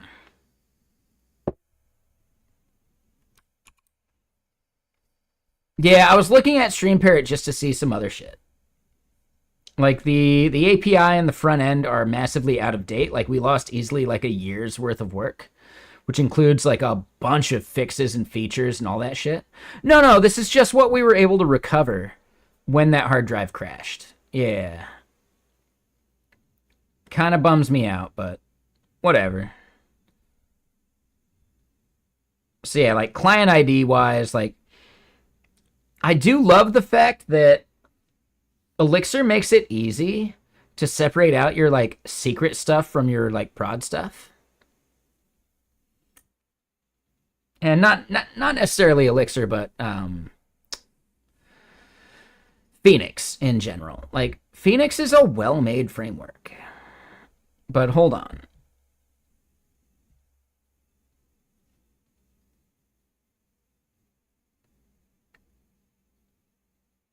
How do I want to do this?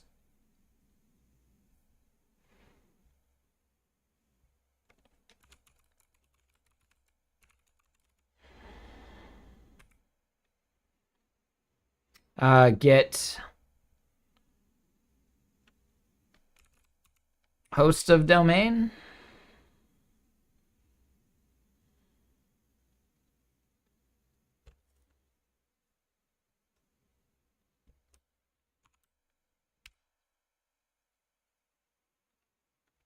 Oh, so that's something I got sitting on Vultr. Okay, that makes sense.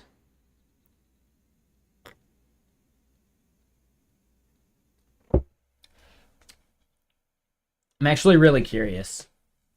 I don't even know if I can log back into Vulture. Let me just double check here.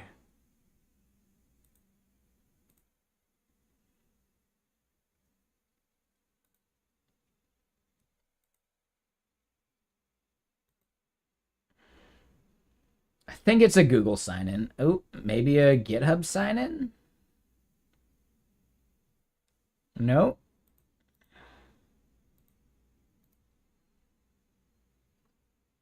Oh, it's an email password sign-in. Oh, gnarly.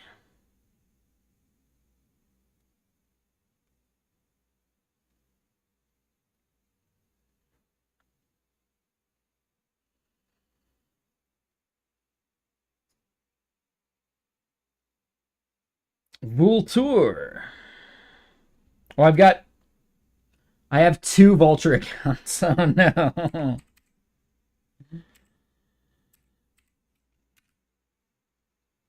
Wasn't that one?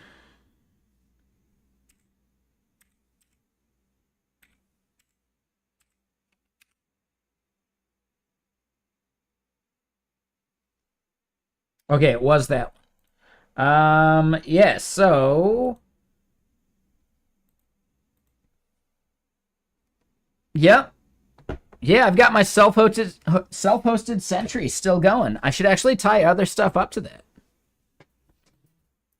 Because I guarantee I am not maxing out any of its usage.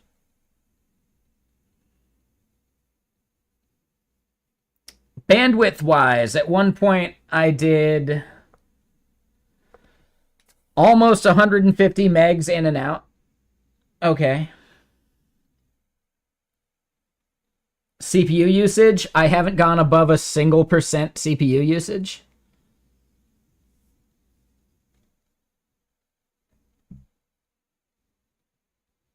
I have seen a spike on Stream Parrot a few times, actually, which is interesting. But yeah, my Stream Parrot server's killing it. Dude, like, that's how good Sentry is.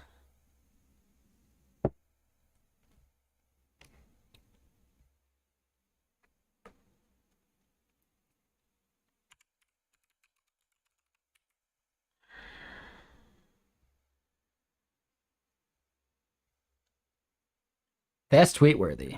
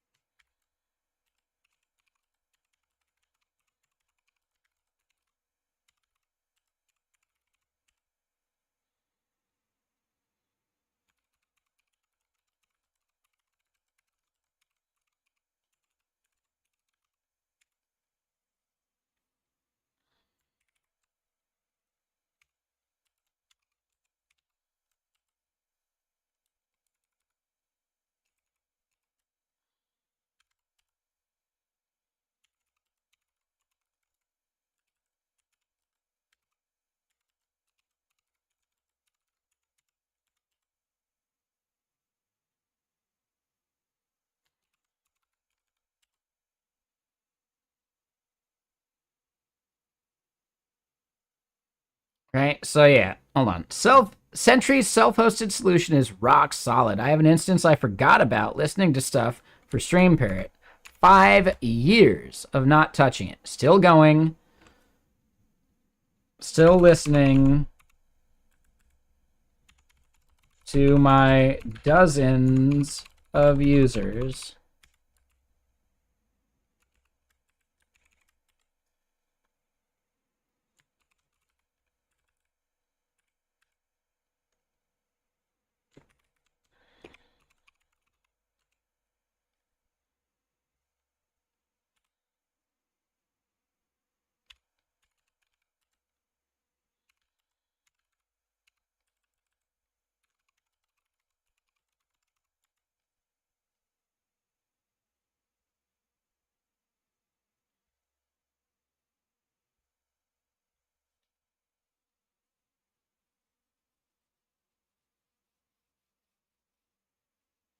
Thoughts on physical key versus one-time password or whatever?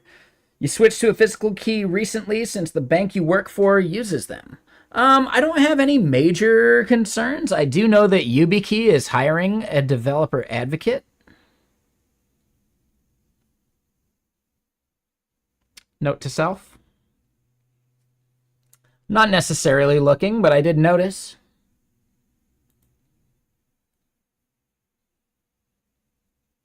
So I have zero experience, but if I was going to make some content for them, it would be good to do it from someone who's brand new to the platform and some of the content I could make.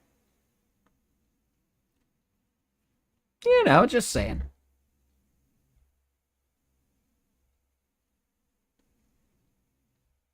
I'm not necessarily looking, but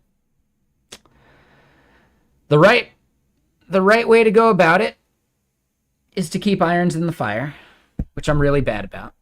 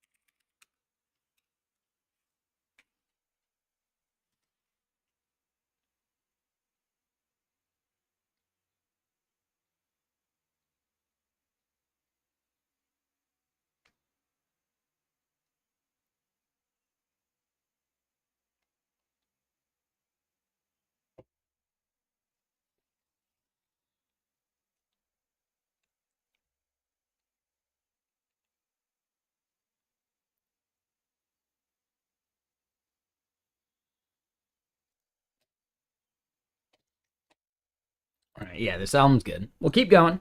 But yeah, no, we're having a good day. And YouTube, killing it. Shit. YouTube, appreciate y'all being there. Are you not aware that the Primogen's like streaming right now?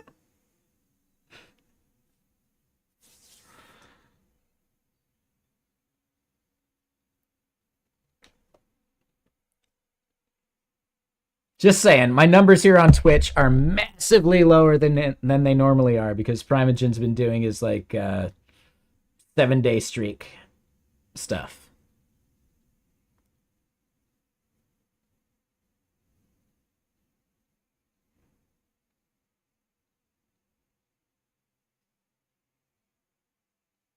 No, I get that. No, I appreciate it, right? Yeah, but it is definitely a thing. Like, I know there's a bunch of people over there still. It's okay. I don't mind. Duh. Like, no, it's fine. Like, I don't give a shit.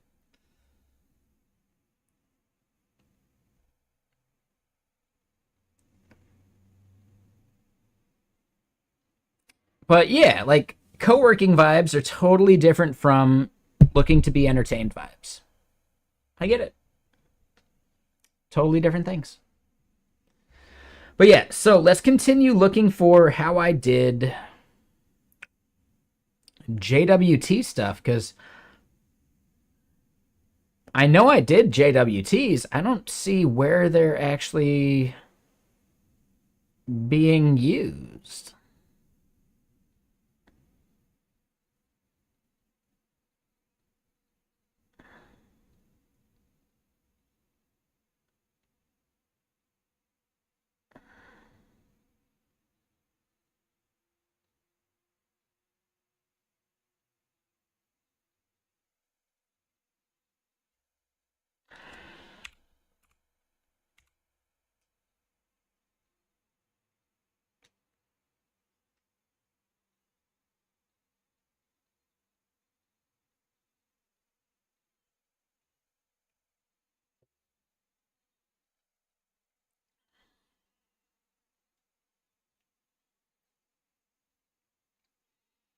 So I'm doing some searching stuff over here on the side, but I can't show all of it because there is a little bit that is getting leaked.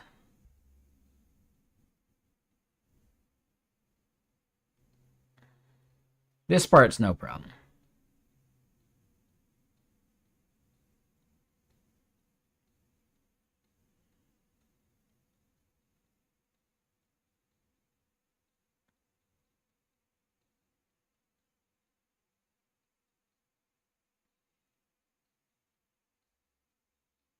All right, so we're doing Guardian token.jwt. That's right. We're doing Guardian because we only allow OAuth, which means that solves our JWT problem for us. Shit.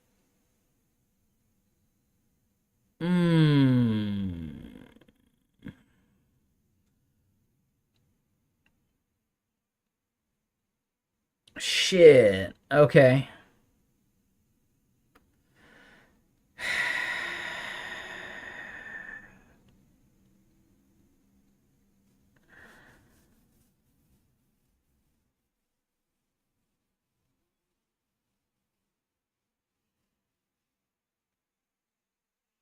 So that means we can't use any of the stuff that we did for Stream Parrot for any of this because we were using Guardian. Because we don't allow username password with Stream Parrot. We don't allow even magic links. Like, we're not signing our own tokens. We're just letting Guardian do all that shit.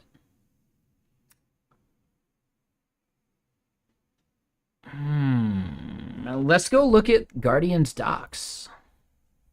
Or even source code.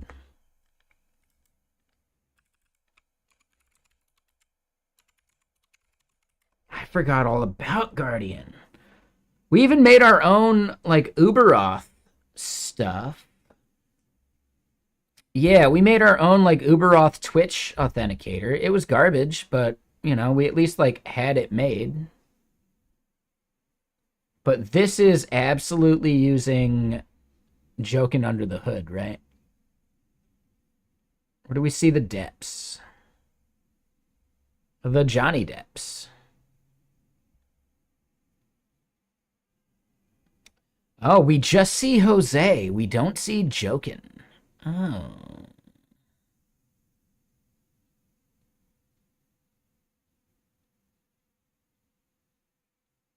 Here's the thing. I might not need Jokin, right? Jose might solve all of these problems.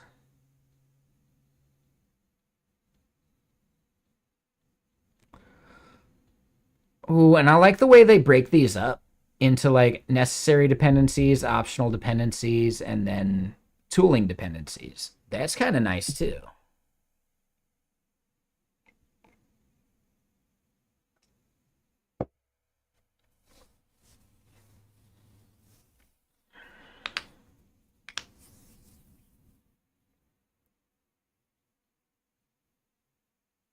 Yeah, so Jose.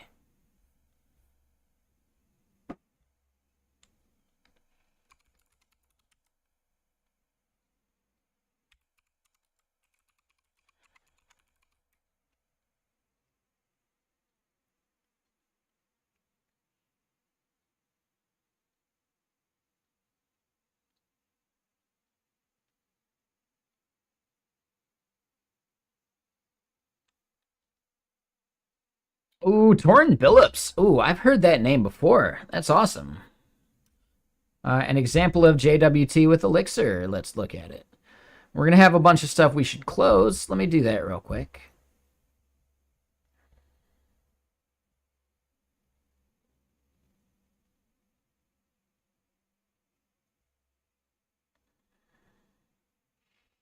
$5 years ago. Yeah, do we think any of this has changed in a major way? I don't think so either. And yeah, I basically auto-completed your words for you. But I don't think there's a big difference there.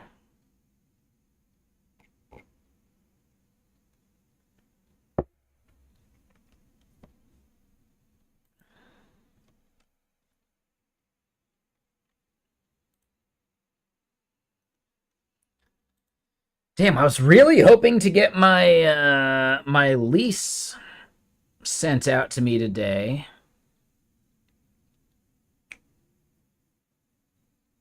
I asked them earlier. They said it would be here by the afternoon. I'm going to head back into the office tomorrow and we'll see. Now, granted, they could have gotten busy, but man. We're like 20 days away from the end of my current lease. I signed up like the day before I needed to. But yeah, no, that's my fault. Is it under the door? No, they said it would be digital. I know, that is a time crunch. If anything, and they don't want to renew, I gotta really try to convince them to give me just one more month, which I think they'd be okay with. But I don't know. Man, I hope so. Otherwise, shit, yeah, I might not be streaming for the next 2 weeks as I get moved.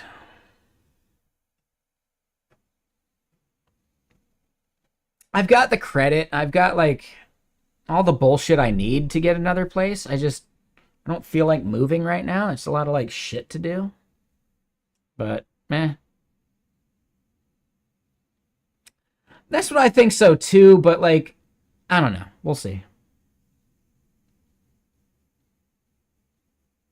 Good for another 18 months. Yeah. Like I just wanted to do 6 because I think I can buy something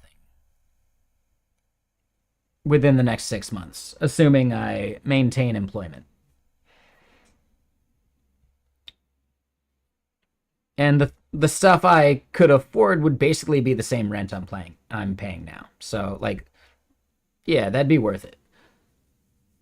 There's like a couple spots I'm already looking at.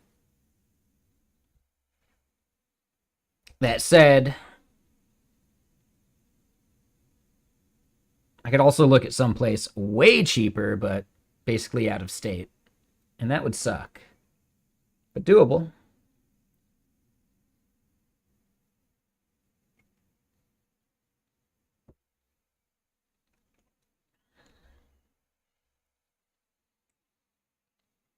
Yeah, no, moving does suck.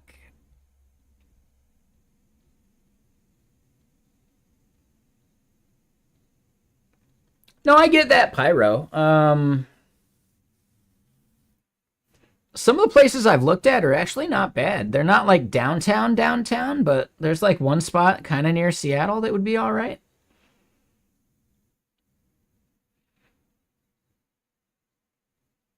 I like the idea of owning just to not have to like worry about moving again, you know?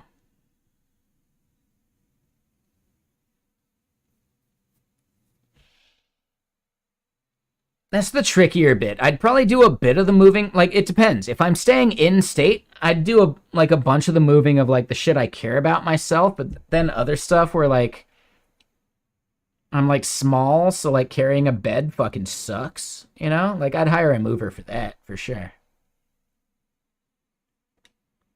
So yeah, I'd end up doing like the moving of like the stuff I care about myself. Right? Because I'm a collector. I got my electronics, my cameras, like all that stuff. I would move that stuff myself. I wouldn't trust some mover to break that shit down. But yeah, as far as like bed frames and like bullshit, like, nah, I can do that. If I have to move in the next 2 weeks, I might not be able to make a choice. Yeah, no, I don't trust movers with any of my like electronic shit. Exactly. Yeah.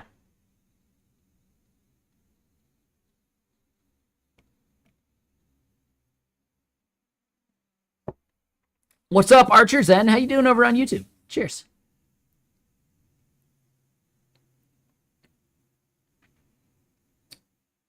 Yeah, exactly, Pyro. That's why I'm kind of like trying to wait it out a bit. I think another 6 months, I might be all right.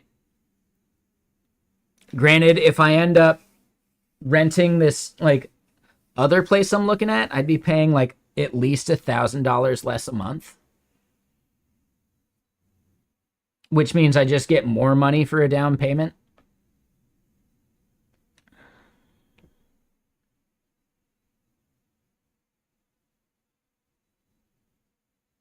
So that's like trickier. I don't want to move right now. Like, I got too much other shit going on. It's just, yeah, I really, really want to just pay some rent, you know?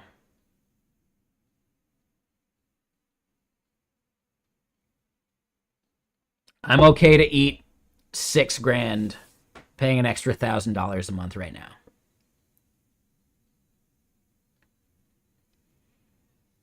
Yeah, I mean, interest is interesting, no pun intended, because you can actually refinance at some point, you know? So if interest rates go down, you can refinance and call it good.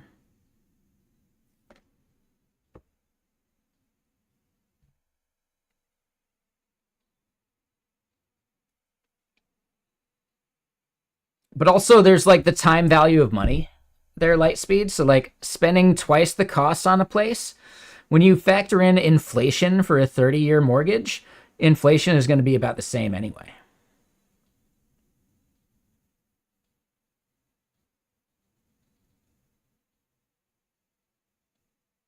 Oh, really? So I don't know anything about refinancing, really.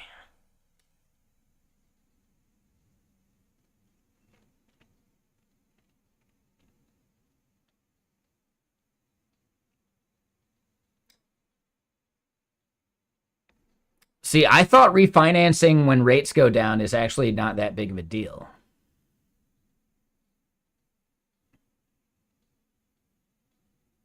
Because you'll end up like paying more in interest than what the current rates are. But, you know, bank to bank, it's not a big deal. Okay, yeah, no, we should probably chat about that at some point because yeah, I know nothing about that. Again, though, the time value of money, like over 30 years, the money's gonna like double anyway. So like the money that you're paying because of it isn't that big a deal because you're already like fixed. Never do like a variable rate mortgage or whatever, right? Like that's a terrible idea. But fixed rate mortgage, like inflation will get you anyway.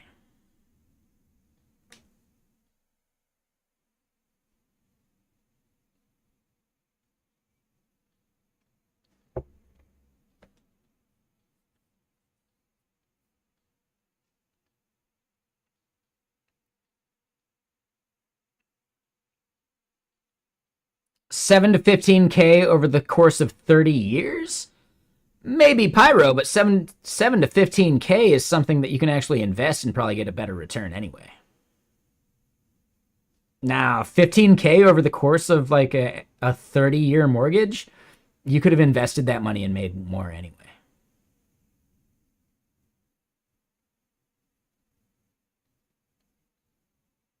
No, I understand that, but if you are good with investment, you can invest and make a return on that money more than what you'd be paying in interest, right?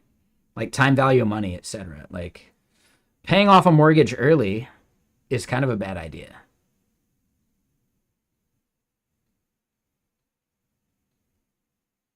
You know, if you're good with money and good at investing, paying off a mortgage is actually a bad idea. Like earlier than it should be. If you can invest and outpace inflation and outpace the interest, yeah, like all you need is what, like a 30% return to do that? I know it's not ideal, but it's doable.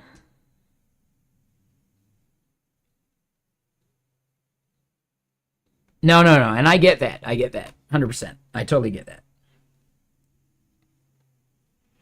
There's definitely something to being liquid versus having all your shit tied up in investments during a down market or something, right? Because to cash out would mean that you're like eating a bunch of loss. So, yeah, like I get that. I get that. I totally get that. But yeah, time value of money is like really important to recognize and understand. But real quick, let me go use the restroom. I'll be right back. We got to figure out how we do our JWT stuff. I know I like to leave on like a bug, but I don't want to leave on this bug because this bug's so close to the bug that we left on earlier, right? Like just the token ID BS. So yeah, I don't want to leave off on the JWT bug. I want to leave off on thinking about other stuff we got to do. So BRB, let me go pee. I'll see you in a sec.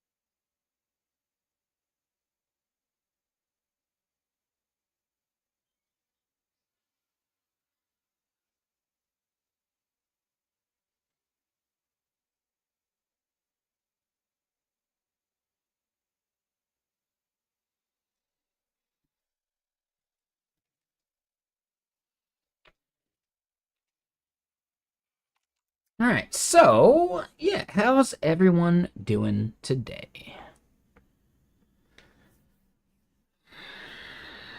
And yeah, I said last one, whatever. Whatever. We're chilling.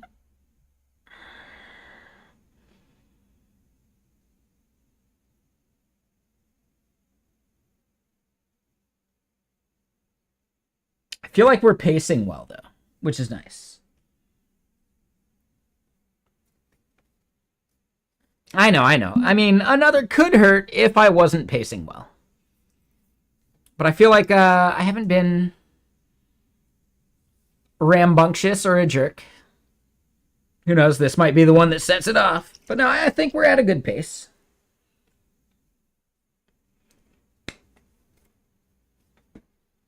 All right, it's not so much like about like how much you have, it's about how quickly you have that much. I feel like we've been pacing pretty well today.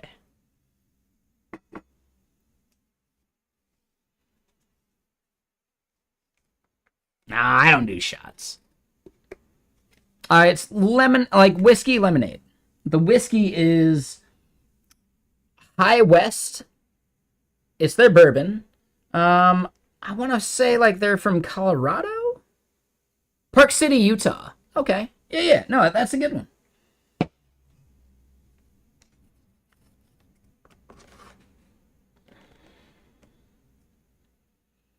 And yeah, speaking of Utah, I mean, that is a place I looked where I'm not moving there now. I would not move there today.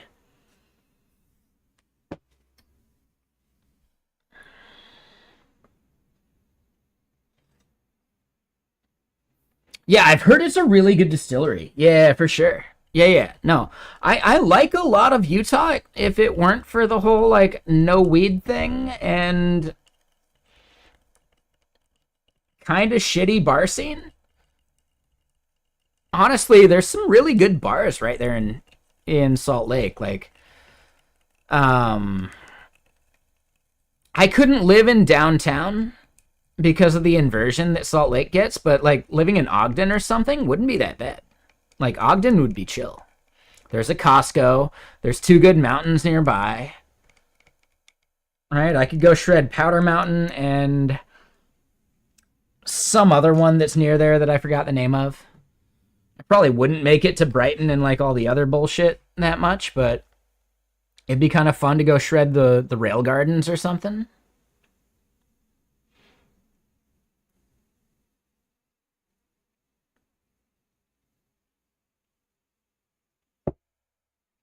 Oh, and Archer. I hope you're still out there. So from Salesforce development to Drupal development at your company in the middle of upgrading from 8 to 11. That sucks. Convention zones and resorts get to have nice carve-outs in the state laws. When you say convention zones, what does that mean? So I went to KubeCon last year. That was in Salt Lake. And there was a bar nearby. It was like... It wasn't like Cheers. It was like Cheers Lounge or something. It was like a little extra. But it was like, dude, like $4 Buffalo Trace shots. What the fuck? Like, yeah, that was a dangerous place. I closed it down every night I was there.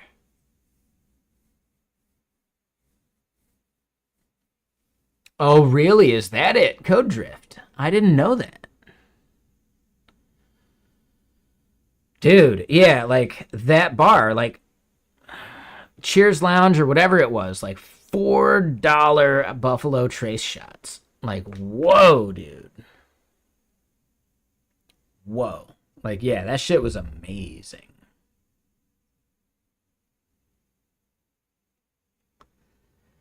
The outdoor retail show. He did contract work out of Bountiful. It was not Bountiful. Yeah, sounds about right. Some of the people I ended up chatting with stayed at the Evo, like, hotel. Like, Evo, like, the snowboard shop. Turns out they got, like, a skate park in the hotel. Like, it was the only thing they could find because they booked too late. It was kind of funny. Those are the guys from Dynatrace. So, yeah, that was funny.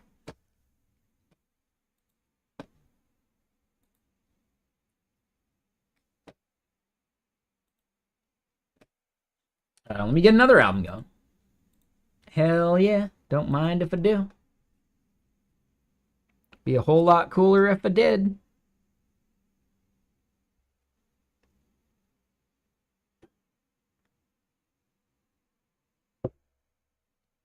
Yeah, where is Bountiful? I have no idea. I've ridden Powder Mountain before, which is like near North Ogden. It was like a half-hour drive from North Ogden or something. It was like really, really reasonable. And then the highway closed behind us, and it was like there was like 20 people on the mountain. And I was a bit of a gaper. Like, you know, not a gaper, but I wasn't the shredder that I am now.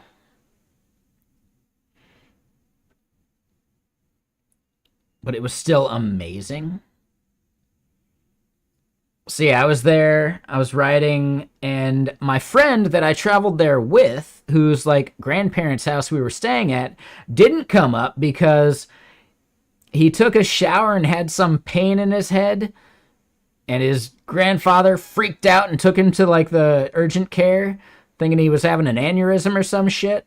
No, he just fell hard the night before, but they said, well, yeah, just in case, don't go snowboarding in the next couple days. So he basically got like 1 day of shredding while we were out there.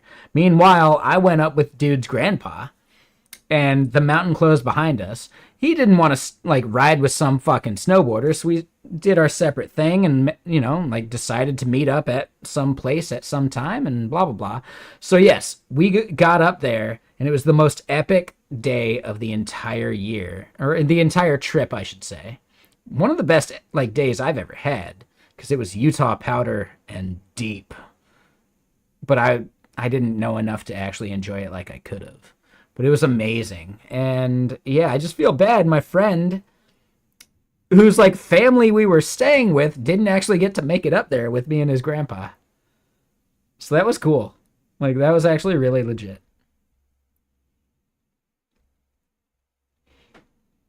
So yeah, Powder Mountain has like a special place in my heart. I'd love to go ride there again, knowing what I know now. Back in the day when I was young, I'm not a kid anymore. But some days I sit and wish I was a kid again.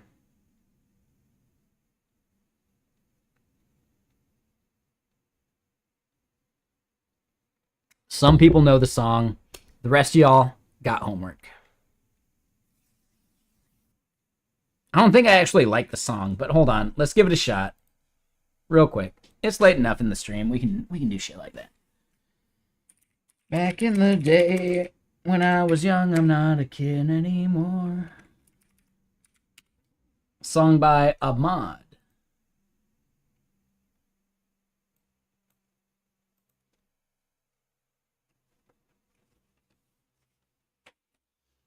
Honestly, no, this is actually some pretty classic hip-hop.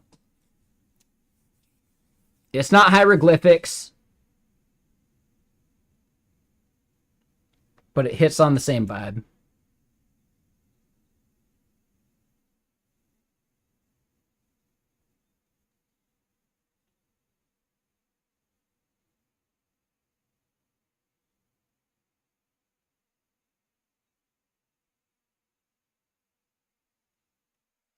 The song's from 1994.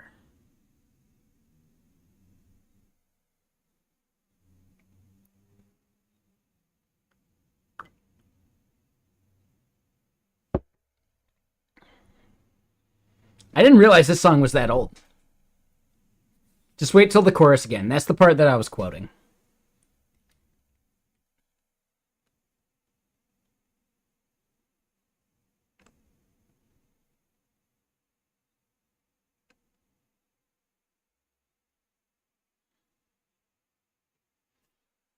Let me pass it on for the YouTube crowd.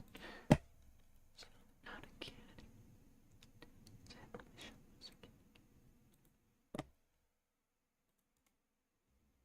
sit and wish I was a kid again. Way back when.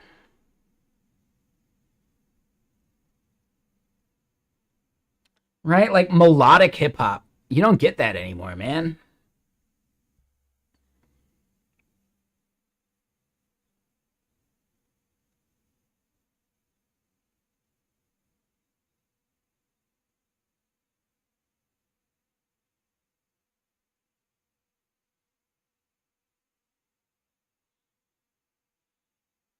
Dude, he's like talking about this shit in 1994. His back in the day was like the mid 80s, you know?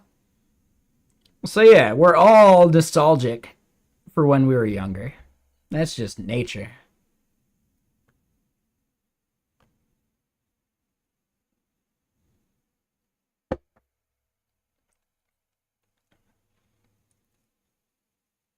Wishing all I had to do now was finish homework.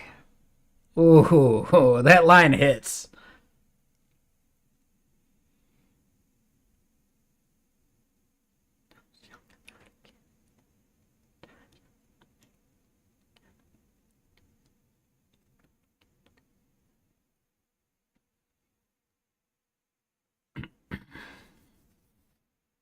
I remember way back when. I remember way back when. All right, so joking is what they're using. Let's zoom in on this.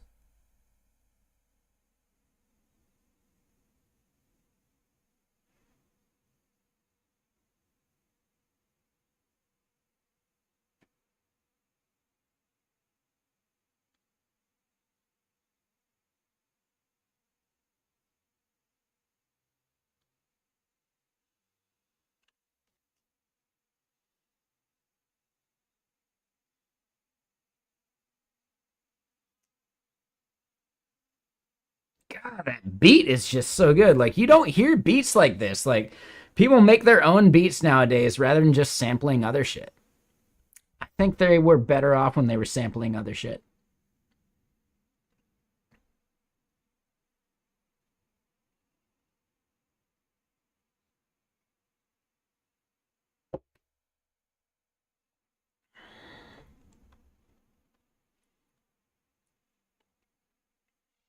Yeah, all right. So, stream, just saying, if you're not into classic hip hop, you might want to head to the YouTube because they don't have to hear it. You can put on whatever music you want. Because I think I'm about to go on a hip hop kick, right? Dilated Peoples, you know, Like hieroglyphics. Let's do dilated first, right? Dilated Peoples. What song? Worst Comes to Worst. Ooh, that's a solid one.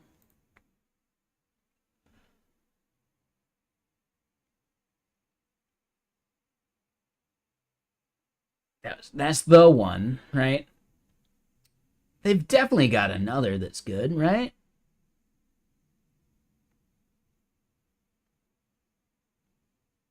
What's like the best Dilated Peoples song?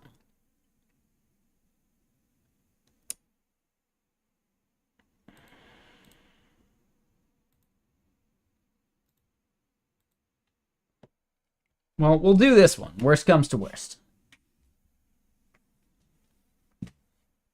Classic, right? Bone Thugs and Homeless. Can anybody spare some change? Like, dude, that Key and Peele skit about Bone Thugs is so fucking good. Oh, dude. Bone Thugs and Homeless. Like, dude, what are we gonna do? Like, it's just so good.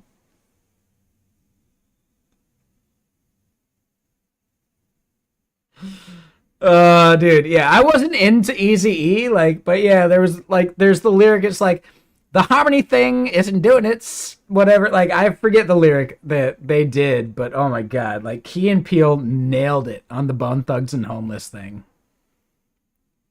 because they were on top of the world, and they weren't good with their money, right? So poor Bone Thugs. Oh my god, those poor guys.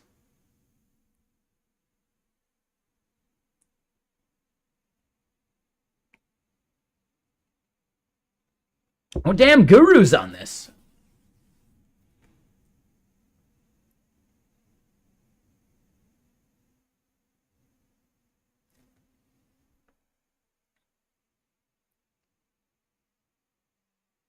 You mean the two people that are still alive because the other guys died homeless? Yeah, I get it. No big deal. It's just the guy that does harmonies now, right? He's got no one to harmonize with.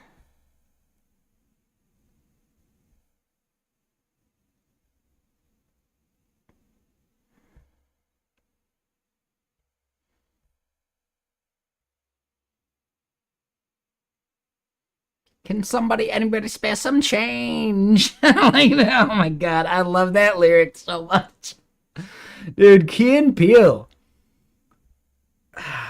Man, just so good.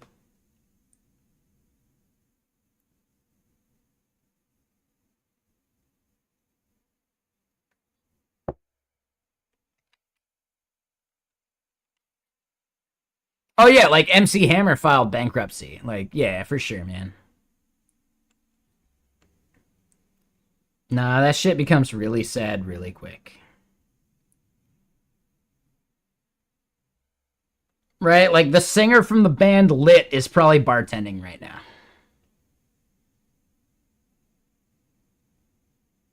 It's no surprise to him he is his own worst enemy.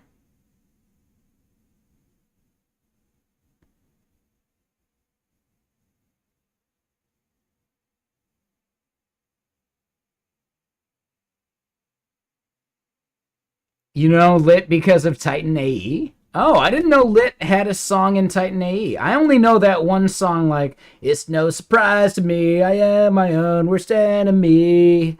Like, that song, right? Like, and every now and then I kick the living shit out of me. Yep. I'm still healing on the palm here. Every now and then I kick the living shit out of me.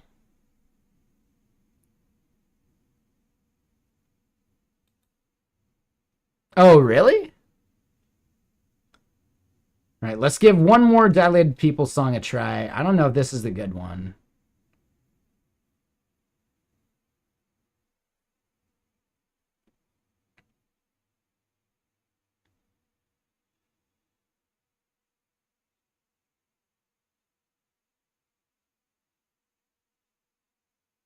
Old school corn? Nah, we're not doing corn. Nah.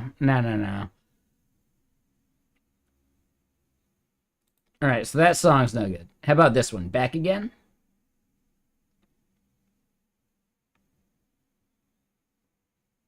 Ooh, some Jurassic 5 will be after this one, whether this is good or not.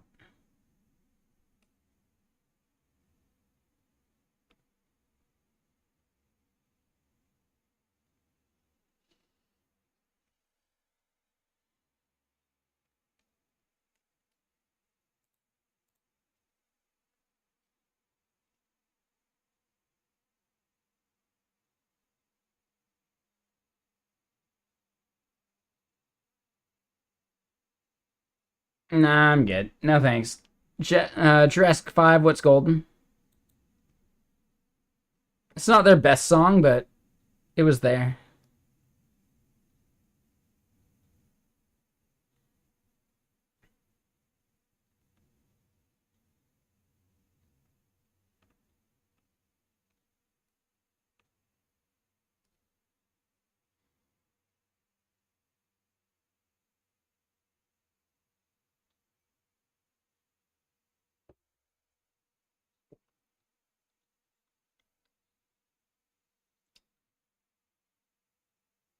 See, I love the fact that this is like classic hip hop at this point, right? Like, dude, this is like 20 years ago. Like, some of y'all haven't even heard this shit, huh?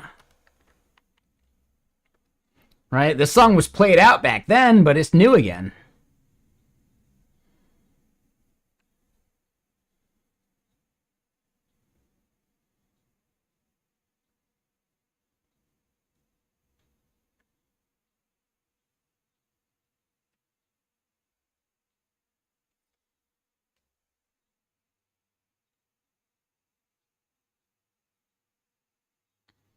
All right, so yeah, we got to do some more token bullshit.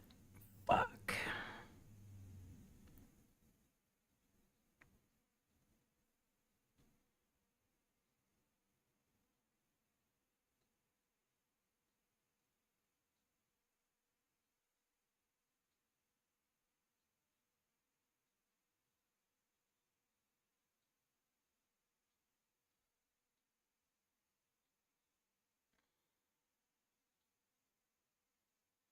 Yeah, so they're doing their own like generate the signer bullshit.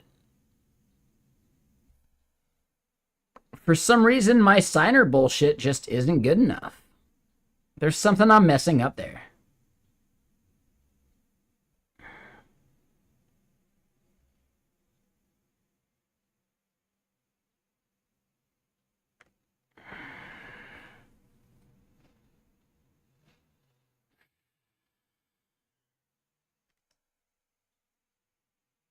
Well, it's cooling off. It's only 26.3 degrees Celsius in this room. Oh, that's my favorite lyric from this song. The verbal Herman Munster.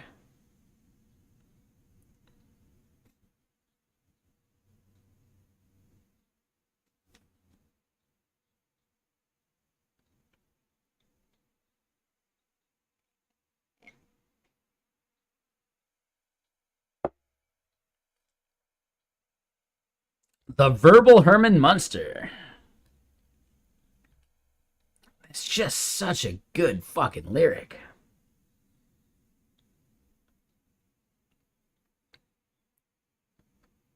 Yeah, no, I saw technically Rob Zombie open for Korn.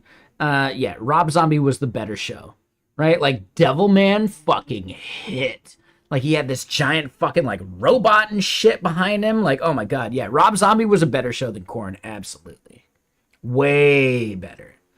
So yeah, like the Devil Man, like that shit, like it's written in my head. Like, dude, that shit was so good. Oh my god.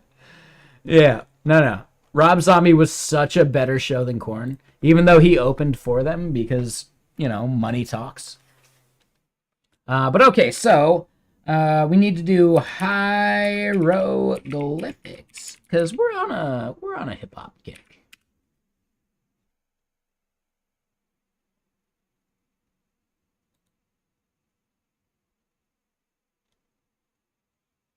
Hieroglyphics, yeah. Souls of Mischief is what I was thinking of, not Dilated Peoples, but they were good too. All right, so we'll do 93 till infinity after this.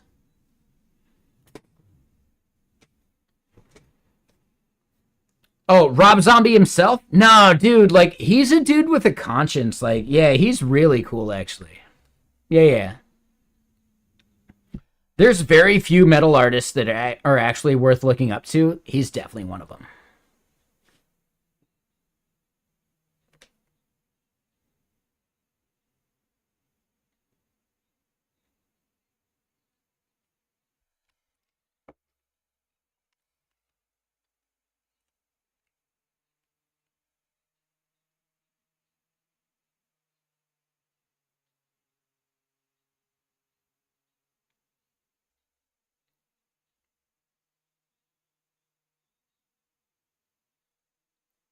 All right, so yeah, the joking shit. I was looking for the easy way out. No, we gotta figure out the joking shit, man. This sucks.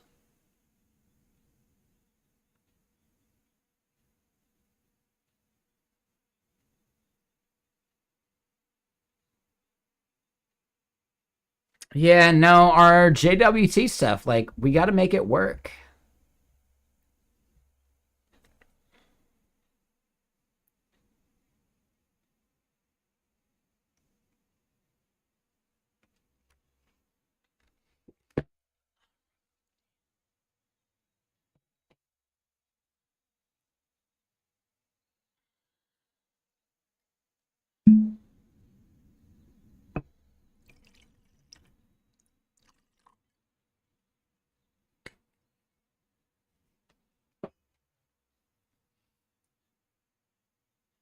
Ooh, Dell was part of hieroglyphics. I forgot that. Wash your ass if you must.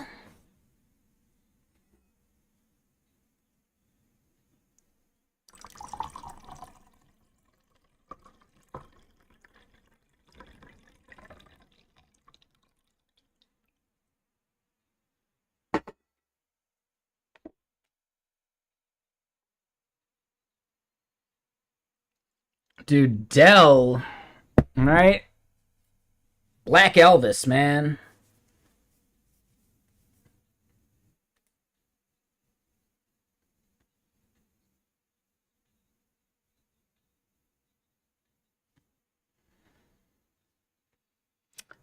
Actually, am I mixing up Dell with the other guy? Shit.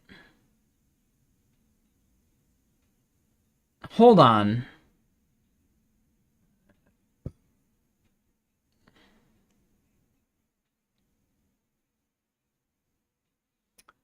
I'm mixing someone up with Dell. Hold on. There's another artist that is totally like, they might have been the Black Elvis. Like, that was their name. I don't think it was Dell, it was someone else, right? Shit.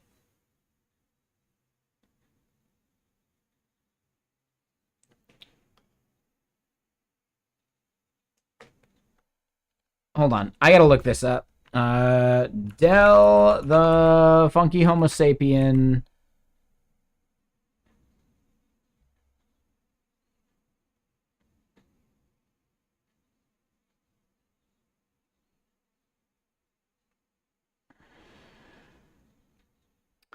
Deltron 3030. Collaborative work with Dan the Automator and Kid Cola. Yep. No, I'm thinking of someone else. Hold on. Who was it that went by Black Elvis?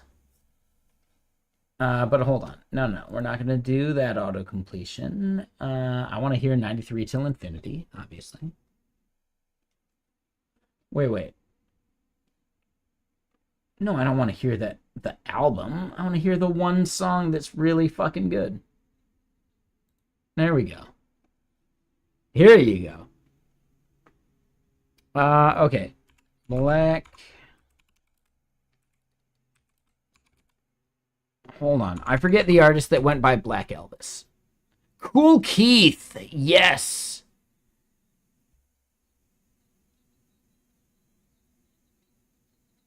Cool Keith. No, For some reason, for the longest time, I thought Cool Keith and Del the Funky Homo Sapien were the same person.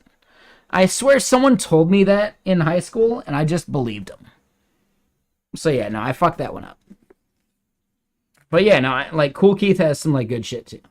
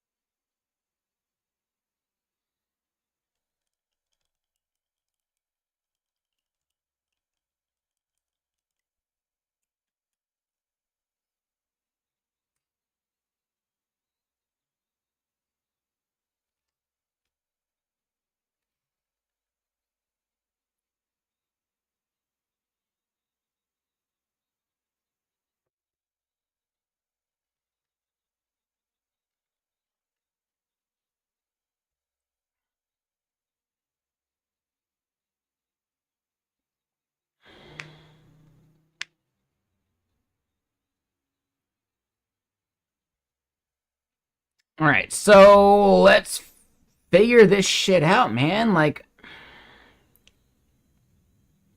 our JWT signing is our actual problem.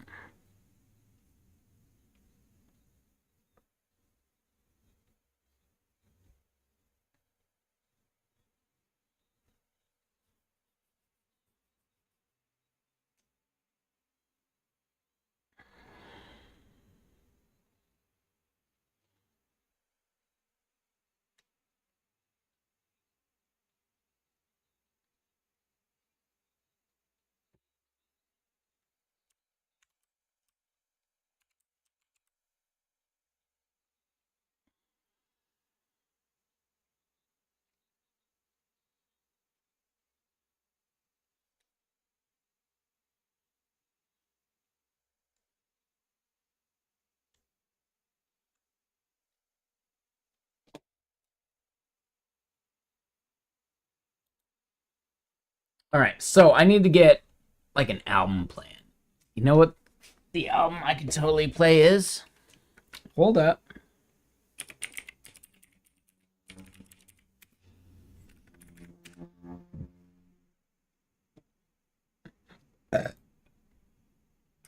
Album time. I don't get on a hip hop kick that often, but when I do, it's some good shit, isn't it? You might not even like hip hop, but damn, I'm playing some shit that's actually good. Even if you don't like hip hop, you might be a little okay with it. Maybe not. Whatever.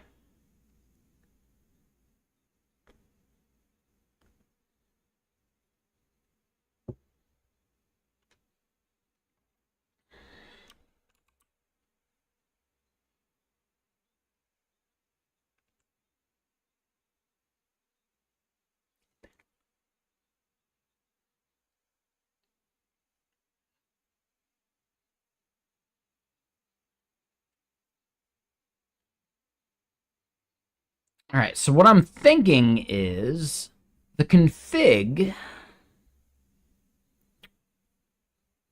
can define some of this shit for us, but runtime is actually where we're actually doing it.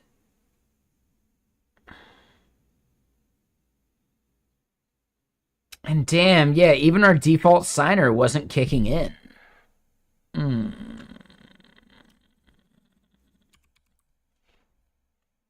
Let's just double check it.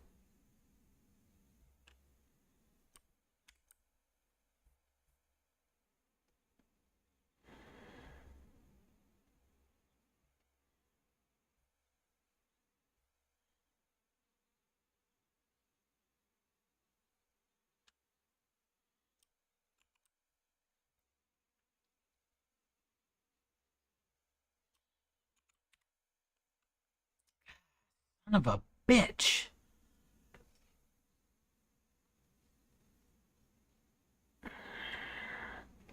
Oh, okay. So generate token undefined or private. Ah, yeah. All right. So no, that one's actually easier.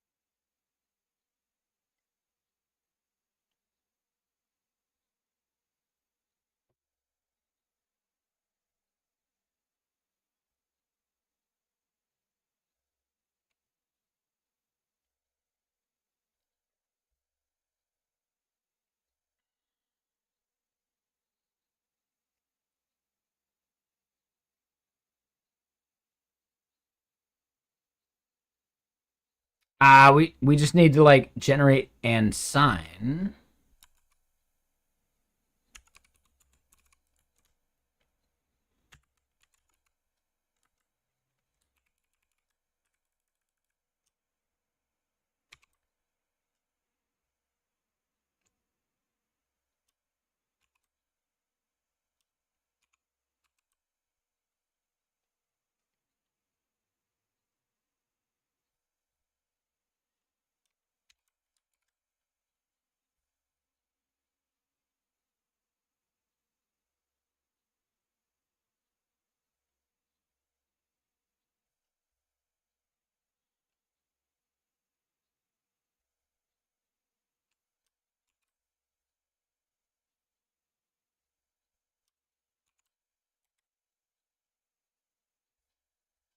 I don't like the chorus on this song. Dude, empty fucking signer.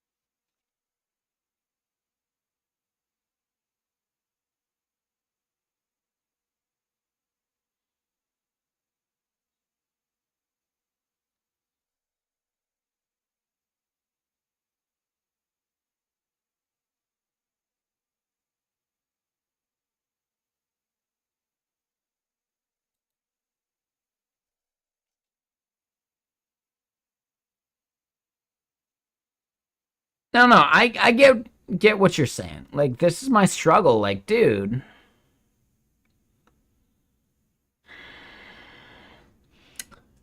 We should not translate the word struggle to German because that's a problem. But yeah, no, this is my struggle. Like, yeah. Why is our token stuff really so broken?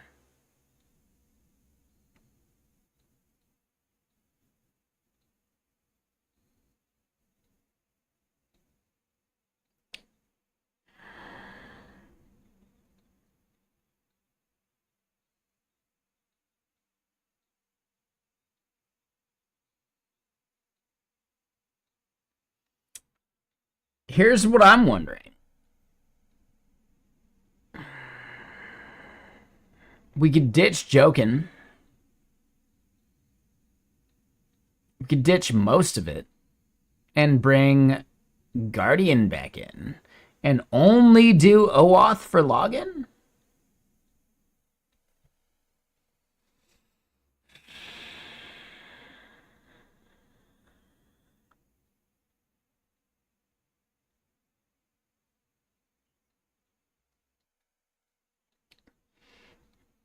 I was still doing the Jose thing, or sorry, the Jokin thing. But yeah, maybe switching to Jose could work.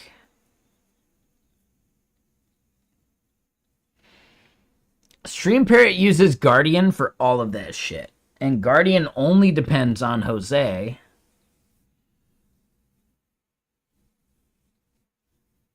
And if we think about it,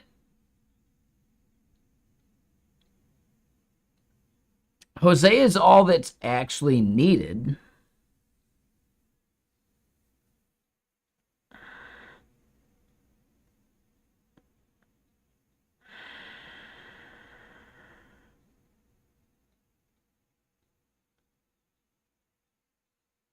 Damn, we're already at like 9 p.m. though. We got 20 minutes before I tap out, cook some bullshit food, play some games, and do some other stuff.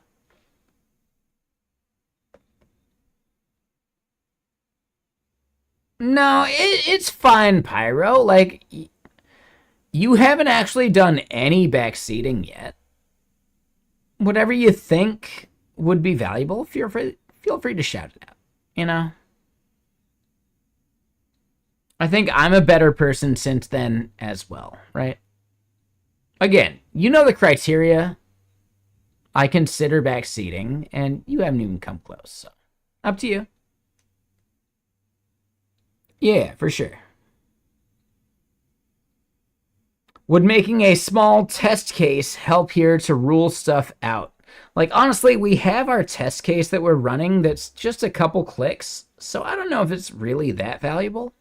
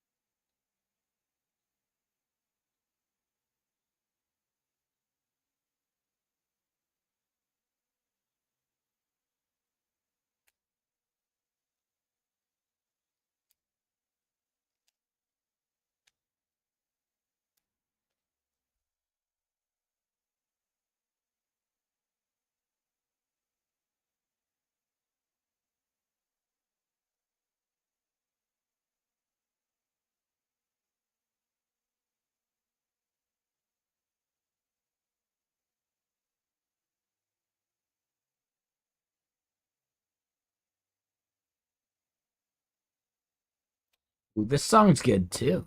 Ooh, all right.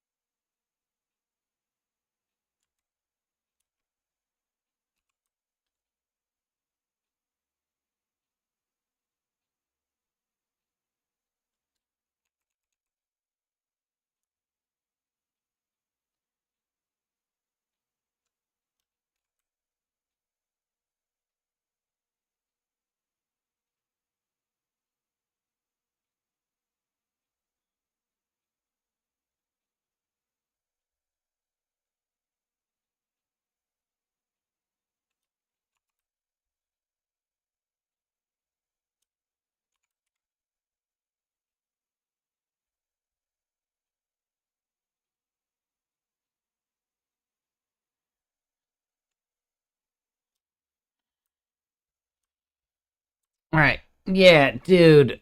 Elixir's lack of letting me know what the fuck things expose is bumming me out, man.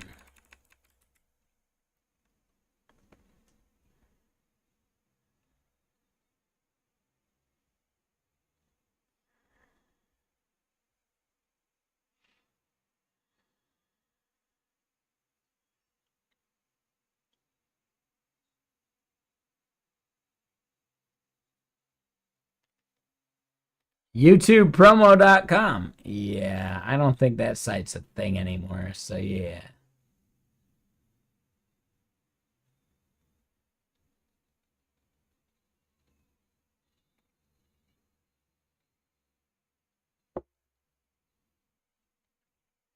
Wired up to Sentry? Here's the thing, Sentry... Nobody in the world expects Sentry to give better logs than local, right? If you can't get those logs locally, like, dude, you're fucked. Like, Sentry's not gonna save you.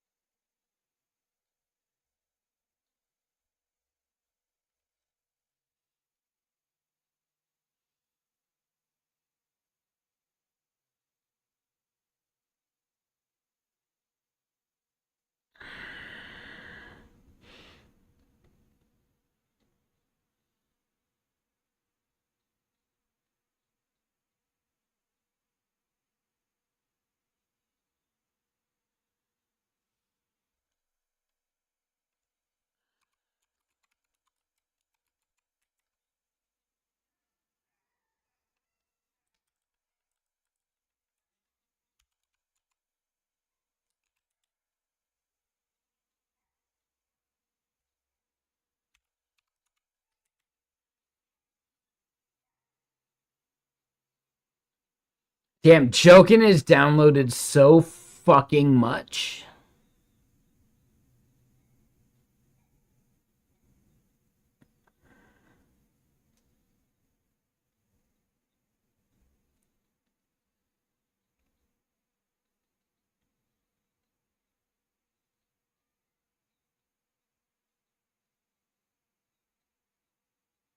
From Beanie?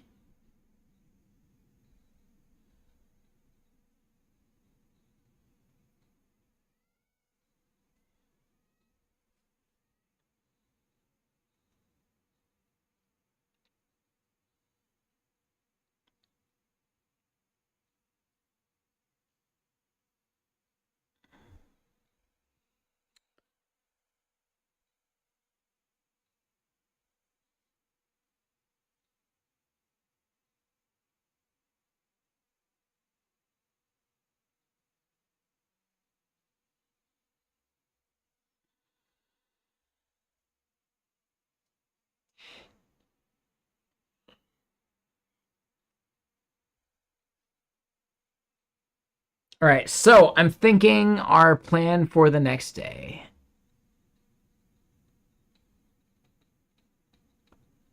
So I've heard of Uberoth. Uberoth is only valuable when you're doing OAuth. Uberoth is an OAuth implementation there. As far as I know, maybe they do just the basic JWT thing, but I I'm less sure of that one.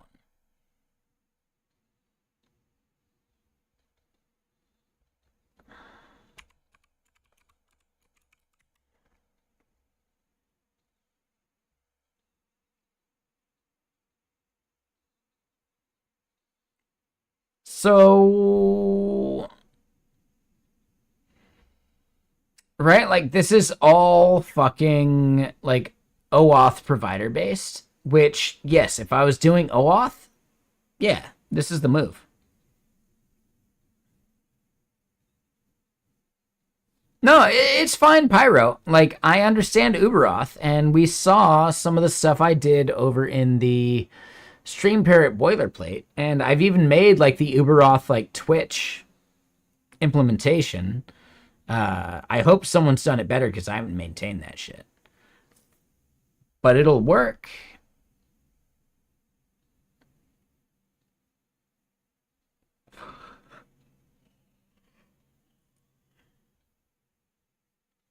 Yeah, the problem is that I don't have a non like OAuth provider identity that I could use for this. So this is what I would use for actual like OAuth.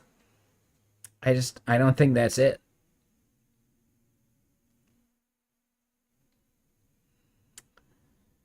Yeah, but you might be on the right track. Like, should I just ditch magic email and force fucking OAuth? That would solve all of these problems.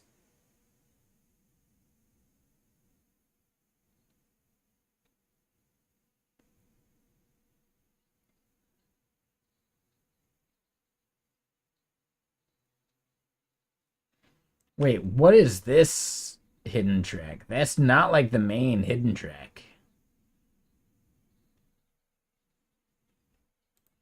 We'll hear one more hip hop song. And then, yeah, I think we're at a good point. This song's amazing, though. Make you feel that way? Make you feel that way.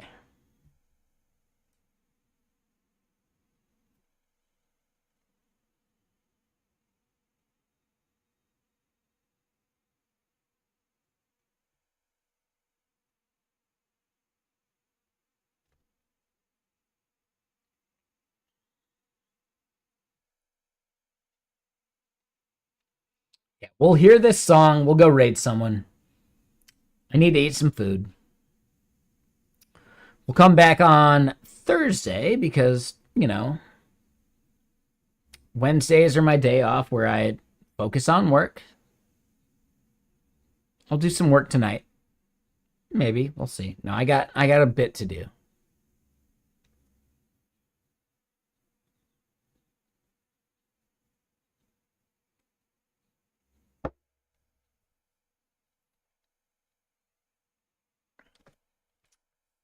Let me look at my work schedule. Some of this like stuff I can do tomorrow.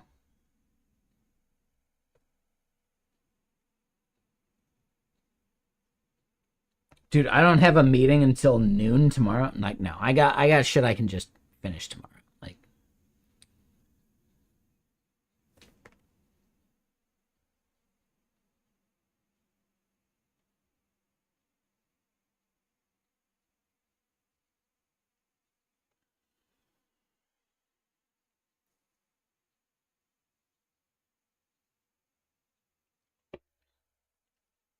this is such a good feel good like hip hop song though. That make you feel that way.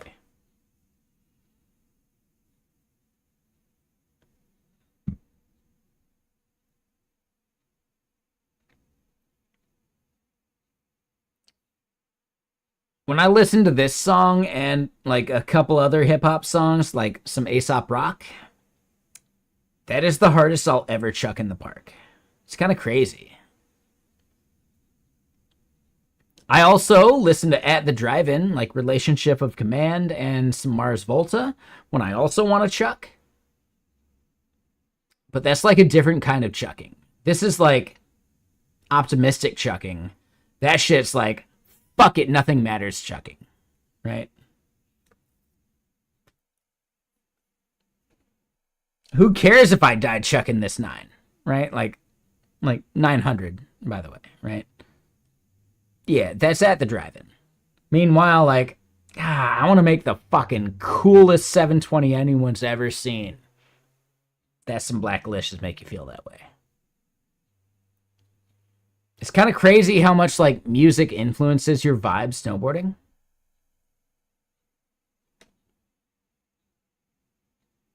Which is why, like, I could shake my head all I want. These earbuds don't fall out because I've ridden with earbuds for 20 plus years. Like, yeah, no, they just sit there, you know?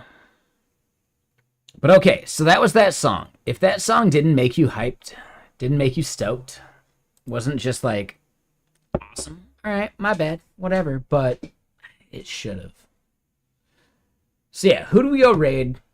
I need to get some food in my belly. I need to get some sleep because I didn't sleep well last night because it was way too damn hot.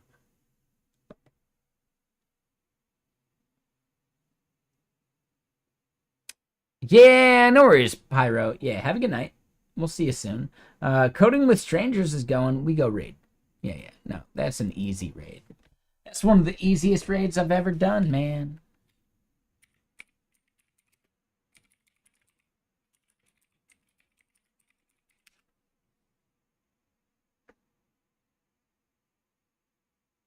Hell yeah. And you might wonder, why haven't I raided Primogen? Because I got ignored when I did my 69-month sub. That shit hurts a bit. I don't know, man. It bums me out. I'm right up there with his, like, longest subs. I got ignored, man. For the 69th. Like, I thought that one would mean something. But nah. It's alright. He must have missed it. He wouldn't do it on purpose, but shit, man. I don't know. Bums me out.